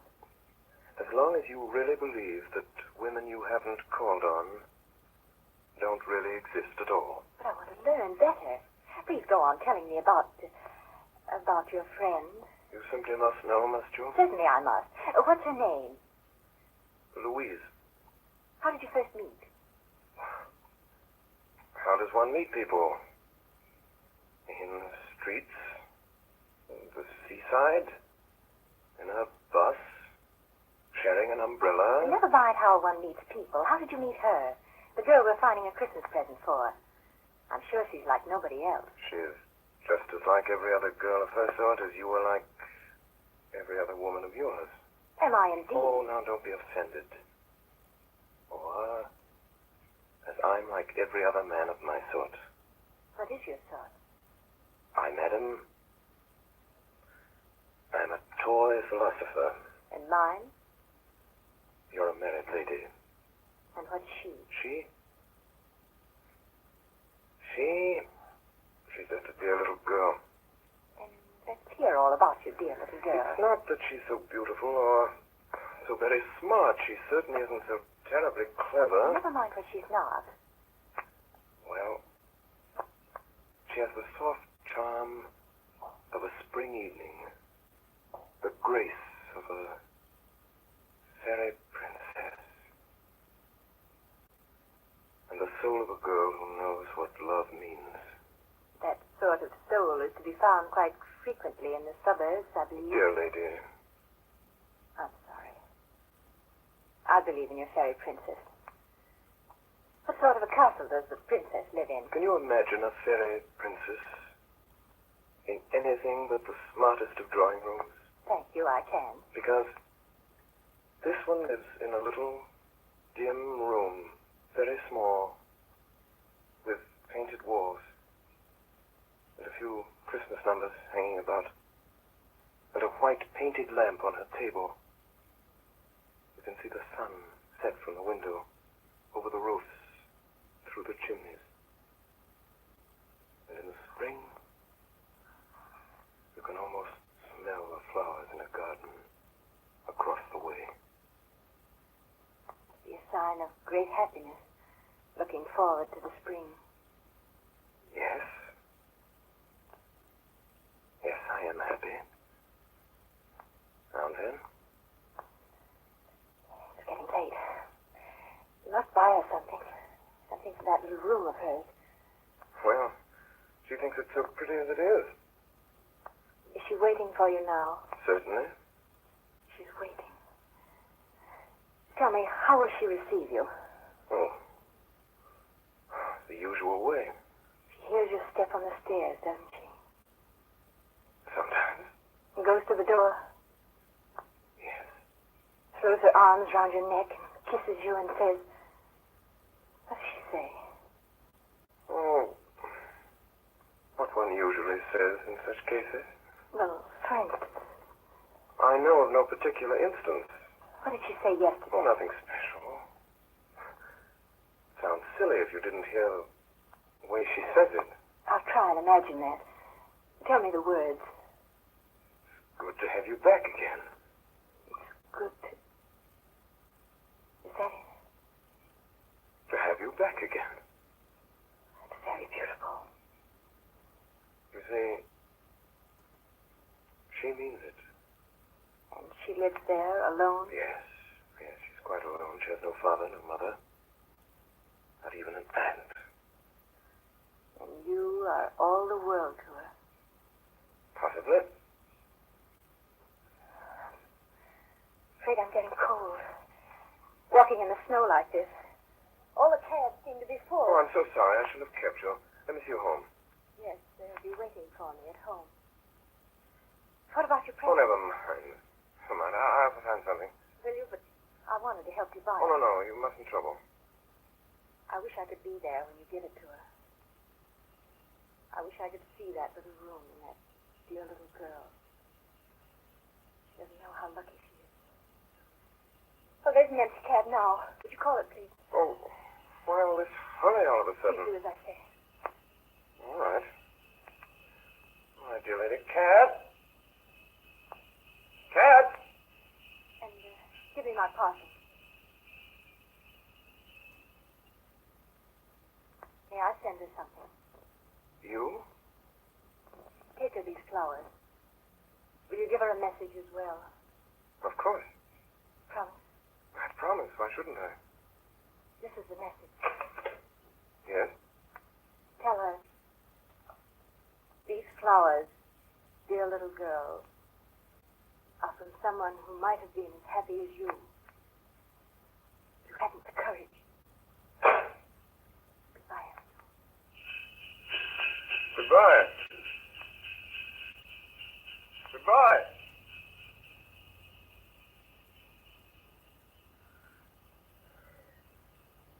Cab. Cab. I said cab.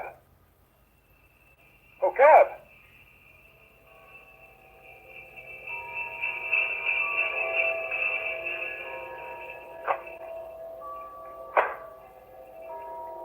Anatole gets in. He gives the driver an address in the suburbs. Then he settles back on the cushions, for he has a long drive before him.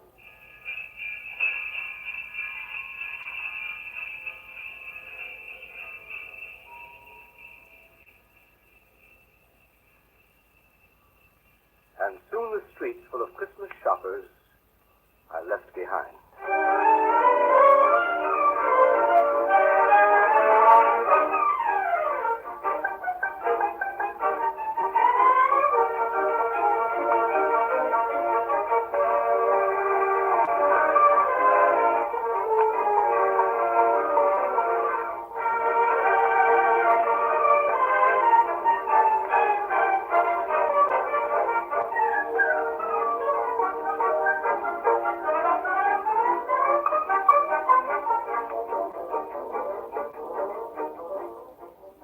One evening in February, it was the week Mr. Chef was singing at the Wintergarten. Anatole asked me to meet him for supper at Starter's. The Golden Room had been reserved by an Hungarian duke with curly mustaches. So we had the Red Room on the second floor, with the gingerbread mirrors and the crimson plush. Anatole took a long time ordering supper that night.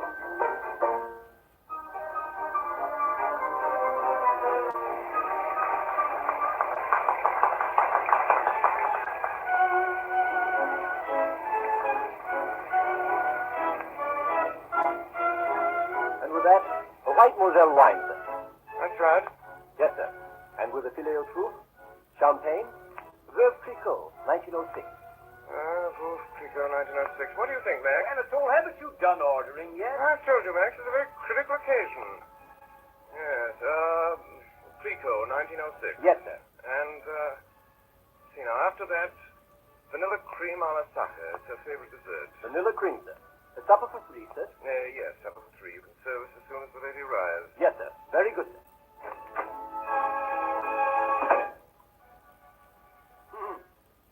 Suppose she doesn't turn up after all. It's only 10. Well, quarter after. Couldn't be here yet. The ballet must have been over long ago. Give her time to take her makeup off and get dressed. I say, Max, should I go over and wait for her? Oh, don't spoil the girl. Ha, ha, ha. Spoiler. Huh. Spoiler. I know you behave behave like a brute to her, well, that's one way of spoiling a woman. No doubt. You know, Max, I feel very solemn tonight. Solemn! Have you asked her to marry you? Worse than that. You have married her? I have not. What makes this evening so solemn, my friend, is that it is the end. What? Yes, our farewell supper. What am I here for? You, my best and oldest friend, you are to be the undertaker to our dead love.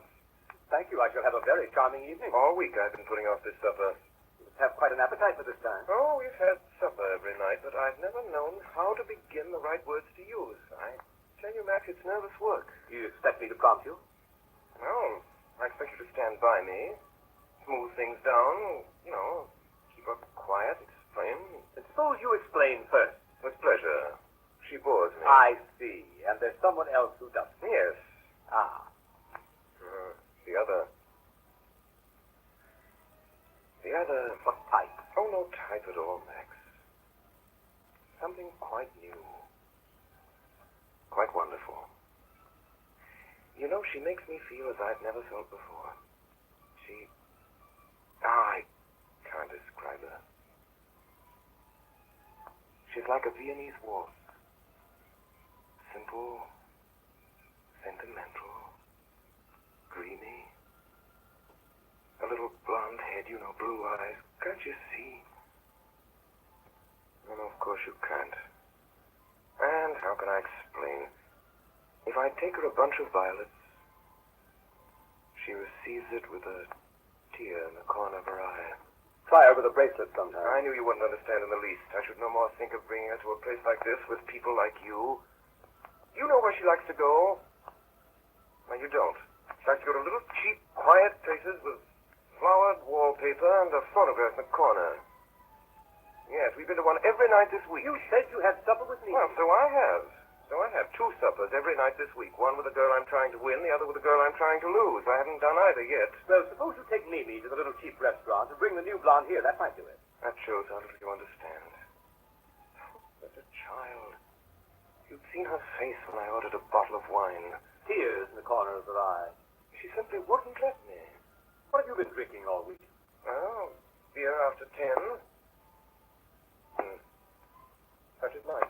Your life. But I've had enough of it. To a man with my nice sense of honor.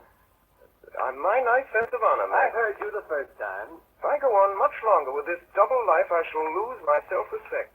I remember telling Mimi, in so many words soon after we met, when we swore that nothing should ever part us. Mimi, dear, I said, Mimi, whichever of us first discovers that our love is over, must tell the other, quietly and calmly. Besides swearing that nothing should ever part you. Good. If I have said it once, Max, I have said it 50 times. Mimi, I have said we are both perfectly free, I said. We shall go each our own way. Calmly, Max, and quietly. Only remember, Mimi, I said, if there's one thing I can't stand, it's deceit. Then it ought to be quite easy. Easy? I don't know. It comes to the point, somehow I can't tell her. Oh, she'll cry, Max. I know she'll cry. I can't bear that. Suppose she cries and I fall in love with her again. That wouldn't be fair to the other one. And if there's one thing you can't stand, it's deceit. And what do I do here tonight? Well, it'd be easier with you here, old man. Happy to oblige. How shall I start? Tell her she's better off without you? Is that what you want me to do? That's something of the sort. Tell her she won't be losing so much, you know. Yes. Yeah, there are hundreds of better-looking men. Better-looking, richer men. Handsomer, richer, and cleverer. I shouldn't exaggerate. Come in. The lady, sir. Sure in. This way, madam. Oh, so here you are. Yes. Here we are. Here we are. Let me take your wrap. You're a nice one, aren't you? I looked all over the theater. Good thing you hadn't far to come, wasn't it? You said you'd be there. You ought to be there. Hello, Max. Let's feed. Come in. What you knocking for, Jane? You can serve supper now, Yes. waiter. Yes. You weren't out front tonight. No, I wasn't out Well, till you didn't miss much. It was awful. Anatole, I've a bit of news for you. Have you, my dear? Have you? Important. Mm-hmm. Yes, it may surprise you a bit, perhaps. Well, bit of news for you too, my dear. Oysters, madame? Of course I want oysters. You needn't stay, waiter. We will ring. Well, my dear? I think perhaps it'll surprise you, Anatole. Though I don't see why it should. And then again, perhaps it won't. Shouldn't really. Don't tell me they've raised your salary. Don't interrupt, Max. No, why should it? I say, are these English or Belgian oysters? Belgian. Oh, I do like oysters. They're the only things you can go on eating and eating. Eating and eating and eating. That's what I always say. Well, this is important news. Do you remember something you said once? I say so many things. Oh, I remember your saying it. You said, Mimi, if there's one thing I can't bear, it's deceit. Go on. Go on. Always tell each other the whole truth before it's too late. That's what you said. Yes, Anatole, suppose it is too late. What's that?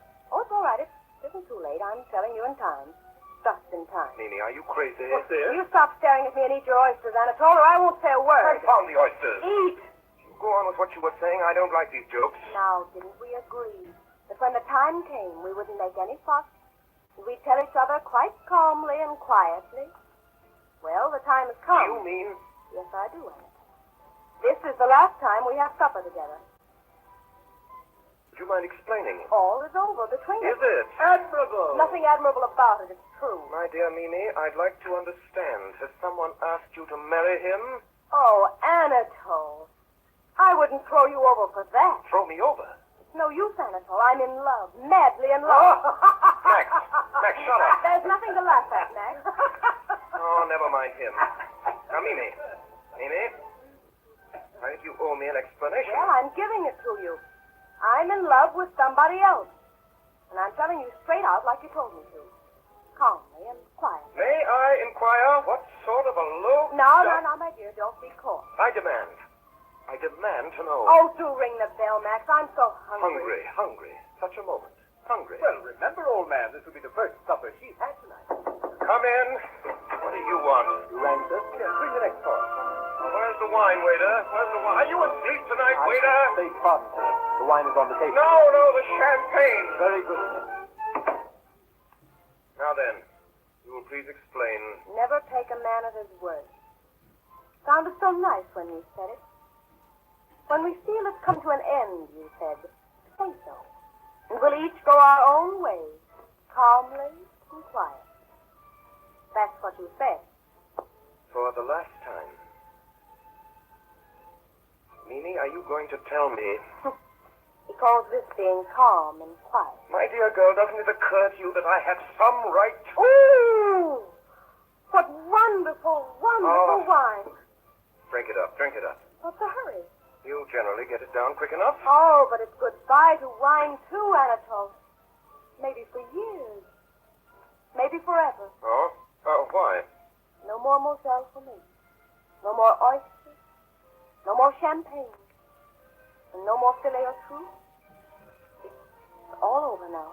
Now then, who's the lucky fellow? If I told you, you wouldn't be any the wiser. Well, what sort of a chap is he? How'd you come across him? What does he look like? He's a perfect picture of a man. Fun. Yes, that's fun. There'll be no more oysters for me. Yes, he said that. No more champagne. Confound it, there must be something else to tell about him besides the fact that he can't buy you oysters and champagne. Yes, that isn't what you call a professor. Oh, you make me sick. What do I care as long as I love him? I'm going to try throwing myself away for once. I've never felt this way about anyone before. Ever. Is he a clerk, Mimi? Is he a chimney sweep? Is he a candlestick maker? Don't you insult him. He's an artist. What kind of an artist? A trapeze artist? He's a fellow artist of mine. Oh, an old friend, eh? You've been seeing a lot of him, eh? Do you think I'd be telling you if I had? I'm taking you at your word. I'm telling you about it now, before it's too late. So, you're in love with him? Yes. Oh! Do I know the fellow? I don't suppose you've ever noticed it. He's in the cars, but he'll go far. When did this thing start? Tonight? That's not true. Oh, yes, it is. Tonight, I knew it was my fate. Your fate, Max. Her fate. Yes, my fate. Why not? Well, a thing like that is fate. Now, Mimi, I want to know the whole story. I have a right to know. Now, how long has this been going on? When did it begin? When had that fella the confounded... Yes, I think you really ought to tell us. So, this is all the thanks I get for doing the straight thing. Give me some more champagne then. Haven't you had enough? What? When it's the last I'll get? For a week or so. Forever. I'm going to stick to Carl. I love Carl for himself alone. He won't bully me, darling. Mimi. Mimi, I want the truth. How long has this thing been going on under my very nose? How long, Mimi? Tonight, indeed. Don't believe it if you don't want to. Mimi, tell the truth. You and Anatole can't part friends unless you do. And after that, I've a bit of news for you.